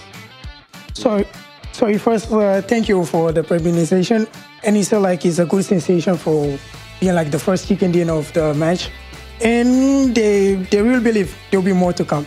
Well, I do believe so as well. Now, first, the next question I really do want to ask is that how do you and the rest of the team are currently feeling right now about the state of the team, and do you feel like there is any more changes that you need to basically do to get better in this competition? Então, ele perguntou como vocês estão sentindo agora, depois dos 3 jogos, e se precisa melhorar alguma coisa para os próximos jogos. Nós estamos nos sentindo confortável, acredito que estamos nos adaptando, então vai ter mais o que melhorar e só tem a acostumar mais e é isso, estamos bastante confiantes. So for now, they feel like they're safe, but they need like to make a few changes because of the last 2 players and the last 2 games are not that good. But they feel like they can make the change ready for the next 3 matches for the night. Yeah, and of course, this is the first time that you guys are entering the PMGC all together, and of course, the team's performance have been wowing the audience all around the world. So I really would like to ask, what is the ultimate goal for Influence Kemin overall? And at the same time, is there any warning shots that you really want to send to the teams currently competing with you in Group Red? So ele está perguntando tipo como vocês são novos jogando todos juntos, qual é a dificuldade que tem e qual é o maior adversário que vocês acham que tem agora no momento do grupo família. Então, nós já tá bastante tempo juntos, estamos nos acostumando bastante juntos, somos bem unidos e eu acho que todos os times são bons, mas creio que LGD, por cair no nosso spot, pode ser uma pedra no sapato, mas nada demais. So they feel like very good because they are friends and they be like together for a while now. But for the meantime, maybe they're just a bit worried about LGD for the next few games. All right, so hopefully you guys will be able to get in the best shape possible, and we hope to see a lot more chicken dinners from the rest of the team. Well, of course, thank you very much, little boy. You guys are fantastic, and I hope that we'll be able to see a whole lot more. Now, of course, we'll be done with the interview for now, but there will be even more to come, so let's get back into more of our game.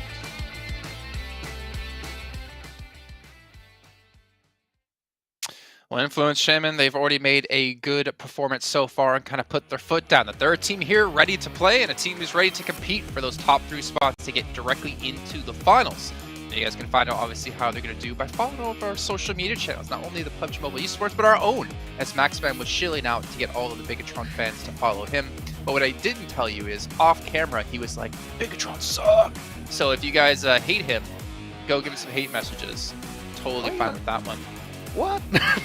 I would never say that, okay? BTR, it's have fine. a good game. You know what, Max? If anyone gets aggressive towards you, we'll put you in the beautiful Pullman Kuala Lumpur Bangsar Hotel, where our world is your playground. You can sit in sweet luxury as we sit at home. That would actually be nice. You know what? I would like, we could do like a poolside kind of cast. It'd be great. Sun's out, guns out, you know, get our biceps going.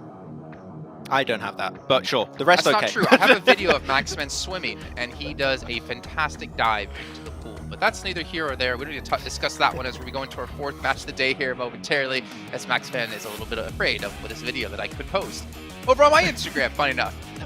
We're going to be going over to Erangel here in just a few seconds. And we had our first match won by Influence Shaman as well here, but we can see our drop locations and where we expect teams to go. And yeah, I mean, it looks pretty right. I mean, we had the drops in out of Influence towards Yasnaya, like we expected. Bigatron, they eventually moved east side Yasnaya after dropping towards the west hand side. So not too much conflict, but conflict nonetheless over towards Yasnaya and Farm. Yeah, I mean, Yasnaya you can have like multiple teams, right? Sandstorm, this is something we mentioned multiple times. I think that on the first game we had, what was it, BTR and Influence Shaman can have one team over to the east, one team over to the west, and they can survive. They don't have to fight. If they're respectful from one another, it is completely okay. But Mad Bulls don't drop them. They drop in Primorsk. That's it. That's my fix. I mean, that wasn't the only thing that I wanted to focus on when it came to the map, but also like how we had a military base in the first one. But looking at Titans and what they did in the last game, though, they didn't manage to get a chicken dinner, but still their consistency is there throughout the first 3 games of the day. And this is something that still surprises me that they're performing at this level, to be honest, considering again how let's say they're very new to playing together for this split. So can they continue it throughout the rest of the games? So far they are. Well, there is always that honeymoon period that potentially can happen for these teams, but so far we have seen some domination out of a few teams in particular. But I want to see a mix-up here. I want to see a change-up happening for this next match, and maybe that leads me to question you two on what teams you had chosen to watch in this next match. I forgot which teams I put, actually. You forgot which teams you put. Which ones did I put? That's not good. I put Titan. I think I did give you got them. STG. Yes, you did give me STG. I don't know if STG. you put it in. Yes, I did put it in. I put Titan, STG, Buridam. It should come up soon eventually. Yeah. Titan, I mean, as you said, they've been looking great so far. It could be the honeymoon phase, as you also mentioned. Hopefully, they can just continue doing well. I mean, TQ and Punch have been looking exceptional so far, but STG have been doing good rotations, but I think that they struggled to get into the late game. I don't know if that's down maybe to the circle changes we had applied for this PMGC, and it's just like a little bit weird for them to react to those. But STG getting good spots, but I feel like I want to see a big fight break out for them. And if so, STG could actually go very far. Well, if you're talking about getting good spots, I mean, as Sandstorm had predicted Enigma Galaxy, the last 2 matches they've been able to do just that. They seem to know exactly where to go. Very reminiscent of the Mad Bulls we saw when it came to Western Europe. They just kind of rotated in at the right time. But I don't know what it is, Sandstorm. Like, the Enigma Galaxy are just all over it. And if they continue to do this, if they can continue to read the zones correctly, I mean, that should, in my opinion, should be it. They should be going through to PMGC right away. And this right here is the Enigma Galaxy that we're used to seeing in last year's competition, in early this year's competition. They managed to get PMPL Arabia Season 1, I believe, early on in the year. But then second half of the year, they start to fall off a little bit. So it's great to see a resurgence in the games, especially with them getting a chicken dinner in the 3rd game. They didn't manage to secure the one in the 2nd, but still. Good performance overall, and I'm hoping to see more and more from these guys consistently, not over just today, but over the course of the other days as well. It's going to be very, very hard, especially with the way Titan is performing, the way Influence Chemin has been doing as well. Very, very difficult for Group Red so far. Yeah, and I find it very interesting because when you're looking at, for example, last year's PMGC, you're looking at 2 teams in particular, HVVP, aka the ex-Na'Vi, and also Enigma Galaxy. They've tasted already what a Grand Finals can look like for PMGC, and I think that for them, 2nd, 3rd place is not going to cut it. Here they want to go the entire way. They want to become world champions and not give a 3rd star to the jersey of Nova. So I think that here they're just going for the entire run. Well, interesting enough, looking down our overalls really quickly, you can see DRS, 8 eliminations, 4 rivals, 8 eliminations, and they're currently in 4th and 6th place respectively, surrounded by teams who have 20 or more eliminations. It's sitting tough for teams like this, but we'll see what they can do here as they head into our 4th match of the day.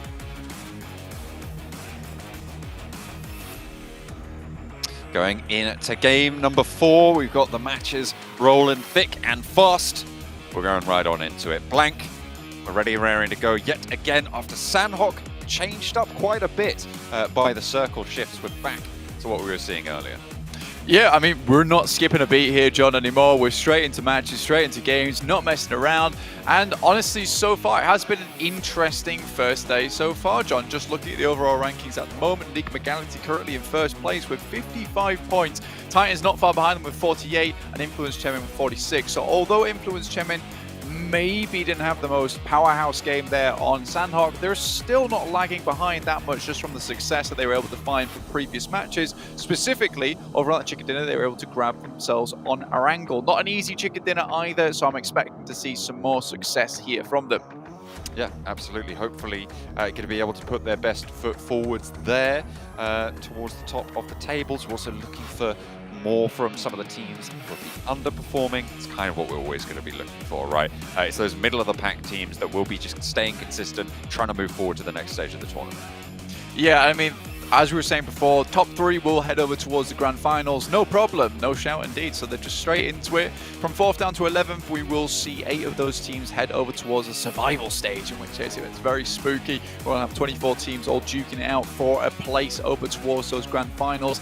And unfortunately, to 5 of our teams here in Group Red at the end of the 4 days, they will be eliminated and going home. Obviously, someone's got to lose here in PMGC, especially when we've got so many teams from around the globe, and we are cutting down those teams quite quickly. Checking out the players as they're loading up for another dose of Erangel. I'm sure you're admiring those tattoos. I see you. I don't even need to look at you to know you're thinking, oh, that looks kind of cool. Yeah, he's got snake bite on the back of the hand. Yeah, he's got some cool tattoos. I think a lot of people in PUBG have some really cool tattoos. Kengso's got some really amazing tattoos. I think Black actually has some really cool tattoos as well.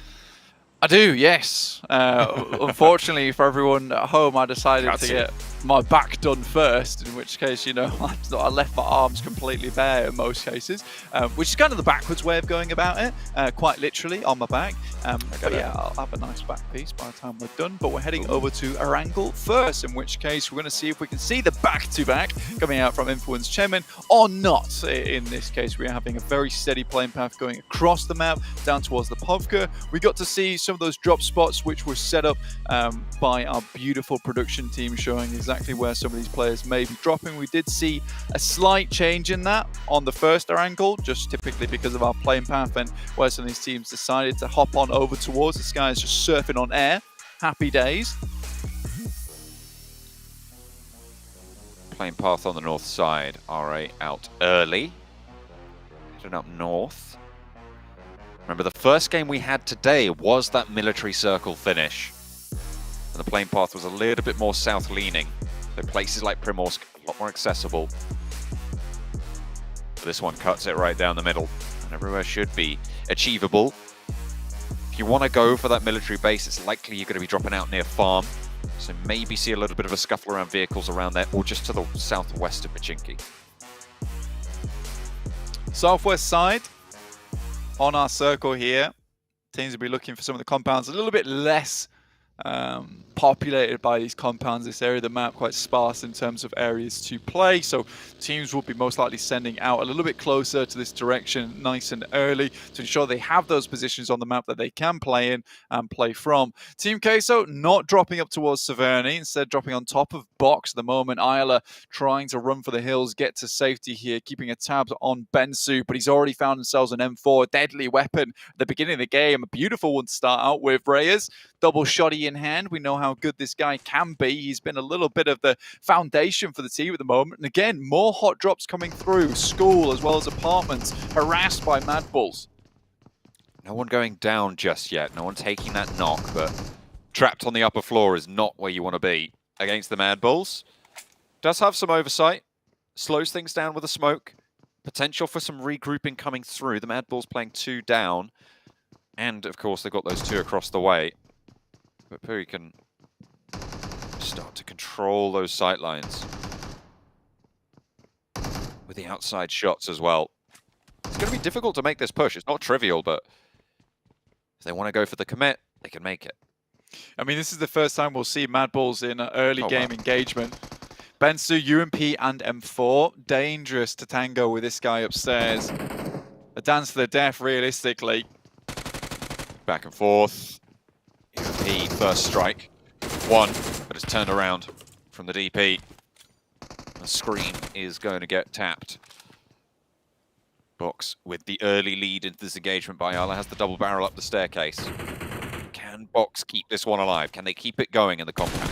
Frustratingly, Box is able to find all the weapons throughout these compounds, all situated in one singular area. So Team Queso are now looking to find somewhat of a handhold on this fight, but at the moment they're just consistently slipping down again. Early engagement from Mad Bulls, not something we've seen too much of. Voki on the outside with the AKM, disgusting at close range, especially in the early game. If you hit those double chest shot into a neck or a head, that is an instant flush there from the knock. Oh, Ayala doing a lot of work there onto 2 of the players from Box, leaving 2 of them up and standing. Traded off Bensu, jousting around the side, needs to go for a reload, is forced to do so. So is his opponent, and in comes the DBS. That is going to be really, really useful in these close-range engagements. Team Queso trying to hold it on against Box right now. At the top, tries to peek out, but is sent back by Trismate, but it is traded off. Papi Potro, last standing. Trismate, last for Box. No one pushing into this just yet, but the res is coming through on both sides. You can see in the picture-in-picture as well. The engagement between Four Rivals and Mad Bulls kind of in a stalemate. Papi Potro with that nade, only time for one res, and both of them are going to look to push on in blank for Box. The ground floor now taking control of. Scry wants that heal, will be able to find it. Reyes, low, doesn't look like they have the healing to boot. Yeah, it was worth it to get that DBS back in action for Reyes, but without any medical supplies, that nade had to be perfect through the window. Instead, it just is a glancing blow. Luckily, he's got 2 more to play around with. Drops out the window. That's very dangerous. Drops back towards him. This is a confusion play right now. Both teams dazzled by the plays that are currently coming through. Oh, lovely little knock around the side. That came through from Reyes. I think he hopped out on the balcony, spotted him through the window, and chunked the shot with the DBS. Really, really nice attention-drawing play from Papi Potro. Not really worried about the top rope, and there it came. 2 players on the inside. Nade being pulled. Pin is out for Papi Potro. He's putting it back in. Pulls it again. Trisme baited in for that engagement as Papi Potro finally puts that nade, leashes it. Flies it on through, a little angle found, but it's answered beautifully. Perfect shots coming through from Bensu to keep Box up at 2.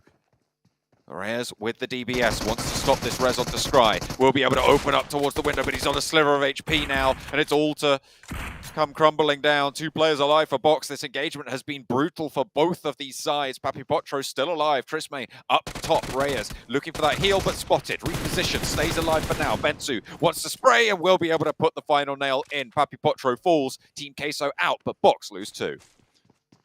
Horrible position there set up for Box Gaming inside the building, but both nades failing to get through that window.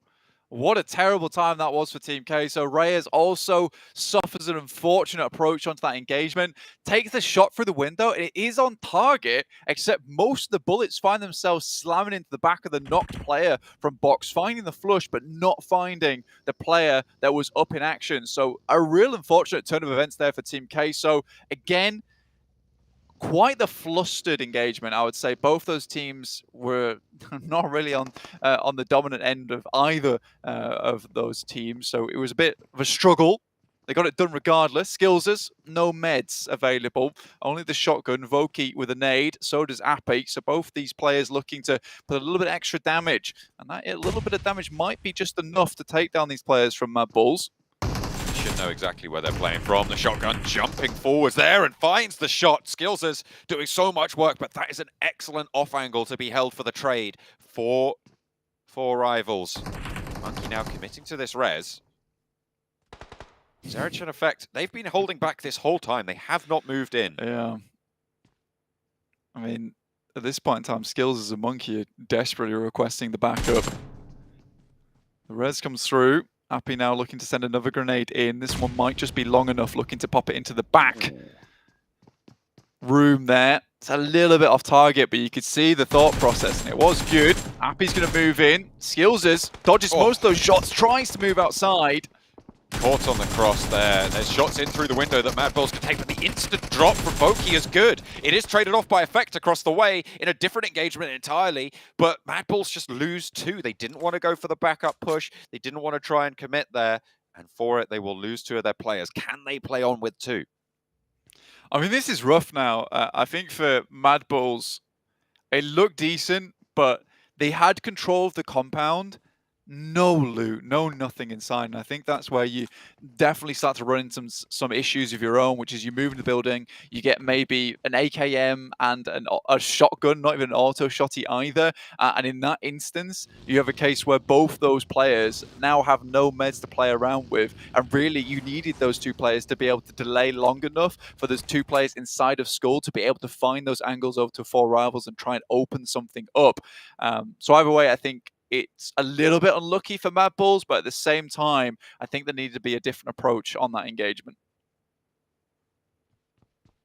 South shift on the circle will force people to go for a readjustment.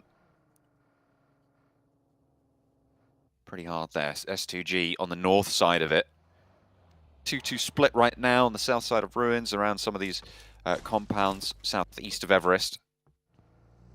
Fairly solid for them. They are in this next circle. They're moving further south as well. And they should be pretty happy with their current spot to the east side of Gatka. We have our second circle coming in already. Obviously, this one definitely locks in a lot quicker. Usually it's around about zone 4 where we really get an ideal idea of where, we're going to be ending up. And now we have those fields, a little bit of quarry, but a lot of Pachinki as well. So some compounds to play around with here, but mostly fielded areas. So very open, flat lands ahead of them. There are teams up towards that northeast side in BTR. The 2 remaining players from Mad Bulls currently safe towards Rozhok. 4 Rivals might look to pick up those 2 players as they make their escape from that position. Either way, there will be eyes towards Mad Bulls at the moment. And their totals at the moment, not good, 15. I mean, that is just about enough to keep them in for the survival stage, but they drop down 1 more there. They're in with the likes of Box, LGD, Team Queso, Infinity, as well as R8, who will be leaving the tournament at this stage, which would be a massive shock to a lot of fans at home. Would not be great for him. Influence Chemin moving on from the north side. For the Brazilian team, they've had a good start out the gates. But there's a couple of options that they've got now on this rotate blank. They can try and play for this edge on the north side and come in late to the central engagement, or they can try and wrest control of some of the compounds that S2G currently hold. For S2G at the moment, I think this is a good 2-2 split. We've seen a lot of teams take this kind of position before. We've seen some very aggressive splits as well from some of the CIS teams in the past, where they would hold over towards that western side in Gatka, as well as these 2 compounds. So you would have a really big split along that way, trying to hold out teams coming down from maybe the hospital rotate. But this is fine at the moment. It gives them a lot of leeway to support one another as teams try to move their way down. Again, next circle will be hitting us very soon again, so we'll get more opportunity for these teams to make some more rotates in towards a position that is ideal. And we still have Pachinki in this, so it should be a very fun ending for us here, John. And I mean, we had Sosnovka, now we're going to get Pachinki. Either way, this has been a fantastic first day of PMGC. Yeah, it's been really quite exciting with a lot of really strong players coming through as well to control everything around. Enigma Galaxy currently tournament leaders on 55 points, taking shots over towards R8 central areas though.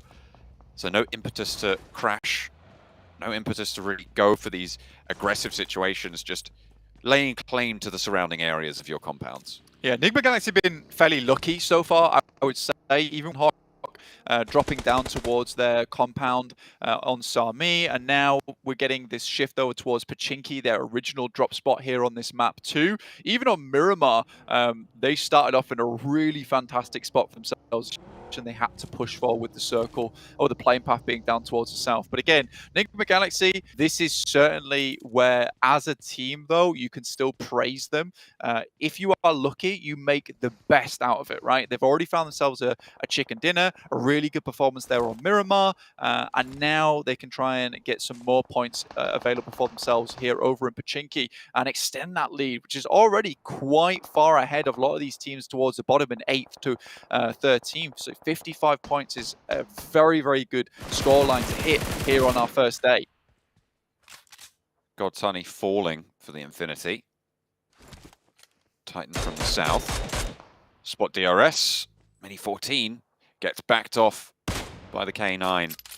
A second one into the backside there for the Puncher. Not going to be happy about that. We'll be bleeding out very, very quickly now. And Titan want to keep it up. They're going to have to respond. Found some cover, so it is resable. Yeah. Asa here. Really pick up his teammate, but Rules with the K9 looks to take his head off. They managed to get themselves into cover from that position, so able to identify where those bullets are coming from is really important in a high pressure scenario. Suki, extremely low, gets out of it though, and R8 is suffering. Traded, 2 players down for LDG. They need LGD and they need to try and trade it off. But across the way, there's a third party coming through for the spray on the top. R8 lose 1, but they stay alive. 2 eliminations picked up in their central area on the side of the hill that occupies quite a prominent part of this next zone. For LGD, they just got themselves caught up in 2 engagements at once, and I think with the way the circles are currently progressing, you can be a lot slower on these initial rotates and kind of edge your way in towards the circle itself. Mad Bull's still going with 2 at the moment, John, over on that northeastern side. And Influence Chairman have managed to get themselves into a very decent spot in towards Pachinki over in Church. Enigma Galaxy leaving that spot early on, actually heading over towards that western side on the compounds there. Yes, they do have sight lines over towards Pachinki. Maybe didn't want to get caught in all the action as a lot of teams are moving their way. So potentially this is more of a survival defensive play coming through from Enigma Galaxy, which I don't mind so much, particularly with how many points they're able to put up. Today is really just about getting those consistent points going, and maybe they can turn up the heat again tomorrow morning.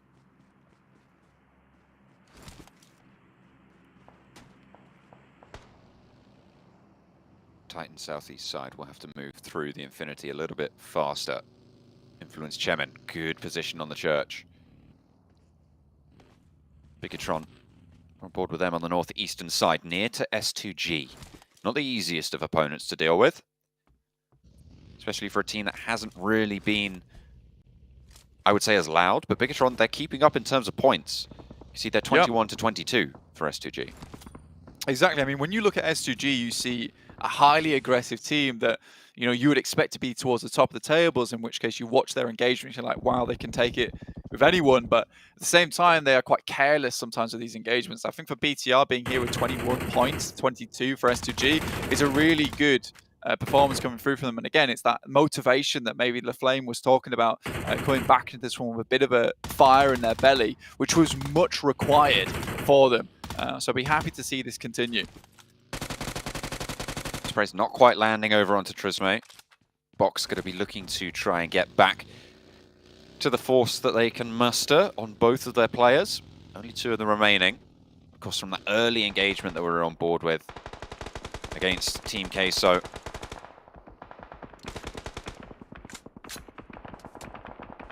Tizzy on the outside will be finally found. Tizzy eliminated, 14th place.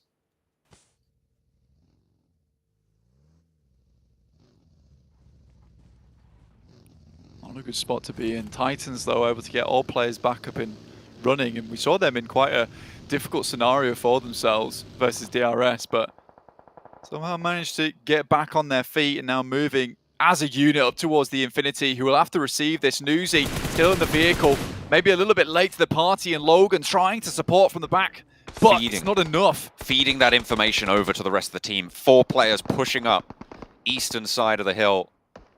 They can fall away, they don't have to go aggressive, but Logan might be the sacrifice for it. Went for those sprays, gets the heal off, but not playing in the next circle just yet. Lord spotted, that's a big green gun in the fold. And Orm is in play for Federello. Was that Federello?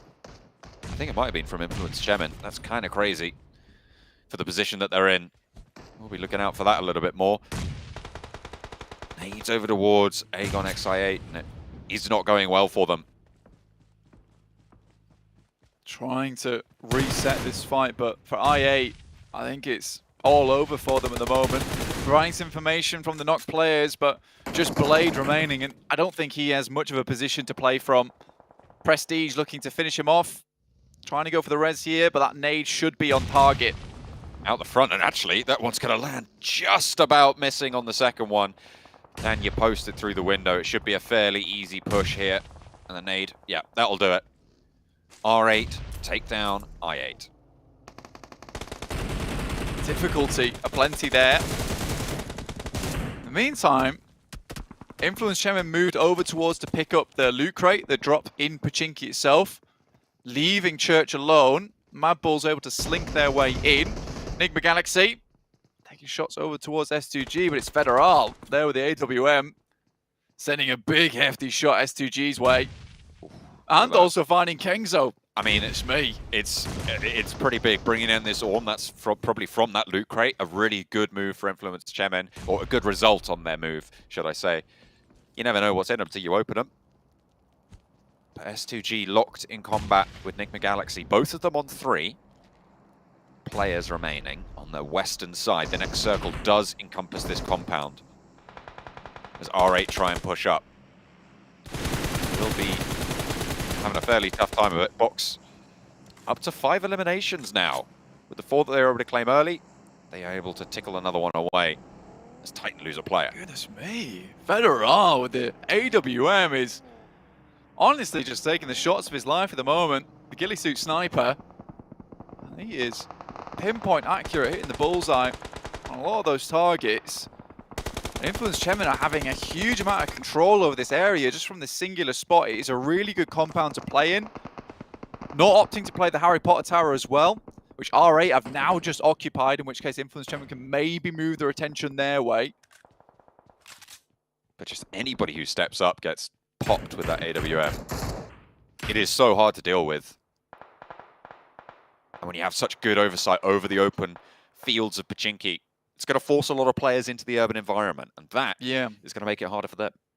It's much more comfortable high ground as well, I'd say. I mean, you look at Church, there's a lot of areas that teams can make their way into and maybe circumvent some of your outposts. In this position at the moment, really the only big target, the big problem with this one is tossing the grenades from the Harry Potter Tower into the upstairs, right? Where it can roll down the stairs and maybe catch you off guard. You have to be very careful about getting third-partied here. 2 teams start looking your way, you best be prepared for a team to actually crash as well and receive that push. So if Influence Chemin, this takes a lot of gumption to play, but I'm sure they can make it happen. And they've seen the players go into that tower as well, so they should be aware that there is that threat. They'll know that. Most Logan trying to make the approach, actually doing a lot of work over towards Killer, but it's not going to be enough, unfortunately. The Infinity eliminated. Will have found their limit there. Titan on the south side of Pochinki, spread out in a bit of a line, quite a wide split to control the edge of this urban environment, and see if they can guard any teams from getting in.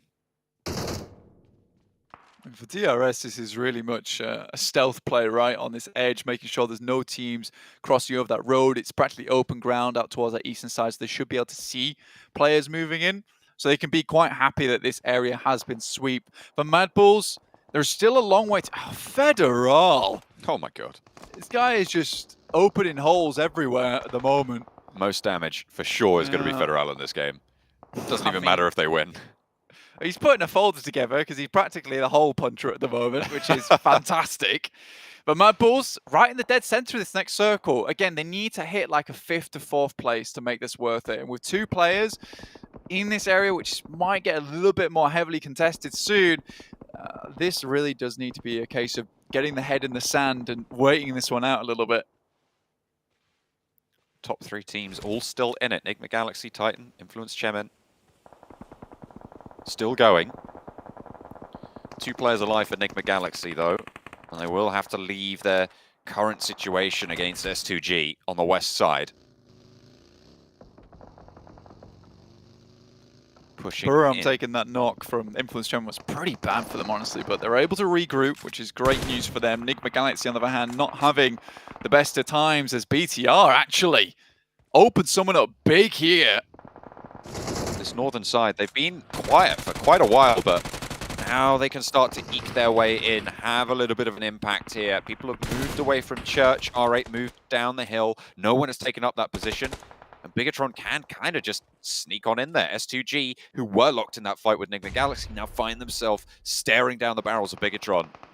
As Jen Foster wants to put these nades over towards Silas and Cal C, that is right on the money. And that will be the end of them. Bigatron wipe out S2G on the northwestern side. They should be able to claim Church for it. Yeah, 4 limbs as well. Really good stuff there for BTR on the full squad wipe. I mean, S2G, again, very similar performance coming through from them, which is a case of good early game and then a bit of a slapdash late game where, you know, they get themselves caught out in the open versus a team that was waiting for this to happen. R8 currently still in their watchtower, but you can see they're taking a bunch of damage as Influence Chemin finally starts to look their way. BTR takes a knock 2, and now they're just completely going for the full-on push, get these players out of the way so they can start to provide themselves with a little bit more room. Even smokes down on the ground for Law to be able to make this push up is pretty fantastic. They will have to worry though, because BTR has broad angles over towards them. That's really gonna force Influence Chemin back, tail between legs, but it's a really nice suppression from Grajowski. Little boy might go down for their trouble, but They're able to slow Bigatron and force them into that fight with R8. Now, the good news for Influence Chemin is that they don't need to take that fight because Bigatron are going to take it for them and keep control. R8, 100%. Although saved by the bell by BTR, they're now locked in this spot, right? You know, and BTR's thrown away the key. It's going to be quite difficult for them to get out of this safe. Has been spun by the BTR squad. Mad Bull's able to put a little bit of damage actually over towards Influence Chemin, and I think they absolutely needed to do that considering how much control they've exerted on this game. Mad Bull's causing problems on this side technically means they're safer in their position over towards the center. Bandar down. SK-Ton still standing for R8. Nades coming in towards 4 rivals. But they're weathering it for now. 2 eliminations. Teams are starting to get closer and closer and closer together. 3 teams, sorry, on 4 alive. Bigatron, one of them. Look at those nades over towards R8, who are finally down. This is the best performance they've had so far in the games today. This will be where it draws to an end. Federal's feet spotted. 6 gets blasted as Mad Bulls chime in. Yeah, honestly, they'd already taken a knock over towards Titans as well. And again, if you'd want 2 players from Mad Bulls up at the end game for a clutch performance as a duo, it would be Effect and Zerich. These 2 guys play off one another beautifully. And Titans currently are the team that is going to cause them the most problems, being the closest on their angles. Effect just trying to send some more grenades through. He doesn't have any left now, though. Just smokes, and that'll be required for the end game to keep the team and the position under the cover of the clouds. Bigatron really exerting a lot of control here. I mean, you talked about how it's a lot of space for teams to hide underneath that church, but when you get to these late circles, that kind of turns itself around. And there's not a lot of stuff you could do. That nade was beautiful. Coming over onto Buradam from 4 rivals, and in comes the push.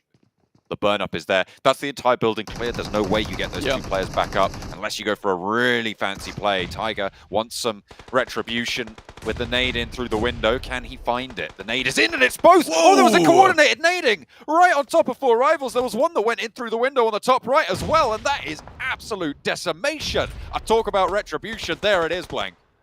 I mean, you pull the pin, you click the fingers, and the team is gone.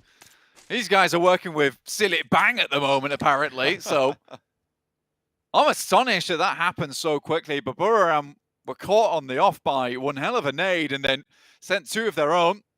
BTR take that moment to move down to a compound of themselves, picking up a building, and it is the Mad Bulls, the dead center of the storm at the moment. But they are weathering it. You said to make it worth it, they had to go for 5th, maybe 4th place. With the 2 players that they had, I mean, they've sent center and they've kept a hold of it. Right now, 6 teams remaining. They're not in the easiest of spots, but they're still fighting. DRS get lined up on. Yeah, and this is very much what we want to see from Mad Bulls. Is a case of, yes, they had to keep their head in the sand, but at this point in time where teams are starting to get a little bit too close, this is where, you know, that powerhouse behavior coming through from Effect and Zerich comes into play, because even though they are just a duo squad, they're very happy to continue to put the pain in towards a lot of these teams and almost mark their territory this way. Bigatron might be a little bit of an issue for them, but if Influence Chemin harry them on the way in, it'll slow things down and they can respond effectively. DRS moving in, trying to swing out up towards the little building there. Rules. Not going to go any further for now.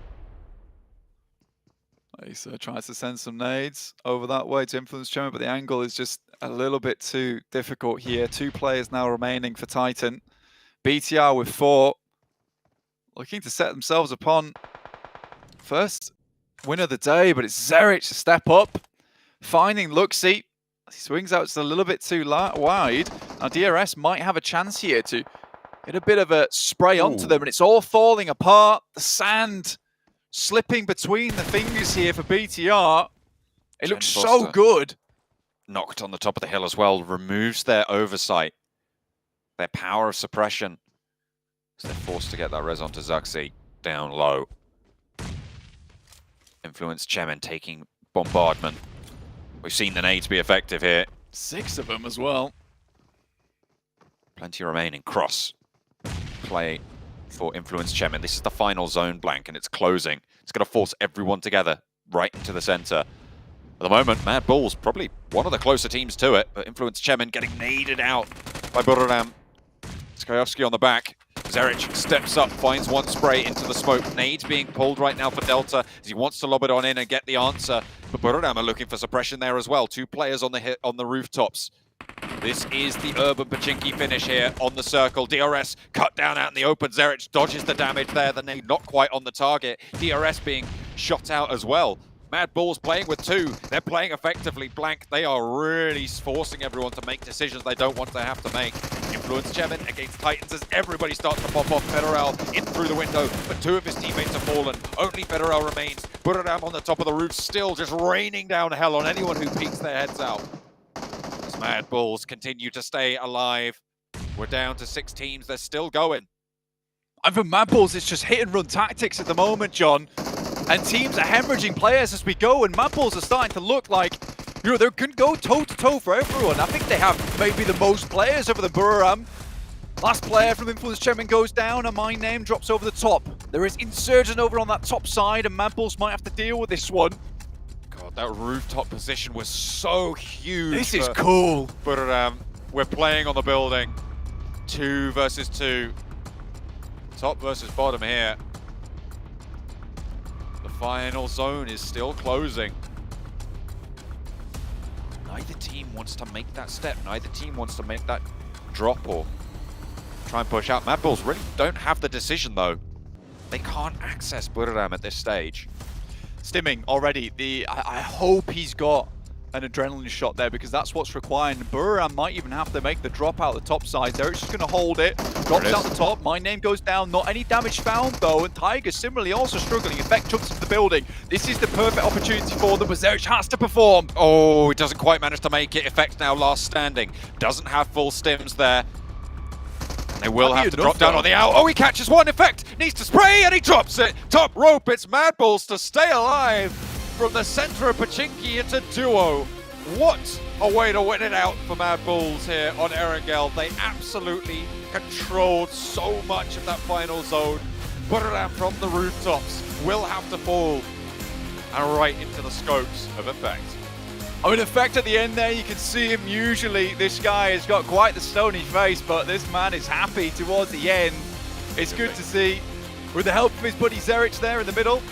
Real good stuff. I mean, you're happy to see it for them. Effect with the most valuable player, 1,126 damage done. Again, it was those hit and run tactics. They picked a very, very good central position. And this is where these new circle changes are coming into effect. Because, you know, they're not getting forced out. Thumbs up all around. Happy days. Really, really well done to this team. Honestly, I thought things were all over after we saw that tragic event over towards apartments. But you know, these guys don't give up. They really do not give up. I mean, this is the Effect that you kind of expect to see, right? This guy is definitely one of the MVP candidates from the region. Phenomenal performance here, obviously through in those closing moments, but has been over the course of the last few months a powerhouse for the Mad Bulls, topping the tables here for the squad. It's blowing everyone else out of the water. Obviously, they lost too early, so those numbers are a little bit skewed, but even against Zerich. I mean, the big thing you've got to look from both these players, though, is the 8 and 4 knockouts from both of them. Yes, they might not have 12 eliminations total between the two guys, half of that, in fact, but that's what was important. They kept slowing teams down. They kept keeping players at bay, and I think that's the main thing. I think Buradam took a really cool ending there, and we can't really kind of thwart them at all because Buradam played a marvelous game. They lost 2 players instantly with a double nade knockout onto Ward's 4 rivals, and they made it very, very far. Unfortunately, Mad Bulls just had the better end of it. They knew exactly what they had to do in those final moments. I mean, look at that. From 7.5 minutes into the game, they were not playing with a full squad, and they were able to that looks control. Weird. It does, doesn't it? But either way, the Mad Bulls were able to exert enough control over the zone to take home the chicken dinner, and with it, a whole heap of points.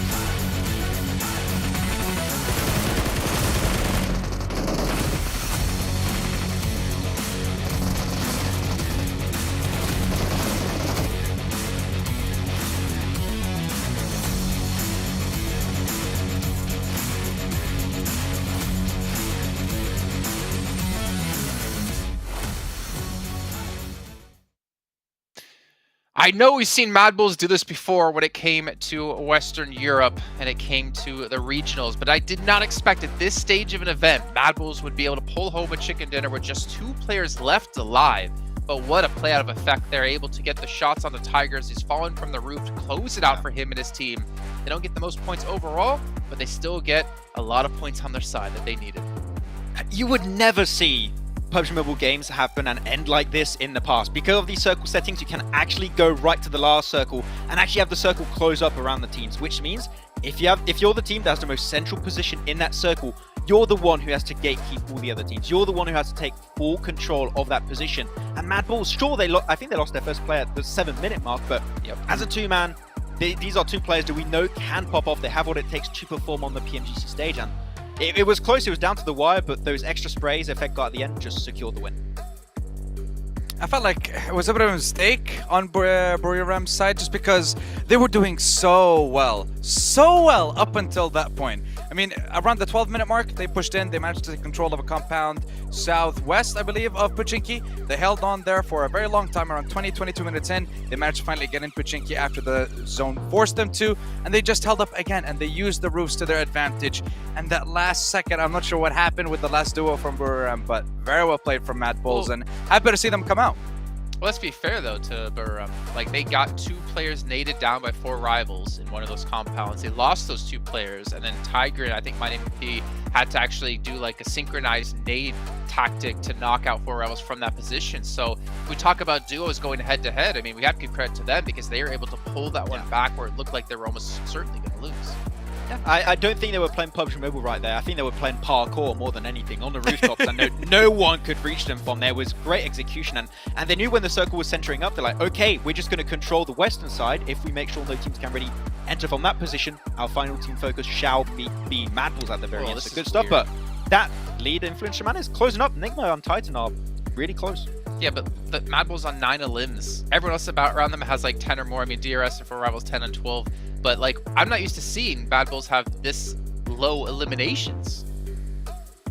And that's the thing, like, you have, I mean, what we had, I guess, after 3 games was Nigma Galaxy, or after 2 games, Nigma Galaxy in top 2, top 3 without a chicken dinner, but the consistency for them was there. They had the good balance when it comes to getting eliminations and getting placement points. Mad Bulls, we saw what happened to them, for example, in Miramar. They were, and I guess even in the first wrangle, they were just pressured at the very end of the zone, or rather at the very edge of the zone. And they just, nothing that they could do in that situation. So good change of pace for them, but now you need to do even more. You need to get into the top 3, and you need to stay there if you want to get to the grand finals. Exactly right. It's about top 3 right now, and then obviously avoiding some of these last place spots that, well, the team that you keep talking up here, Sandstorm, is currently sitting in. I'm not gonna say the team name. I think you say it enough Every time. but I have to keep bringing it up. You know, I have to bash on someone, and I think Max has a little bit of seniority over you because he looks like he's 35. But anyways, moving on from that, I mean, Mad Bull is able to pull things off well. BTR, though, Max, you were saying, the church position they were playing in front was pretty good, but you were expecting them to maybe transition a little bit quicker in towards central Pochinki.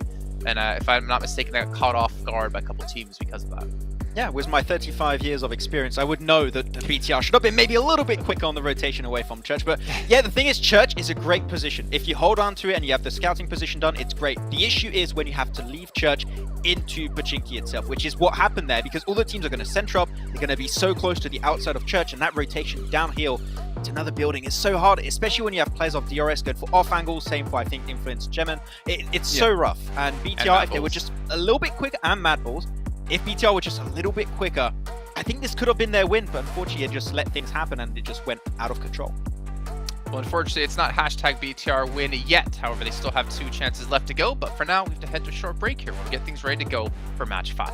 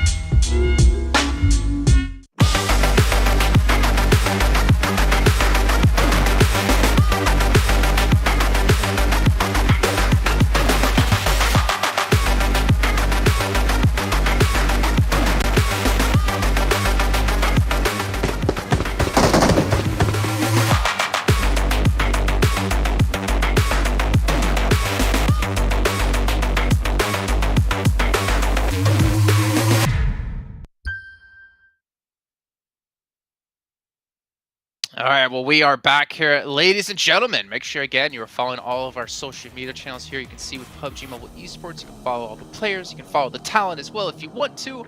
And if you are BTR fans, remember, you can hit up Maxman30 over on Instagram to send him all your love or hate. Depends on which side of the coin you're currently sitting on.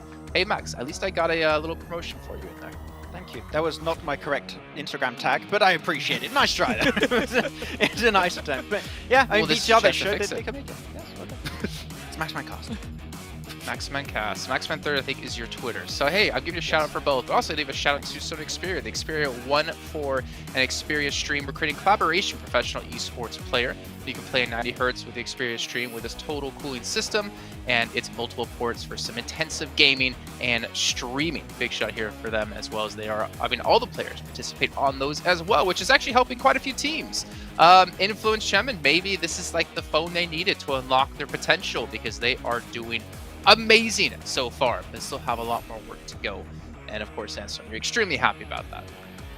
Yeah, I mean, I've been watching these guys pretty closely when it came to the Americas Championship, seeing how they're playing, how they're approaching their rotations mainly as well. And we've seen them, and we've seen how it's done throughout today's games. And so well with the fact that they've gotten themselves a chicken dinner. They got themselves a couple of top 2, top 3 placements as well. So they're already in the top 3. They're relieving a lot of that pressure, and they're starting to kind of get away with it bit by bit. But with Nigma Galaxy being eliminated, that kind of gave them a little bit of breathing room. Nigma Galaxy didn't really get that close, but I want to see if they're going to be able to bring that as well into day 2. Because, again, the consistency for every single one of these teams is going to be very important over the 4 days. Yeah, well, at least your team has shown up. Unfortunately, the one that Max was touting this entire time with LGD has yet to do so. But Max, it's okay. There's still time. There's a lot of time. But you can see our top performers here from this last match, and you can see my AP, 5 eliminations. Kind of surprised to not see Tiger up there, actually, because I feel like he got a lot of elims, or at least a lot of damage done with those nades on the 4 rivals before. I feel like he's been playing more of the role of the enabler. Like, he set up the initial situation and Maname P would be there to close off the fight in really efficient way. So it worked as a duo. It seemed like Tiger and Maname P worked really well as a duo, but we'll have to see. And also, if you see an airdrop somewhere, go to it really quickly, because you do not want to give that Orm over to Fitter out. He was way too good with that weapon in that last game, and he was scary. He was getting shot after shot. Fitter has really stepped up this event. It's very scary for the teams around him.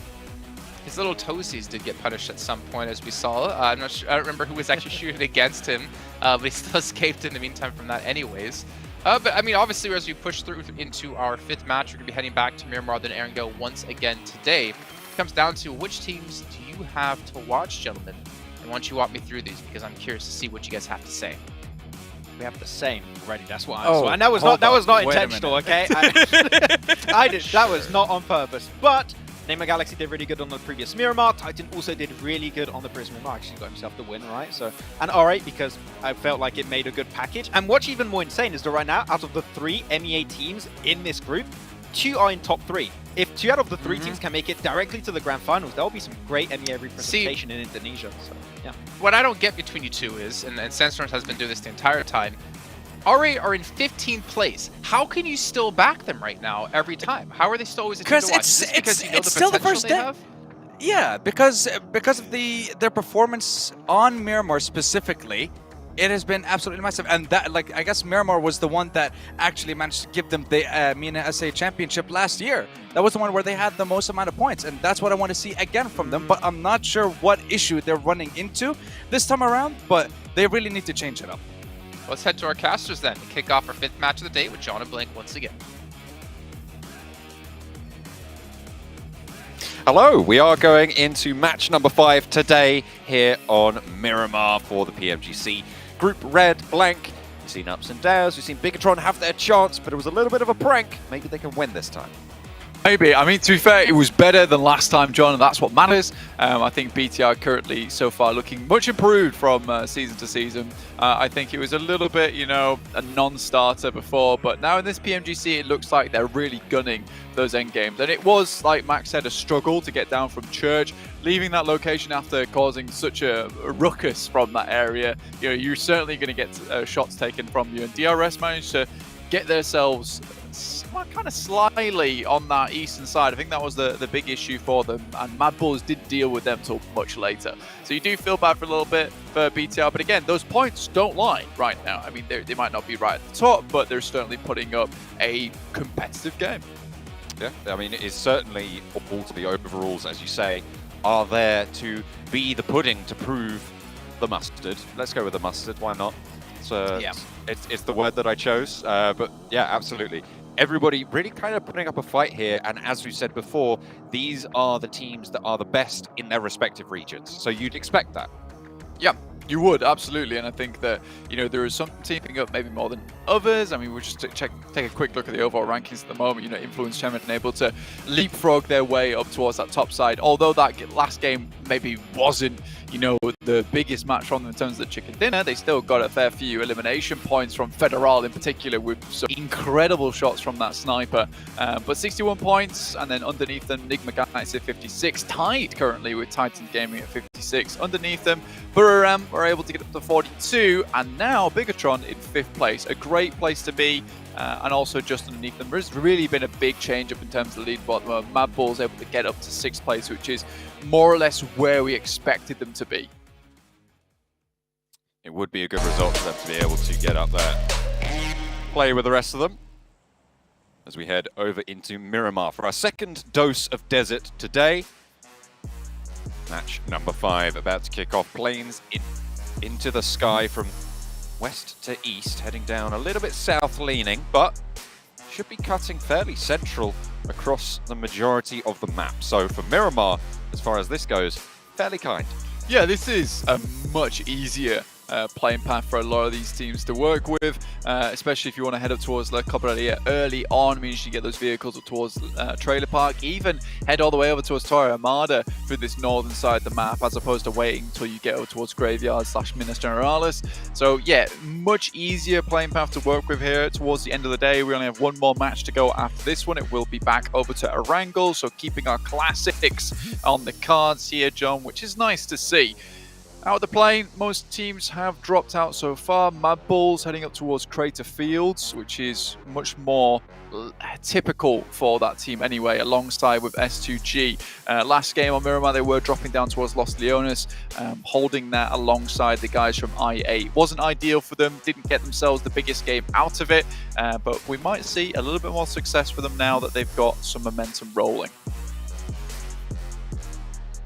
Momentum can be crucial at a time like this. A hard southeast circle shift flank. This is not ideal for quite a few of these teams. Cuts out a lot of playable ground in the first circle. Yeah, I mean, that's a Shrek circle if I ever saw one, because it's pretty ugly, to say the least. I mean, you're over on this eastern side of the map. Whoa, don't be doing my boy Shrek like that. Look, man, he knows it himself. You know, you just got to find someone that loves him equally as beauty is what's in on the inside, and what's on the inside of the circle right now is Impala. So and layers. Those teams are feeling pretty happy. That's right, layers of Impala. Layers of Impala. That's right. But yeah, we do have a very heavy eastern shift on this circle with a ton of water at play as well. So with this circle, will be slowly moving more and more central. You are going to have a case where this is more than likely going to have water in it for quite some time. So teams like Buradam, United Esports, as well as you guys from Team K. So you're going to be fairly happy with this one, as they're already set up in the position where they're more than likely going to finish out this map. There is a lot of high ground in this area to play around with, specifically up towards Impala as well, if you're heading over towards that eastern coastal side. And being here early on gives you a lot of that potential. We saw a very similar circle to like this over in the Americas Championships, in which case Influence Chemin came down from El Azahar and kind of stayed out of the fight for a long, long while, all the way on that eastern coastal side, and then ended up taking the victory on that very final game for themselves from very, very late entry towards the circle. And this is just a case of playing the time right, being patient, and waiting for that opportune moment, essentially.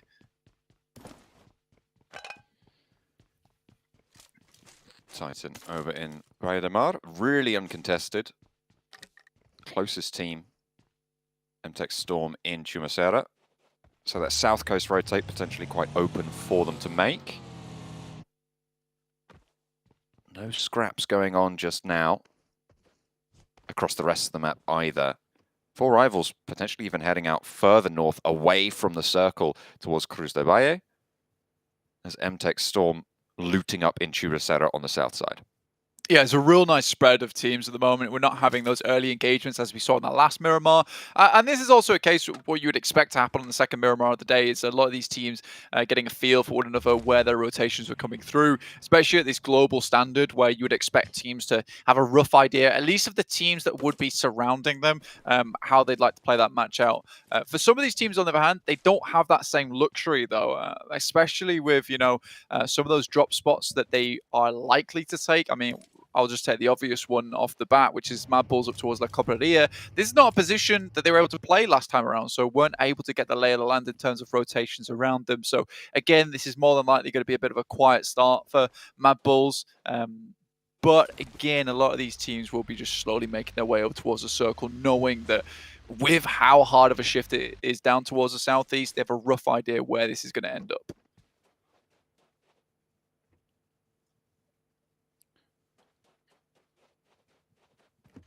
Should be fairly slow going for the time being right now, Blank. I imagine probably going to be waiting a couple minutes before we see those first engagements start to pop off. Influence Chairman regaining their position at the top after that last game. Enigma Galaxy falling just a little bit, but there was a clear top three at the start of the previous game. Now that has been a little bit assuaged with Buriram following up to 42, Bigatron on 40, Mad Bulls even on 36. They're sort of challenging, but still there is definitely that clear divide between Titan Enigma Galaxy, Influence Chairman, and the rest.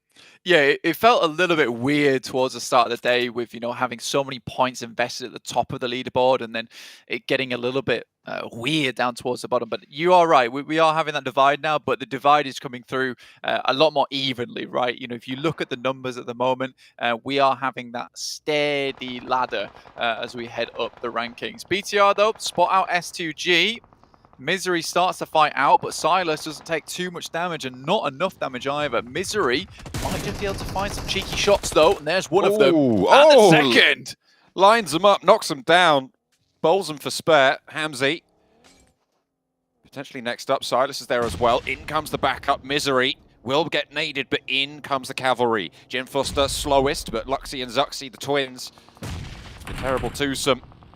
Going to be halved there with another nade from Hamzy as S2G holding out their position very, very well after a poor start, but they're turning it around. Jen Foster on that flank, moving in with Zuxy now, needs to operate effectively. Kelsey will be flushed. Hamzy and Silas still penned on in. Bigatron playing as two with 4 in the pocket. Hamzy and Silas looking for some heals, but it doesn't look like they have too much to be playing with. Silas low, not healing up. Hamzy popped a bandage, what looked like there. The nade falls out around the side. A flush over onto Ray-Z. The blank wall, not giving any windows, no angles. And Bigatron are going to fall back to try and go for the res. Caught on the cross. Hamzy spotted, but makes it. Yeah, I think it's DRS taking shots from behind. I think this is a smart decision from BTR. They understand that maybe they were to pick up some of these knocks that are on the floor. Misery is slowly starting to bleed out. S2G don't really give them much time, though, and immediately move up. So, they're not done with this engagement as of yet. Luxy crawling to safety, Misery rezzed there. They're playing for safety. Luxy not there. Zuxy down. You need to respond now if you want to keep your teammates alive. They will lose one, but S2G fall. Bigatron staying alive. Zuxy trapped out in the open, actually getting flushed on out as well, as Egon I8 will be able to plink away a couple of shots, bring Bigatron down to 2. Yeah, that's a really unfortunate engagement with DRS as well as I8 having all eyes onto this engagement. Moving to the other side of the compound to try and pick up some safety from anywhere, really. Understand that DRS were taking shots at them from that northern side, but then they have to worry about the south. So I think for BTR, this is just unfortunate overall. Good engagement to start off with. Misery obviously pulling something magical out of the bag there. Nade over the top. Over towards Misery's downed form. Jim Foster trying to play off against 4. A tall order to be sure.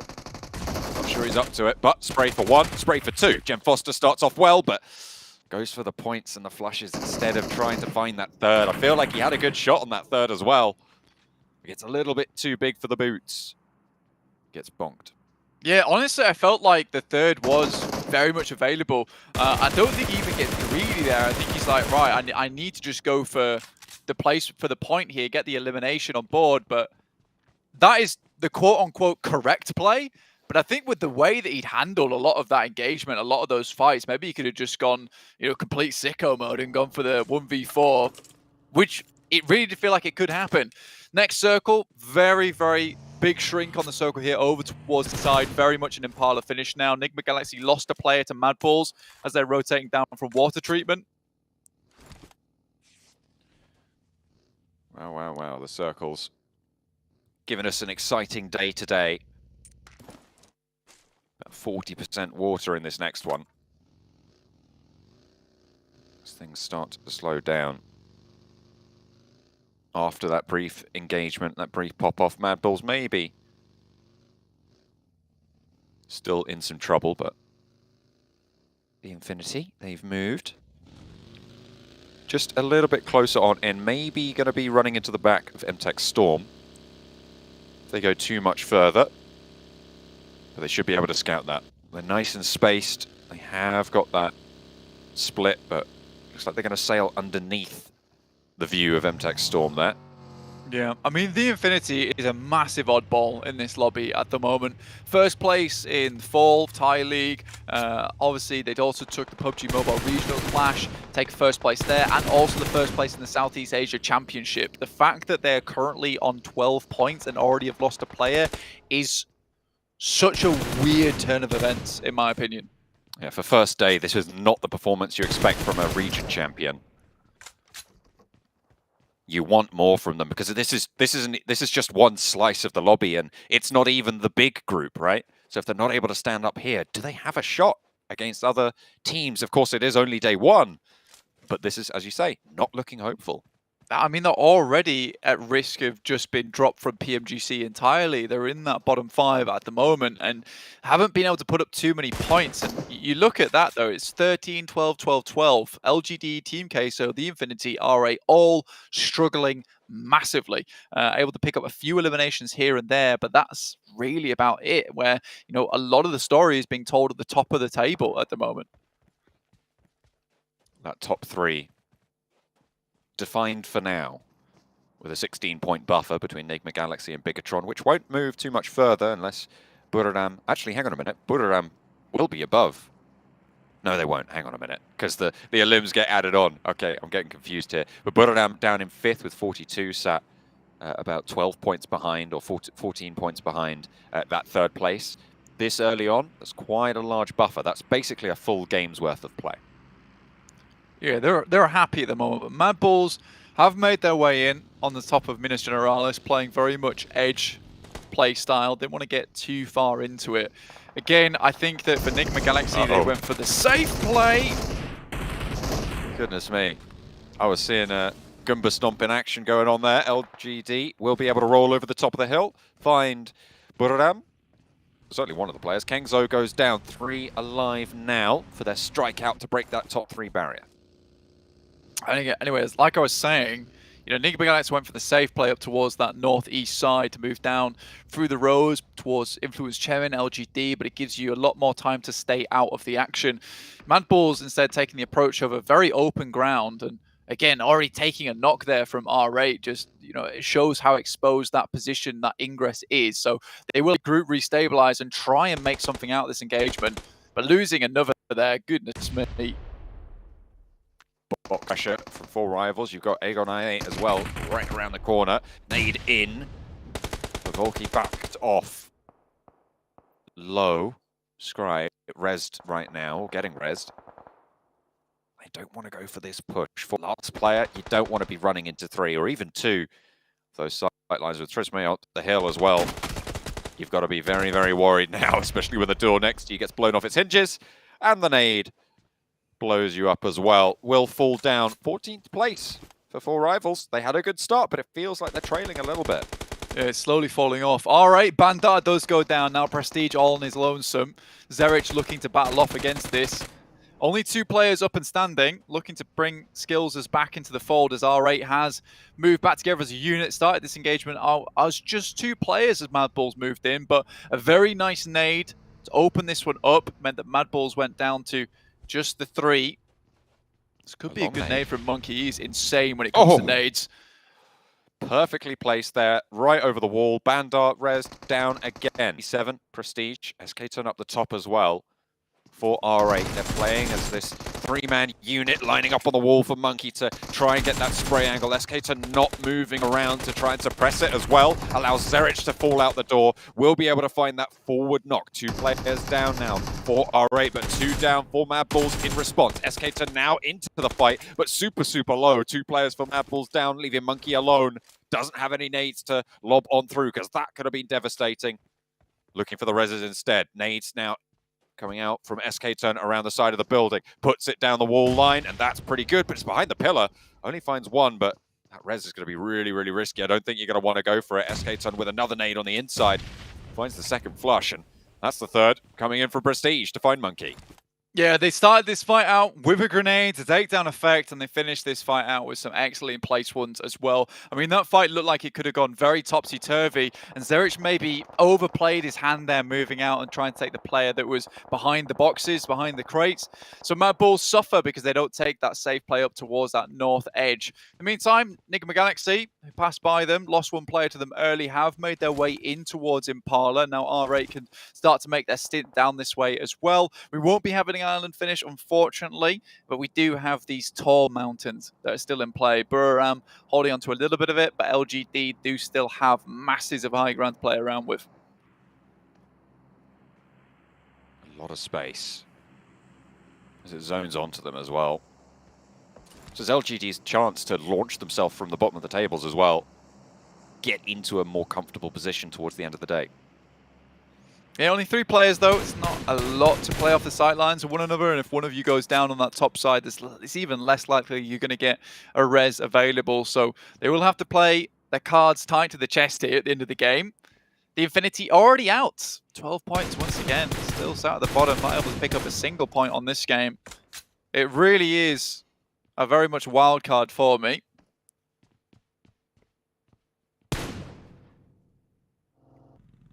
Bandar hiding behind the crate. A shot backs him off, but has got a vehicle, getting shot out in the meantime. Smoke is there. I think he's thinking about getting in. Takes a bullet for it. Repositions, tries to hide the wheels, but don't think you're getting away from here without... Has 5 of them.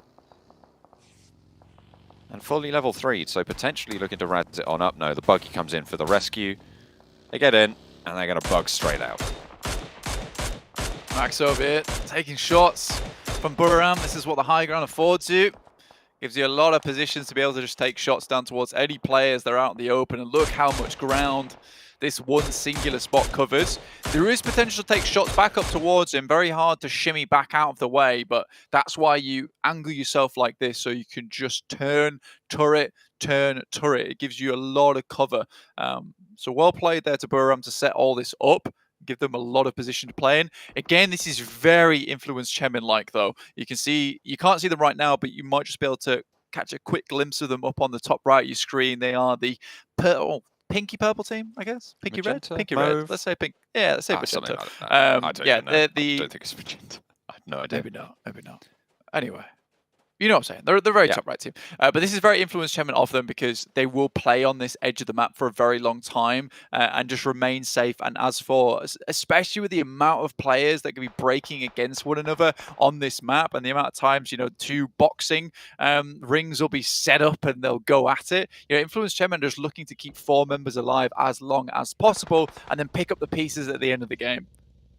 Next circle will be dictating a lot of the pace of the next. And it zones again onto the hill. LGD with that big chance. Buriram as well.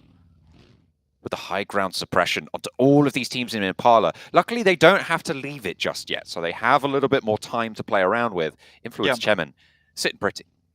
And unlike a lot of our other circles, at this point in time, with these next few circles centering up more and more with a lot more space within them, it is very unlikely that Buram or LGD will have to leave this position too early. So getting up here nice, very, very quickly at the beginning of the game gives them a huge amount of control going forward. I think both teams will be very sad that they lost a player at the start and down to 3 each, because this could have been a much more dominant game if they're able to hold on to 4. It is unfortunate, but sometimes that's just the way the cookie crumbles. But on the western side of it, also going to be able to hold out. Similar situation for them, 3 players. Titan, Southwest, making their push in straight past Team Queso. Reyes will find the knock, and the spray down will be coming in from Papi Patro. Spray over towards Puncher, but he's back over that ridge line. They turn around on the rotate. And Titan stay up with 2, losing a player earlier as well. Leaves them at 2 alive. Yeah, Titan's still been quite strong, but losing a little bit of their oomph here towards the end of the day. I can't say they haven't still played very well, though. And I mean, at this point in the stage of tournaments at this end of the year where you're having so many fantastic teams joining you, it is unlikely you can be dominant every single match. So you just pick up the points where you can. Influence Chevron, on the other hand, have a very, very good consistent streak here today at 61 points with 4 players alive as well. One of the only teams with 4 players alive in the top bracket of contenders. Buram 42 points with 3. Enigma Galaxy with 56 with only 2 players. And Titans obviously tied with 56 down to 2 players. So right now, Influence Chemina themselves up to kind of get themselves apart from that pack and start being the leader, the sprinters. Well, I mean, when you add on the eliminations, though, that Titan have got this game, it's 61 to 60 right now in that second place. So it is really quite. Still, as you say, there is a leader, but it is very much all to play for, and it's still early days on the week.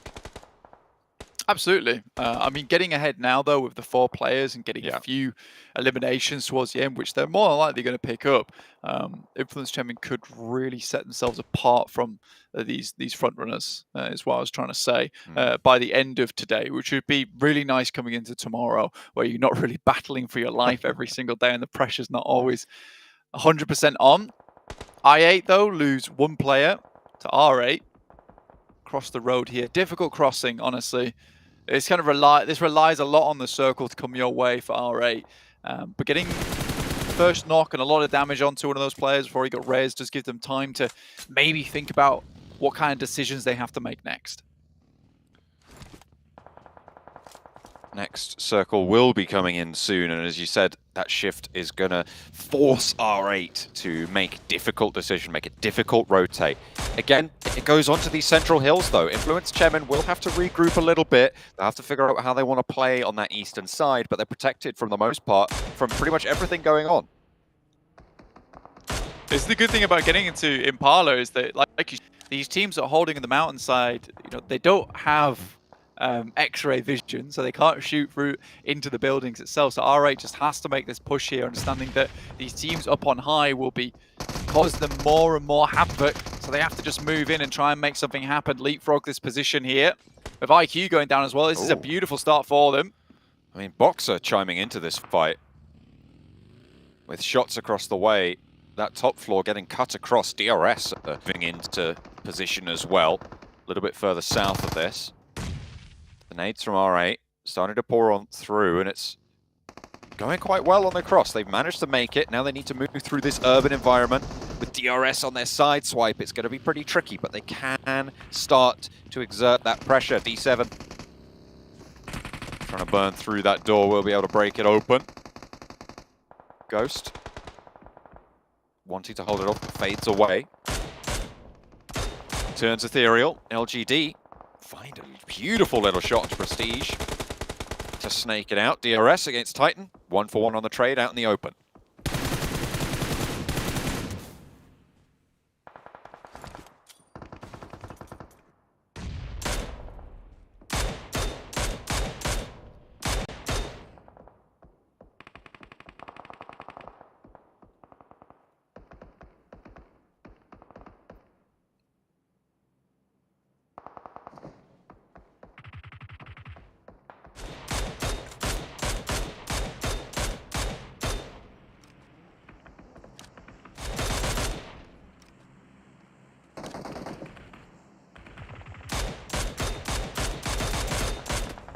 Yanti. I'll be backed off, Sky only. Not going to get the knocks just yet. Takes a little lick of damage in response as well. Ooh, very, very low. Getting knocked on that ridgeline is super dangerous. It pops your back up just that little bit, and if you're too far forwards, that's an easy flush. Yeah, with the 3 players they're rocking with, like, it's unlikely that you're going to see them be able to get a res off if one of the players on the off angle, specifically my name, goes down. That's it, essentially. Box taking a fair few players from R8, SK Ton 4 into LGD, so they have a lot of eyes on them currently, Jump. Ooh, luckily able to land that final shot, which should allow the res for Tiger. For Buriram to keep 3 of them alive. DRS, though, can use that opportunity to move through or skate underneath and around. These hills proving to be brutal. Pop about to come through for the circle. He is here. Still just watching out. I mean, when we get to that final circle, though, if you're on the top of this mountain and someone can get underneath, then you do have a problematic turn of events where you will have to come down, and dropping off that mountain without a vehicle is very difficult. And I'm not sure if LGD or Buriram have set up that beforehand. Box still trying to eliminate as many sightlines as possible from LGD. CCC has been an absolute powerhouse on this top side with some very nutty shots. Circle did come through very, very central. And again, it's right on towards Buriram. It's right on towards LGD on their side of the mountain. An Influence Gem, and they've just been chilling on the seaside, but now they're going to have to make that decision. Do they push in and try and take LGD's position, or do they try and hide that out yet again?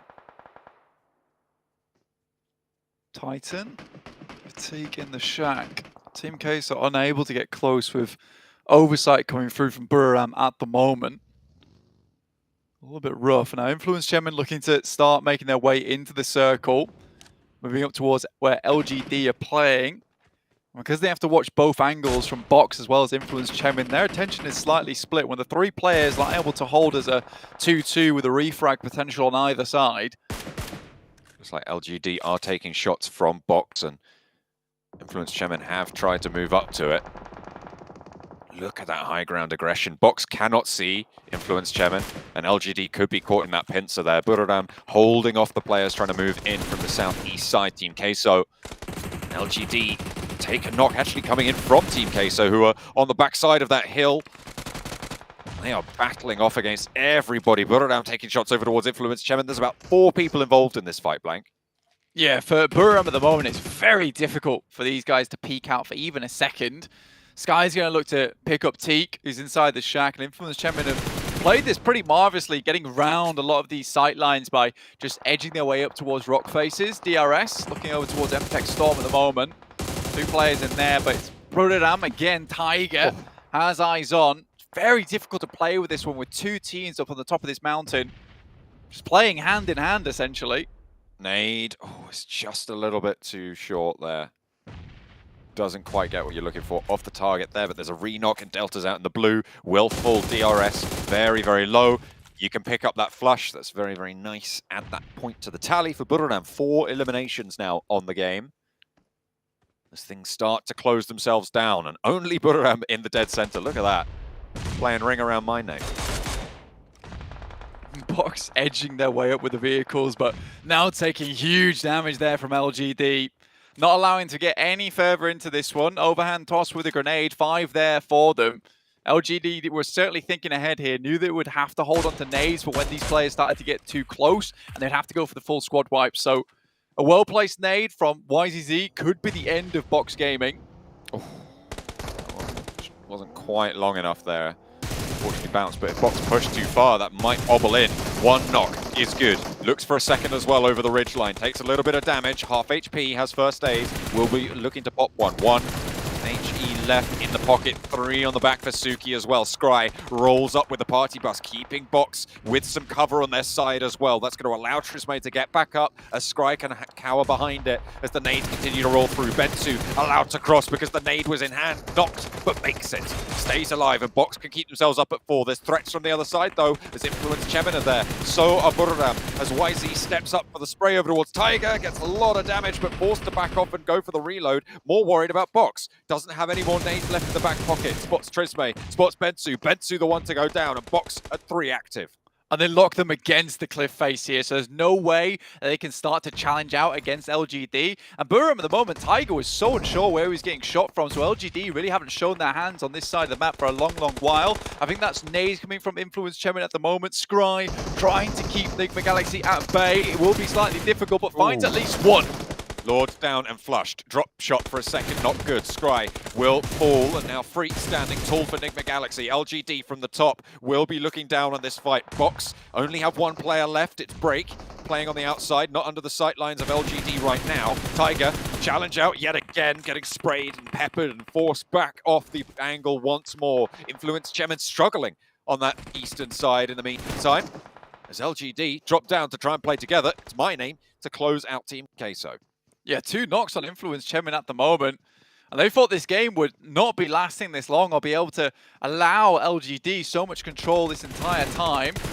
Trying to get players back up on their feet, but it is unlikely. MTech Tarman will go down as well. And currently LGD on a bit of a streak here. This is the final zone closing. Blank, we've got 7 teams. This is crazy. The amount of cover that this mountain has been affording is incredible. Burram, LGD reaping those rewards.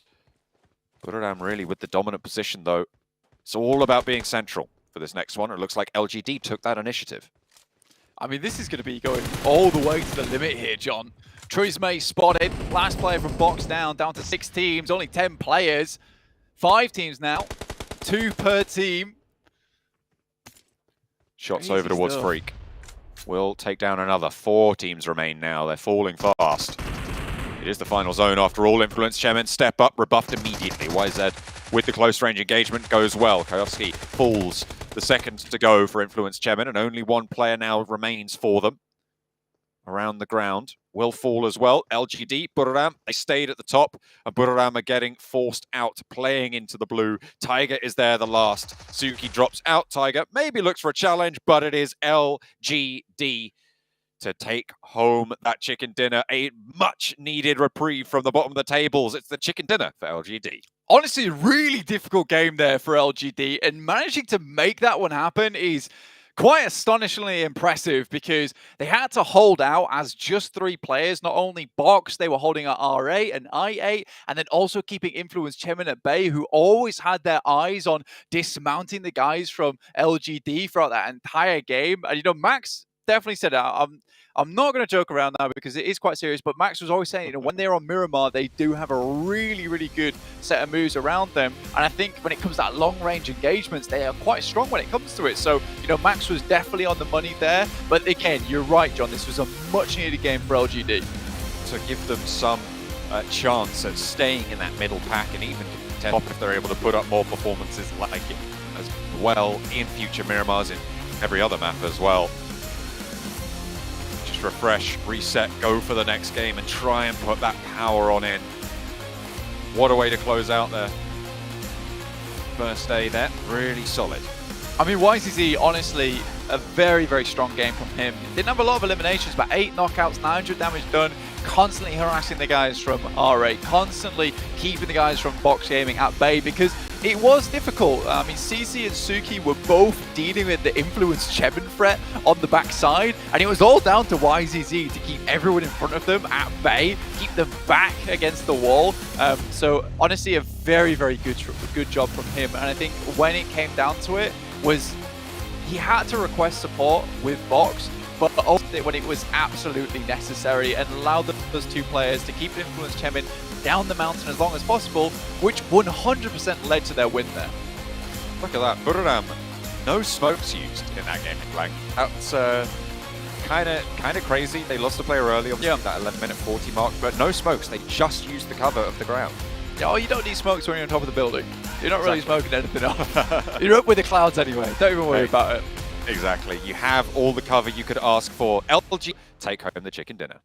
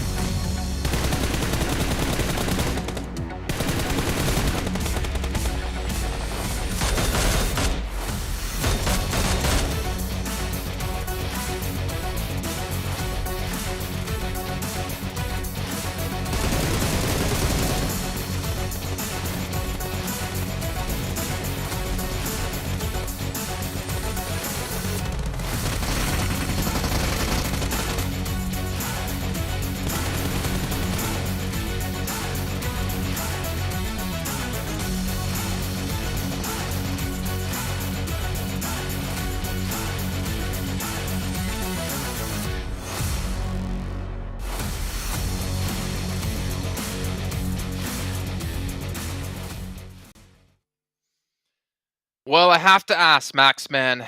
Not even ask. I'm going to put you on the spot. The one time you don't put LGD as a team to watch is the time they win. Is that RRQ Athena, Maxman curse back for LGD? I'm going to spoil it right now. My prediction for the next game, my team to watch, is LGD. So if they don't win it, it is confirmed. But LGD still getting himself a win. Not going to jump too much on the curse there, but it was not an easy game, right? Sandstorm, we were talking back and forth about this circle on the side of Impala. You very rarely see this circles. And yet LGD, the way they were just keeping teams away as much as they could with only 2 to 3 players, by the way. They were getting pushed by Box, getting pushed by Influence. So many teams are trying to get that spot, and yet they hold down the fort as a 3-man crew. The team can do great.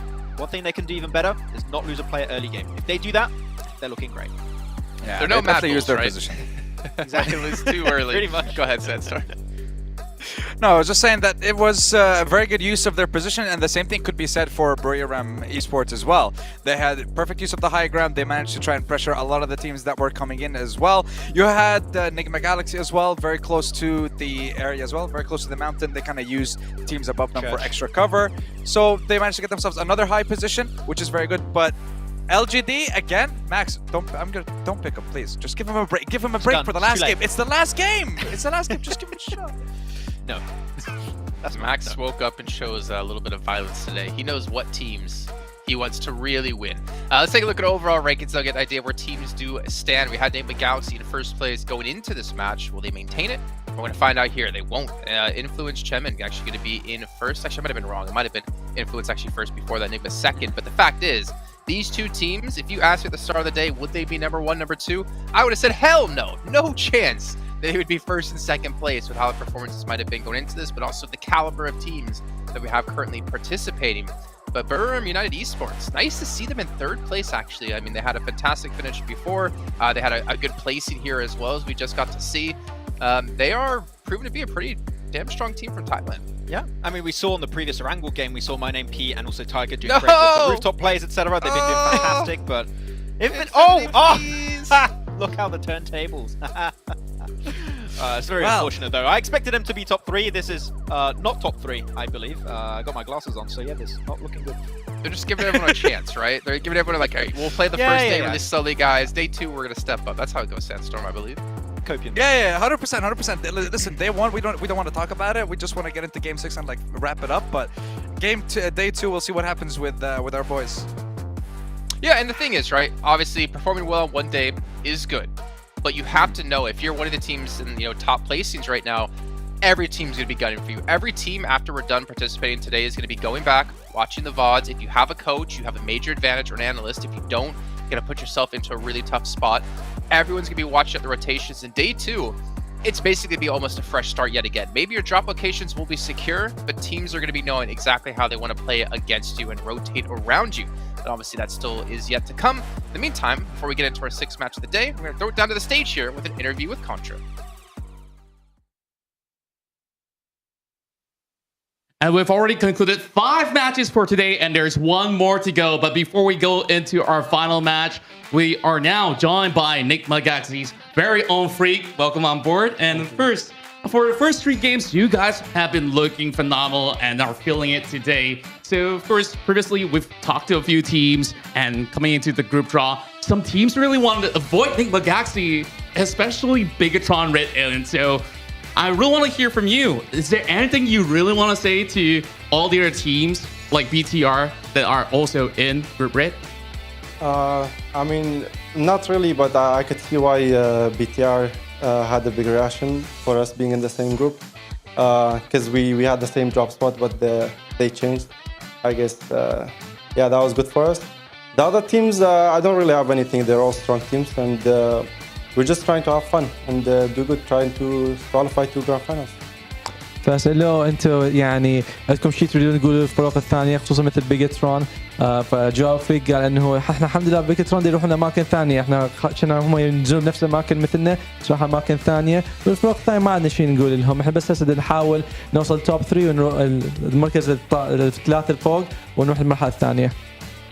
All right, that's awesome. And overall, this competition have definitely been really stiff, but you guys have been in the grand finals before, and you guys made it to the top 3 just last year back in the PMGC. So Now that you're in this group, once again, I really want to see like which teams do you feel like will give you guys a little bit of a big challenge, especially from what you saw for today.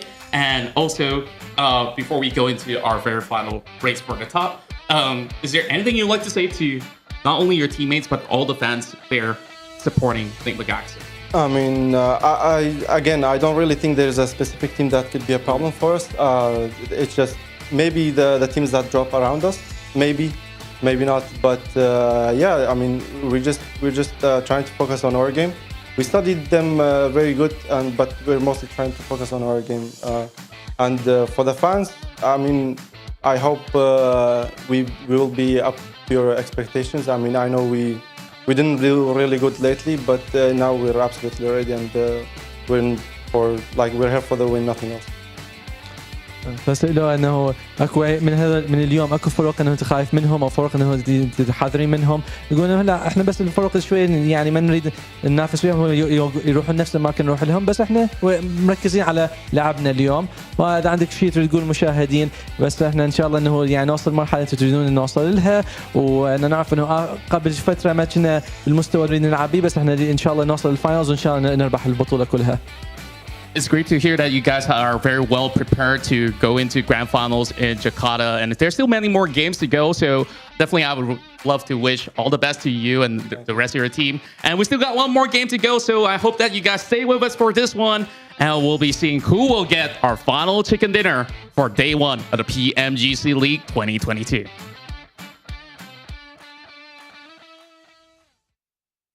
Well, great to hear Freaks say they're not worried about any other teams, especially any ones that drop around them. And to be fair, the results have been kind of proving that. They're not really afraid to fight anyone, and they're in second place overall. So if we stopped right now, they would be into the finals, kicking off in January. But gentlemen, we're about to head into our final match, and it will be on Erangel once again. We just saw Mad Bulls previously win this match with just 2 players left alive, though I don't think it's going to be a Mad Bulls win yet again. I don't think we're really going to see any double chicken dinners for any team. I almost want to say on any day, but who knows? Yeah, I mean, I would have loved to have a double chicken dinner for one of the teams here, but the level of competition is so high now between these teams. I picked them, so we'll see. If they do, it'll be great. Okay, I don't think so though, unfortunately. But they got to stop losing players in the early game. That would be the best way to go. But I wanted to mention actually a few players of Buriram. We saw some good players from Tiger in particular.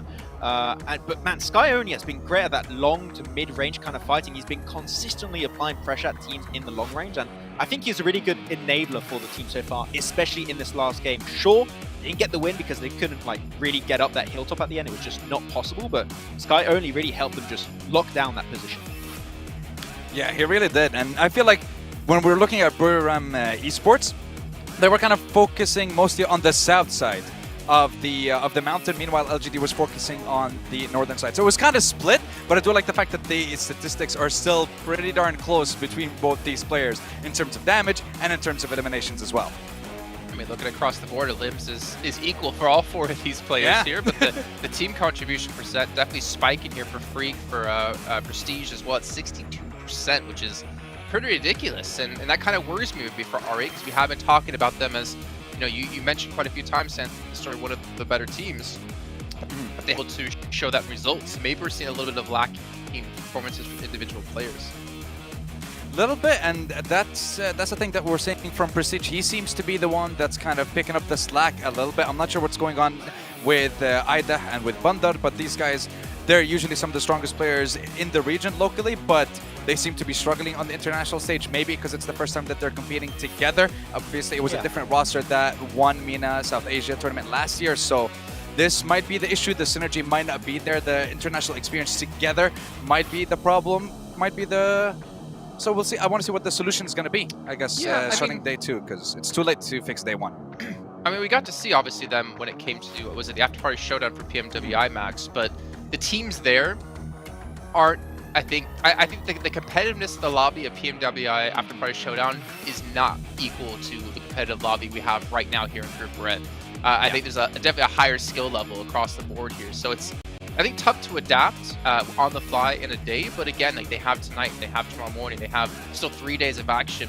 It's just whether or not they can adapt themselves and improve on themselves in the next days.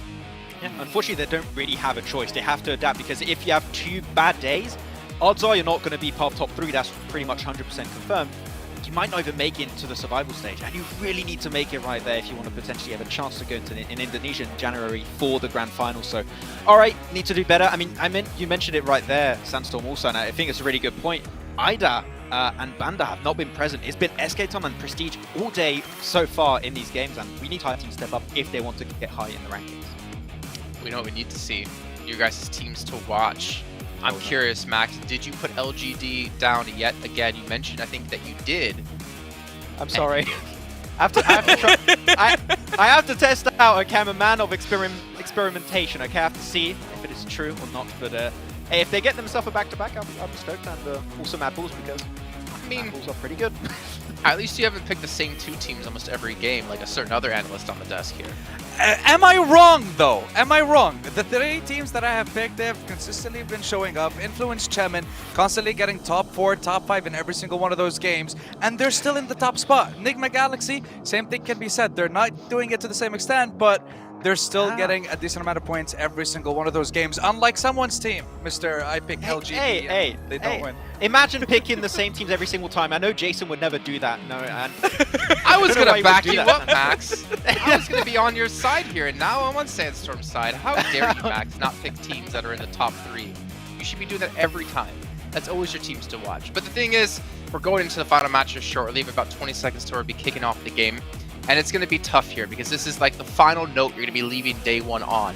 You want to get as many points as possible, obviously looking towards that survival stage. Top 3, like you said before, Max, it might be difficult for teams to kind of collapse on that position if they can't have any sort of step up now.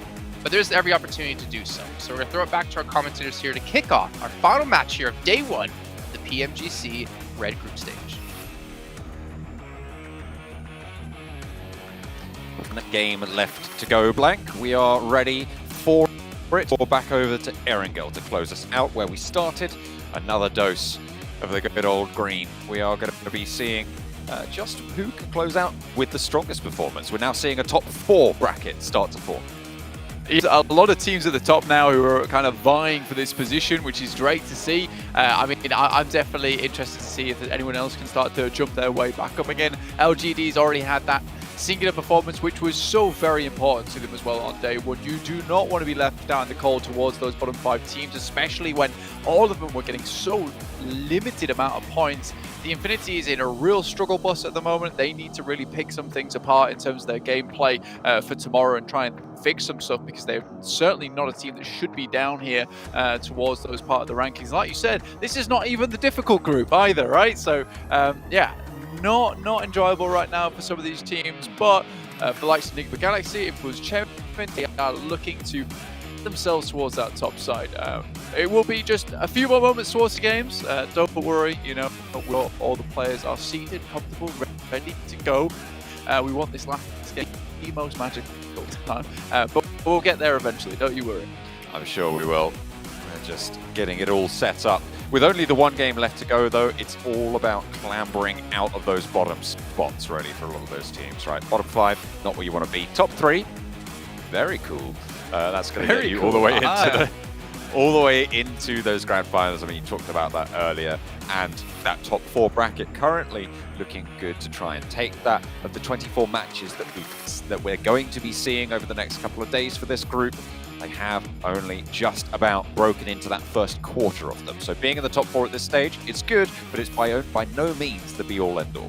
Yeah, I mean, for Budoram in particular as well, I mean, this is an impressive team on their lonesome. Like a 3rd place on with 64 points. Very, very well done to them with 28 elimination points, which is quite good, which is evened out by their 36th placement points as well. But I think the most interesting thing about this team is just their rise and their performance, right? And so you look at them in the entirety of 2022, right? Like their first tournament, PMPL-wise, Thailand, obviously spring 2022. They got a 14th place in that one. And then they have played a load of third-party tournaments since then, getting third, fourth, and they come into the Southeast Asia Championship of fall after doing a lot of practice. You've got to say this team has been putting in the work behind the scenes. They come out with a second place, which is really good to see. I like personally watching a team that is able to put in the work outside, behind the scenes, to make sure that they're ready for a tournament like this. And here they are, now performing to a very, very high standard. Good to see that step up, and you need to be making those steps if you want to frag out with the best of them. Of course, it's PMGC, it's time to do so.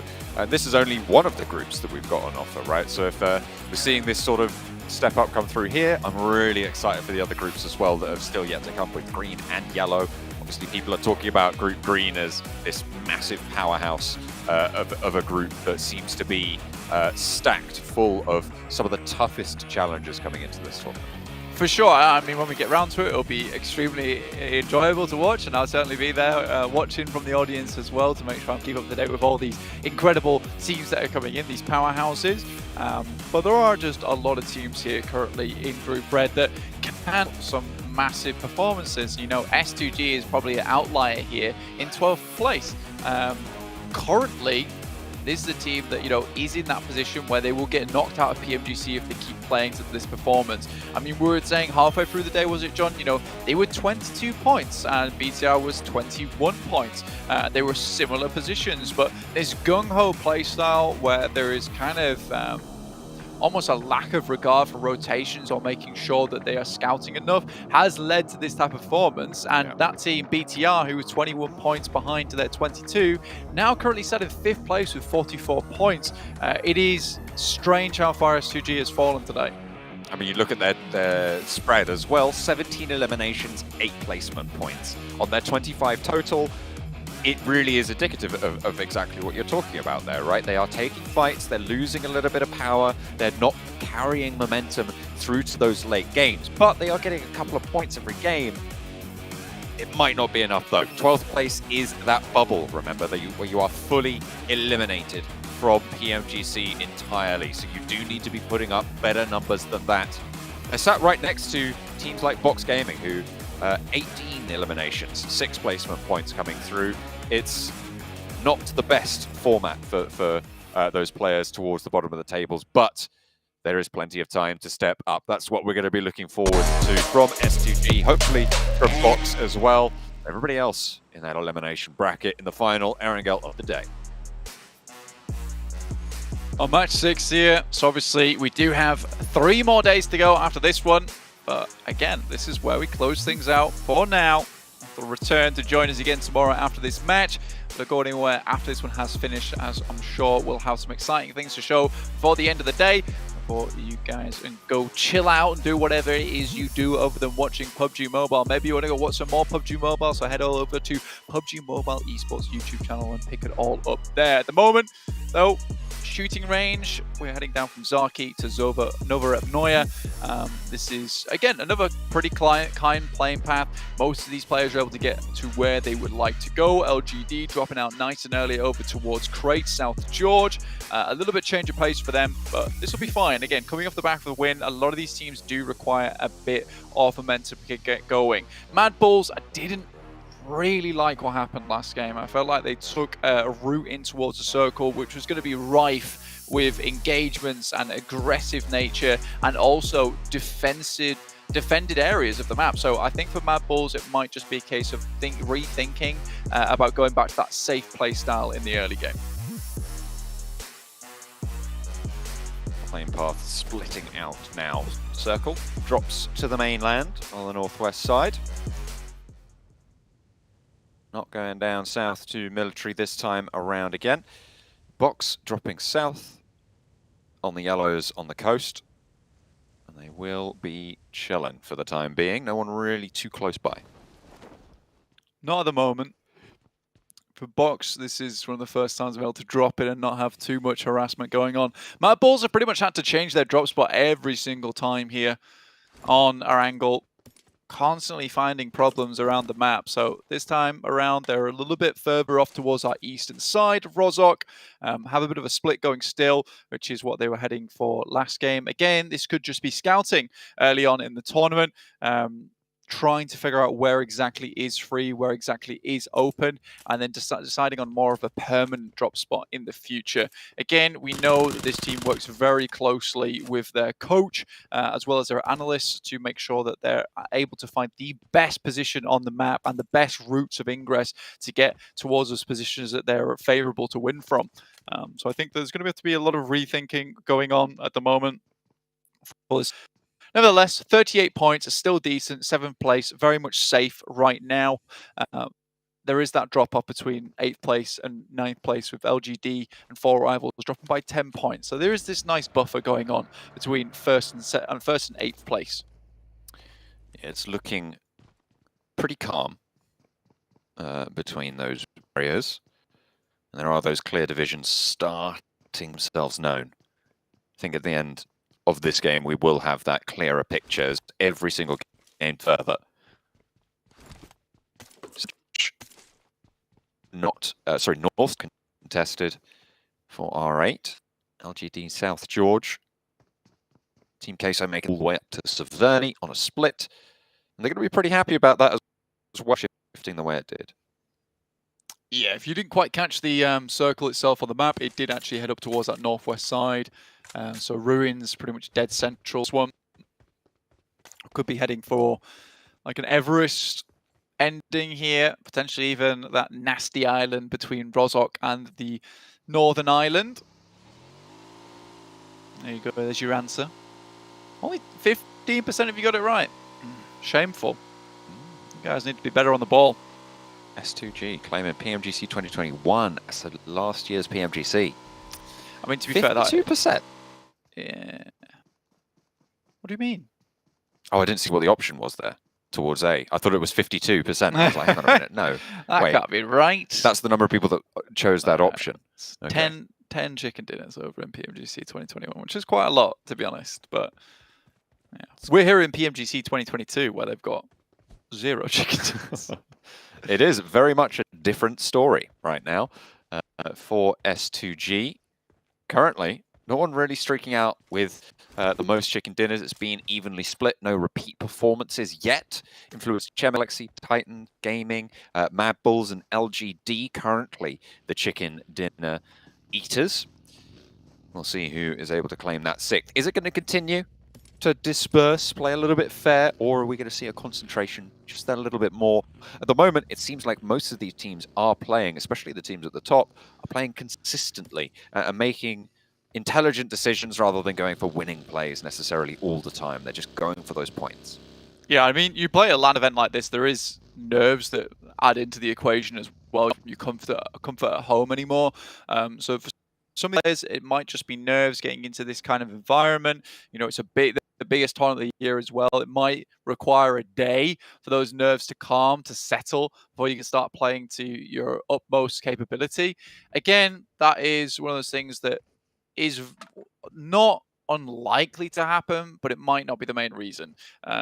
We'll see again tomorrow what happens, because I think if you can't quite get things right tomorrow, that's where you start to have to really worry quite a bit, because you only then have 2 days to rectify any mistakes that you might have made over those last 2 days. And with the way, you know, we're seeing the point split happen currently, it could be quite difficult to climb back up. Again, we do have a lot of leeway at the moment, with the 1st through 3rd place getting an instant invite to those grand finals of PMGC, and then 4th through 11th getting through to the survival stage. There is still a lot of capability for so much movement towards the bottom of the table to sneak your way into that survival stage. Definitely on the minds of everyone. Not currently in that top bracket. And Tech playing a little bit reserved here on the north side of Gakka. Not striking out just yet, not going for a bold push out to a separate compound, just keeping that info coming in. And you don't need to do anything other than that if you're in this central situation. There's a lot of the north side of the river, though, still in the circle, so a difficult shift could prove to be troublesome if you haven't got a north outpost. I think for a lot of these teams, setting themselves up on the banks, on the coasts, well, on the bankings of this river throughout the north side of the map is most likely going to be the smartest maneuver, which is what you can see a lot of these teams doing, as you mentioned, John. You need to be able to cover all your bases, and if it does require you to move up towards that northern side, you better be ready to cross that bridge and not get taken down by some players that may be gatekeeping one of the Harry Potter towers on that northern edge, which is a little bit more difficult. R8, obviously, Team Queso, as well as Influence Chemin, all having a very good time of it at the moment if that should happen. Already raring to go on that northern side setup. 4 rivals as well, and Rozhok have an easy enough rotation across, with Rozhok Hill providing a lot of information in the early game towards that northern side of the river anyway, so you should be able to identify a route that is easy enough to traverse. Enigma Galaxy having a little bit of a standoff across the field with onlookers as well. And Tech Storm spotting out Aegon XI8 as well. Enigma Galaxy roll across, looking for a little opening. A play of their own. Looks like they've found it. Titan, a little bit too slow to be able to claim it themselves. I mean, it's quite odd for M-Tech Storm as well, because this is a team that I feel like I've not seen a lot out of, yet they are currently in position to go through to towards the survival stage. Very central circle, I would say, including that water on the western side, heading down towards the south side of that northern island. So happy days for a lot of teams that are already here. There is still a little bit of circle over towards that northern bridge, towards Rozhok side, but I think most teams will now start thinking about where can they get to in this circles. I mean, Ruins is an awkward position to play. Rozhok can still in this one with apartments about in too, but it's that open ground towards the eastern side of Ruins, which is going to be really difficult to play around.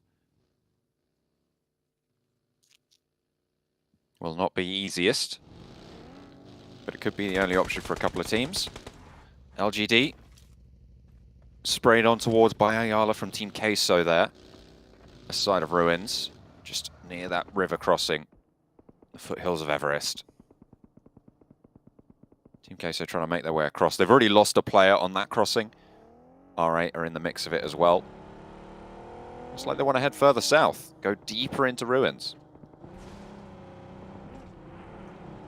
This is fairly central of an area, is Ruins anyway, so getting here and being able to pick up some high ground would be nice for you, be able to hold out some of these teams towards that northwest edge too, John. Again, a lot of teams not really wanting to head towards that open ground towards Headshot Hills. Horrible positions to play in if you get caught out there with no recourse, no hope of escaping.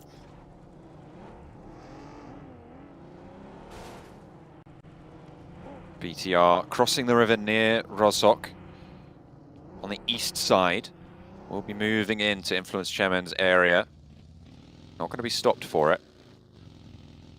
No roadblock established.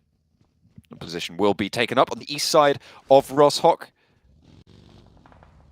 Teams really mostly moving south now off the back of this previous circle. Team Queso getting rolled down just a little bit. Bandar on the replay there. This is how Team Queso lost Reyes earlier on their river crossing on that northwest side.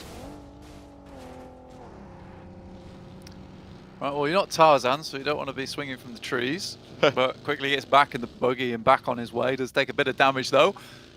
For Team like S2G... Yeah, sorry. I apologise. Wrong name. No, George...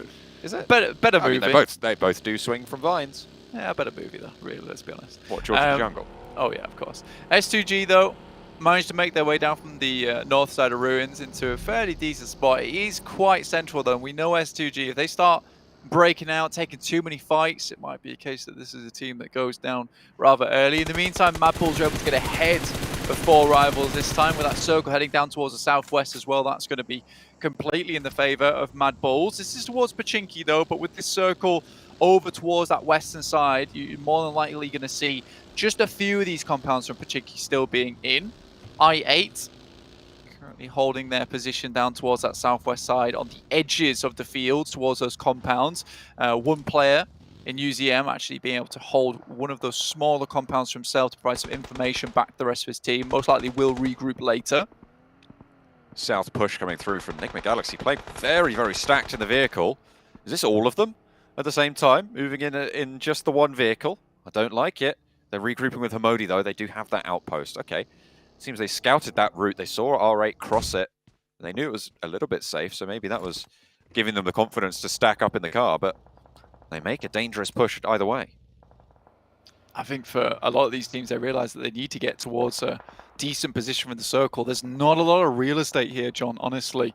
There's some of these compounds on the outer edges of Pachinki that are available to play, but again, the entirety of the western side, like right on the edge area, it is mostly fielded.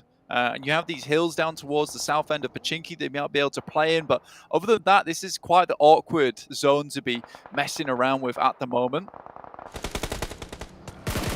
Spray over from R8.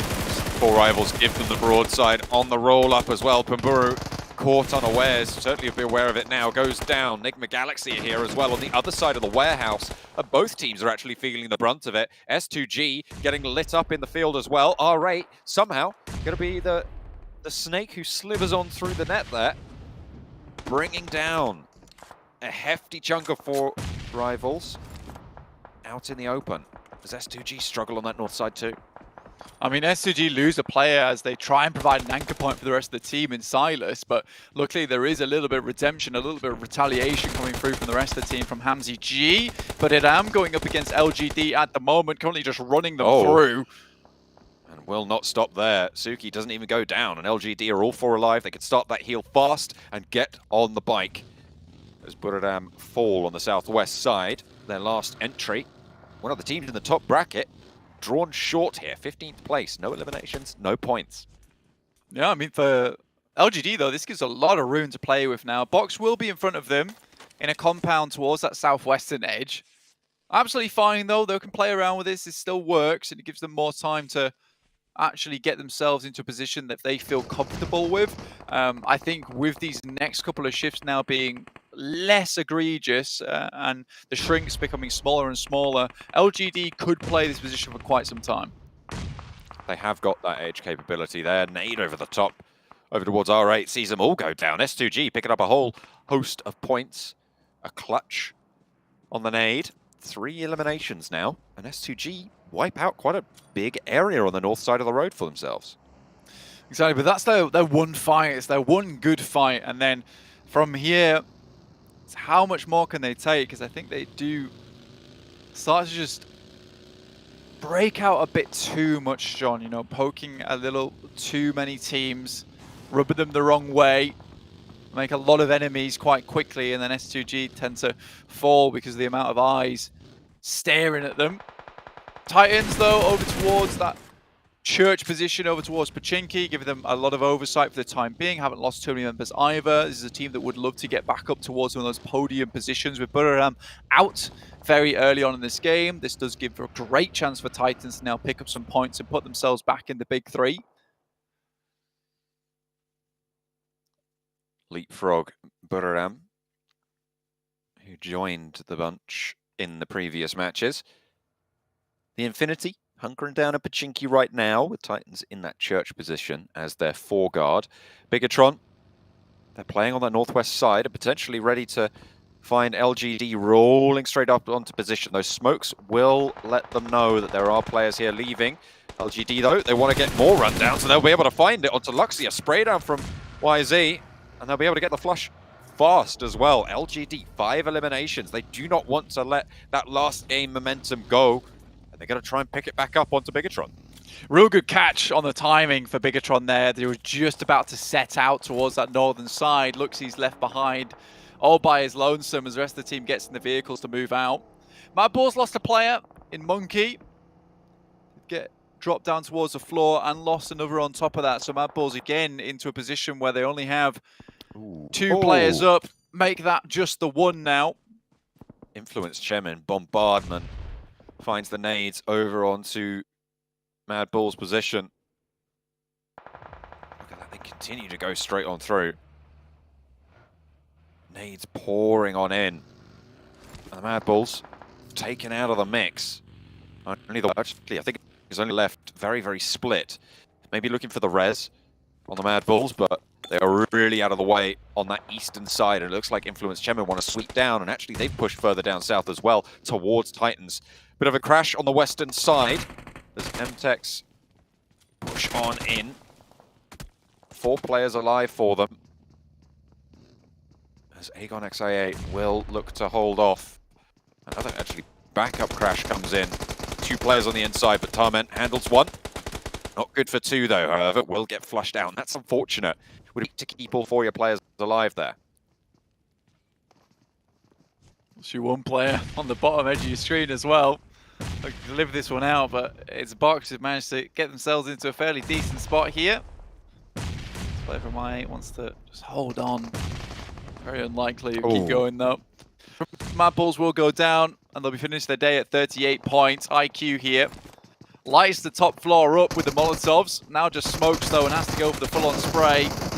Finds 1, drops out unscathed. Nice start to the engagement, but spotted, repositions. First aid, only 1 in the back pocket. Needs to figure out if he wants to fight or to try and heal. Tries the challenge, tries the spray, but it's not good. Box cut it down. And they will be able to get break back up as well. Staying alive as 4 in a building compound position. As LGD try and rock on up, but they're turned away swiftly. I mean, CCC was looking for another rundown. Unfortunately, you can't quite fit the buggy through the door there. Now it's a break out wide. CCC's also spotted by Tizzy from MTech. Ooh, should go down here. Is able to find that knock. Box also suffering on their side. Nade actually out towards CCC. One up, Tizzy. There's no one there to spray at, I'm afraid. They will have gone down already. Box regrouping.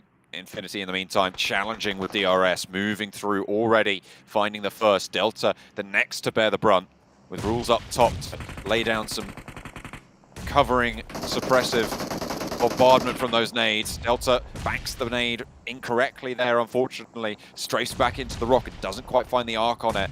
Doesn't quite land over towards the Infinity, but Mela going down, leaves Logan and Nuzi to challenge up the hill. They're getting continually pressured by this blue zone as well.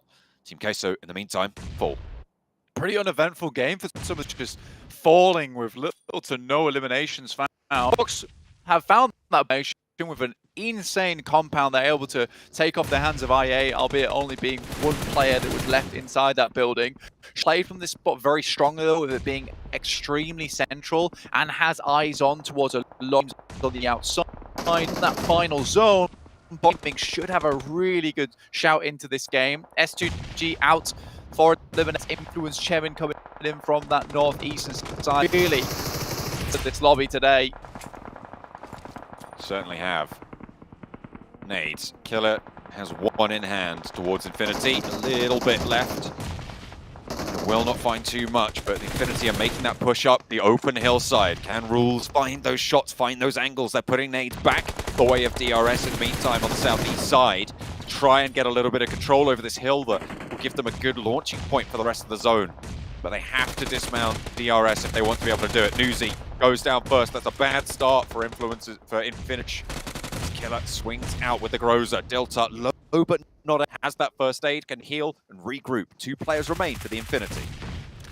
DRS looking more and more like hedgehogs without a shrapnel that's currently in them, but surviving nonetheless.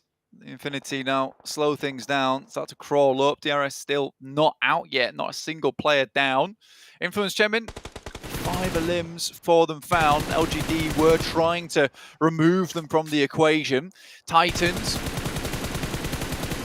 to keep this one up, might be able to even try and leapfrog Nigma Galaxy in this game, but unlikely the position that Nigma Galaxy currently hold from those compounds, so Titans have to hold on for a little bit longer with no cover to work with on these vehicles. Oh, Lord, backed off the shot by Titan. Teak. As everybody's on the swivel. Zuxi knocked a flushed very fast by Lil Boy from Influence Chemin. On that northern side, next circle comes in and pushes everyone central. And again, it's Box really with the lion's share. Yeah, and it was just central enough that it locks out both MTech's as well as Nigma Galaxy's compounds, which is great news for Box Gaming. You know, all things considered, this should be a Box Gaming win if they can translate off the back of this. They have a very good compound. So if Influence Chairman wants to be able to take this one home, it's going to be a case of playing from uphill, which is towards this northeastern side anyway, down towards Box Gaming. They're going to have to find some of these shots through the windows, open up with a couple of grenades maybe. They still have to deal with Enigma Galaxy as well as the final members from BTR, but it looks like they will just leave that alone for the time being, try and get a better position on the circle. You can see here they're setting themselves up on that hillside with sightlines down towards Box Gaming's spot. They can play on the north side of the road for a little bit longer, can Influence Chairman. Huge. There's a little bit of cover. Hopefully they'll be able to find some power there to solidify their slot at the top at the end of day one. Would certainly be a good start for them. Box, though, not willing to let this one go. We've seen it from LGD before, getting a good game to careen up the tables. Box Gaming looking to repeat that and get out of that elimination bracket, that red zone at the bottom of the tables, which every single team here is absolutely dreading. DRS, huge amount of damage, knocks down. The Infinity finally out. Probably one of the better games to date at an 8th place, which is sad to say, really. Titans, 5 eliminations found this game so far from a pretty rough spot, honestly, but you can see the red markers on their side. They are restabilizing, getting players back up on their feet, but it is difficult. And Enigma Galaxy is starting to move forward to send these grenades in. One more and a longer arc there, over towards Titan, but will not be able to land it. Fortunately, Ralph on the roof will find Puncher. DRS still low, still flagging, but still alive. Enigma Galaxy picking up points wherever they can. They really do want to challenge Influence Chairman here. Box, the first roll on up.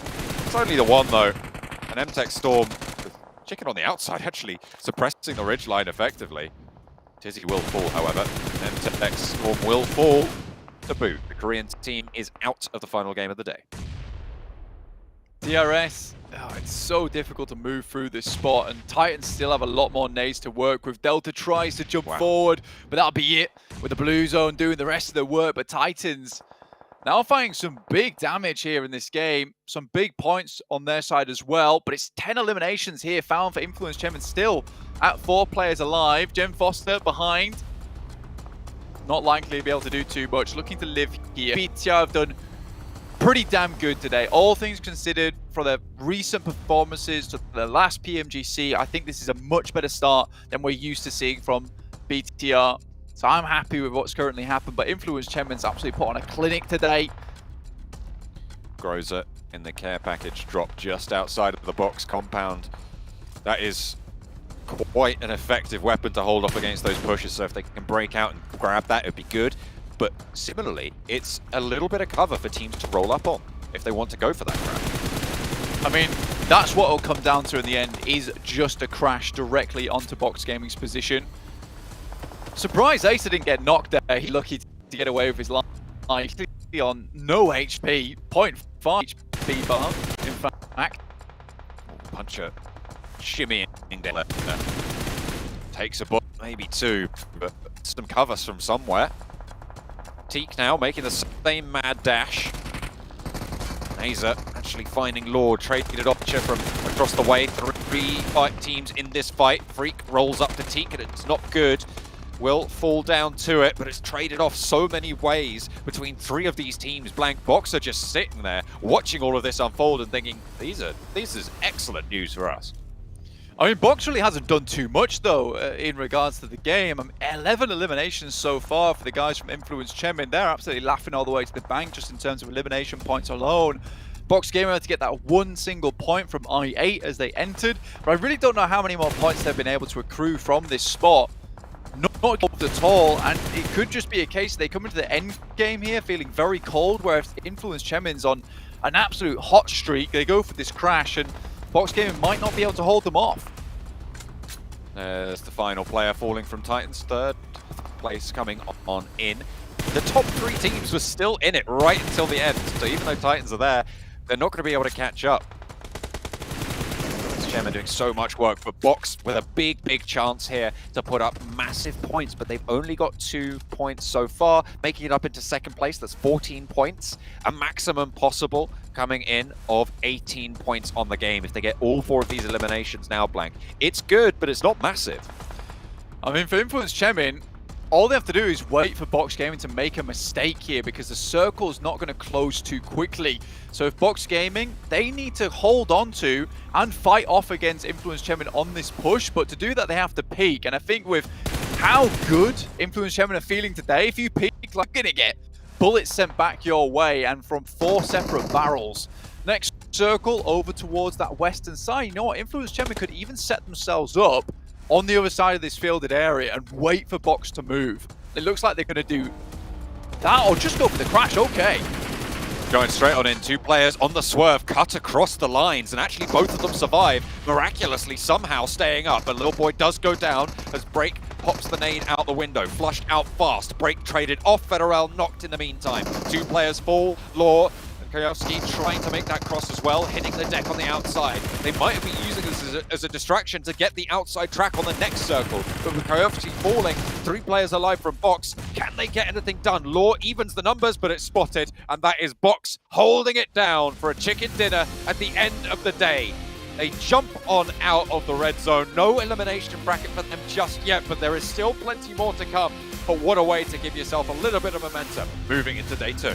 That right there is the Box formation, but Influence Chemin, I think like they make a little bit of mistake there. Still, a huge amount of eliminations. It's a little mistake, I'll put it that way. A tiny little flaw in the otherwise perfect system. I mean, they could have definitely sent out wide there with the use of smokes and waited for Box to have to leave that compound on the next circle. Again, you could get caught. I still think there was a chance there, and maybe they pulled the trigger a little bit too soon on that game. Either way, fantastic stuff from Box Gaming to identify the best position in this and then play out from it. I mean, they could have maybe got involved those other teams, but that might have exposed. They want to make sure they were up as 4 in the end game to protect themselves in that compound that they held for so long. Look at the numbers. I mean, it was a big pop-off deck team, right? And you said it before, they didn't really have a massive impact other than just holding players away from the building that they were occupying, really. 5 eliminations coming through from Trisme, 3 from Scry as well, but the damage numbers massive, but it was effective. Yeah. Like, it was controlling that ground, as you say. I still think today has just been one hell of a performance coming through from Influence Chemin. Look at the nade usage compared to anyone else in this game. 40 both for nades, 4 Molotovs. Incredible stuff coming out from these guys. 21 to 40 as well on the seconds from Influence Chemin. I mean, that final engagement did occur quickly. But what a day from Influence Chemin. A perfect combination of aggressive and pinpoint action from this team, opposed by the fact that they're quite patient and also very tactical in their movement. That is exactly what you want to see in a team at PMGC. Influence Chairman doing Brazil proud. They have had a pop-off day, but Box Gaming take the final chicken dinner.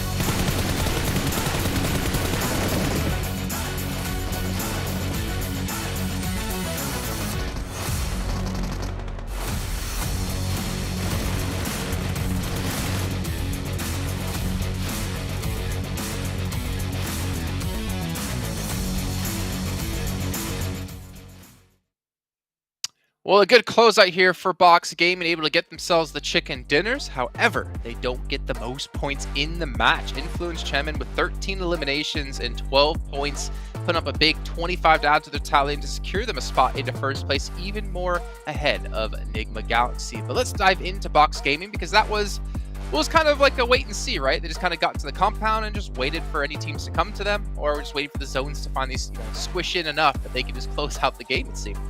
Yeah, I mean, the waiting game is definitely what they were playing there. Trust me, had, 0 damage taken. He just really did not put himself in harm's way that game, Sandstorm. They were just waiting. I mean, they fought for that spot, and as Blank mentioned during the cast, and I fully agree, they just knew the value of that position. If the odds are in your favor and the circle centers up on that compound, what are you going to do? Fight through a field position to breach it? Not going to happen. Go downhill to breach it? Going to be also relatively hard to pull off. So they knew the value of that spot and played it down to a T. Yeah, the space was very open. There was no need for them to peek. They just let all the other teams kind of destroy each other, kill each other, and then they managed to secure the chicken dinner towards the very end. So they played it by ear. And then looking towards the other teams as well, Enigma Galaxy, Titan Gaming, I love the fact that they're still staying in the top 4, in the top 5. They get to that top 3 spot and they are not letting go whatsoever. Here's our players over the course of the day, not just the last match here. Federal coming in top with eliminations and damage. 20 limbs, 3,400 damage. Not a bad start here, but you can see coming in from Titans, TQ with 6 assists here as well, helping his teammate get that chicken dinner earlier on today. Yeah, I mean, you're talking about Federal. You're talking about the MVP for the fall and spring split for Brazil for 2022. You also are talking about the MVP for the Americas Fall Championship, back-to-back championship as well when it comes to the Americas tournaments. So definitely not surprised with this incredible performance that we're seeing from him. Well, here we go. Here's our overalls at the end of the first day. 97 points for Influence Chemin. That is a fantastic result here with 6 matches played and only 1 chicken dinner. But look at those eliminations to go with it. Them on 43, Titan second at 42. Those are some big elim days. I mean, there's only one word to describe Influence performance today, and it's a word we are very familiar with. It is consistency. Start off the day. Yeah, that too could have worked out, but no, consistency. Extreme consistency. Chicken din on the first game, 4th place after that, 12th place, not too good, but then a 4th, a 3rd, and then a 2nd place right now. They've almost always been in that top 5 position. This team is looking great, and Sandstorm had my questions as how they could perform in a PMGC ecosystem, but I mean, so far I think they shut down a lot of the doubts in the world because they came out swinging in this game. Yeah, they really did, and this is one of the reasons why I decided to pick them as, well, one of the contenders for top 3 going into week 1 of the tournament. But I saw how strong they were in the Americas tournament. I saw how strong they were when it came to PMPL Brazil Season 1 and Season 2. The synergies there, the consistency's there, and my God, the strength is there. Well, looking at our kind of representatives, Max, I mean, we're seeing Mad Bulls currently going to be going to the survival stage if we stopped right now. But this is the first time I feel like we've seen Mad Bulls properly challenged, not able to rotate in the zones quickly enough to get towards the center or have a clean path. This is a Mad Bulls who have finally been pushed a little bit more difficultly, if that makes any sense. Pushed a little bit harder than we've seen in the past, and I find that kind of interesting because I want to see what kind of team they become. Can they adapt to this now going into day 2 and improve? Yeah, I have the impression when you're looking back on PMPL Western Europe and the European Championships, they were getting positions that were just not contested and they would just have free range to do pretty much anything they wanted, but here teams are just quicker than them. They're also potentially at sometimes smarter than them, and they're just like, we want to go there, but we just don't have the time to do so. The teams around us are so quick. They need to adapt, and one day didn't go well, but they need to adapt for tomorrow.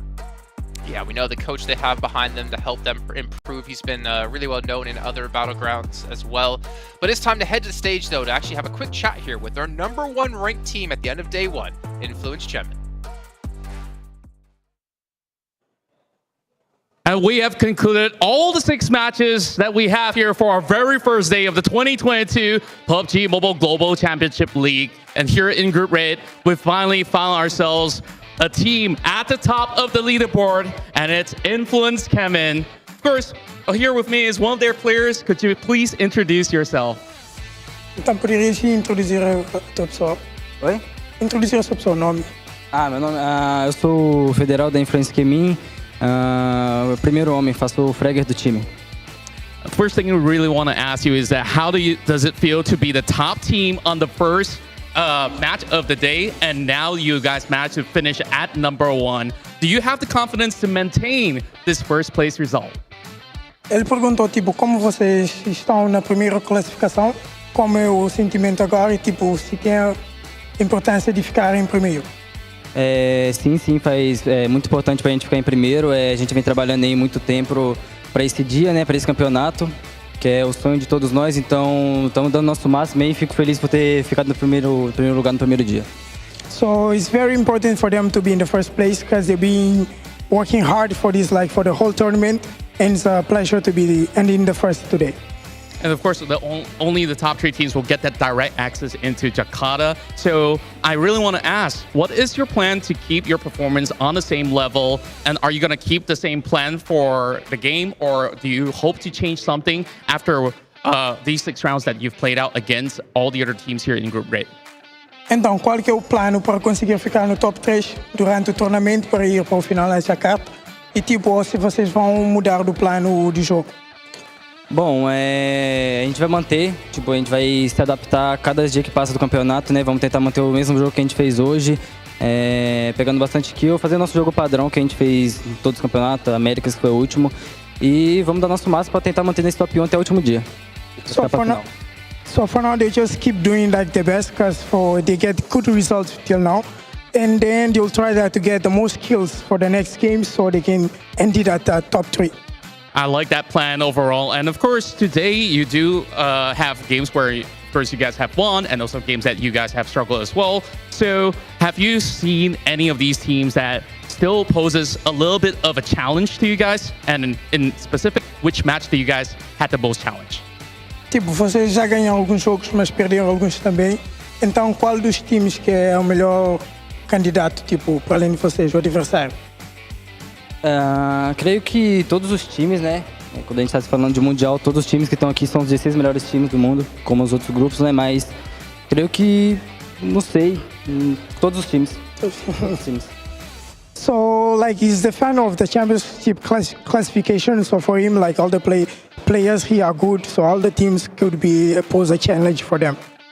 I love the respect that's given to all the teams out there, and there's still a lot to work for, but I only have one last question for you. So finally, is there anything you want to say to the fans who are supporting your team? O que quer dizer, tipo, para os fãs aí no Brasil ou aqui que estão suportando o vosso time? Queria agradecer a todos pela torcida aí. Vamos dar nosso máximo aí para trazer esse mundial pro Brasil, que a gente sabe que a gente consegue. E bora, tamo junto. Queria mandar um beijo aí pra torcida da Inf, minha família também que tá assistindo. Então é isso, amo vocês. So like a big thanks like for all the fans here in the Brazil. Also like a big love and a kiss for all the families in the Brazil watching now. All right, thank you so much, Federal, and it's definitely a pleasure to watch you guys play. There's still more games to go happening tomorrow here at the 2022 PUBG Mobile Global Championship League. So make sure you guys stick around, and of course, we'll see you guys real soon. Real soon indeed. Thank you so much, Contra, and also Federal for his interesting words, saying they're not too worried. Just gonna be looking for a lot more eliminations tomorrow just to really spread their lead and maintain a spot in top 3. I mean, you look at Federal, he's played quite a few tournaments. He's played on the PMGC stage before. He's kind of used to this kind of pressure, and you see there's really no pressure on him at all, it feels like. He looked pretty relaxed, pretty comfortable. Yeah, I mean, during the interviews, no stress. Like, that man is just knows what he has to do going into this, right? Given I think the translator looked more stressed than he did. Yeah. I mean, when you're next to Federal, you know, I definitely would understand. I would be scared too, so that's fine. But yeah, this team has been looking hyper consistent so far throughout today, and if they can keep it up tomorrow and for the next few days, this could be one of our top 3 teams going directly to the grand finals. And yeah, I think they can keep it up. That's the thing. Yeah, I think not only you got to see them. Do you think that's true? 100%. Not only are they a contender for, I want to say like first place, not even top 3 just for this group, but I think they're going to be a contender for the title when it comes to the grand finals. They're one of the strongest teams that we have. Listen, they're showing some pretty good things so far. They're a very strong team. The consistency's there, the synergy's there. I don't know what else to tell you. They're a pretty strong team, and I'm gonna put them up there. You know, let's have them play against some Chinese teams who aren't being cursed by Maxmen, and then we'll see how things go for them, okay? I want to see them up against Nova, Foreigner Man. I want to see what they've got. But yeah, I mean, they definitely have impressed me quite a bit today getting to cover them for the first time, and I'm happy to see what they can do tomorrow. But again, a lot of teams are going to be gunning for them. A lot of teams are going to be aiming for those top 3 positions, looking to improve on themselves. question is, can Influence Chemin continue to improve and continue to maintain this high caliber of play that we saw today? But that all has to wait until tomorrow, though. So on the first day of 4, we'll be back though tomorrow at the exact same time to continue PUBG Mobile Global Championship Group Red. We'll see you guys then.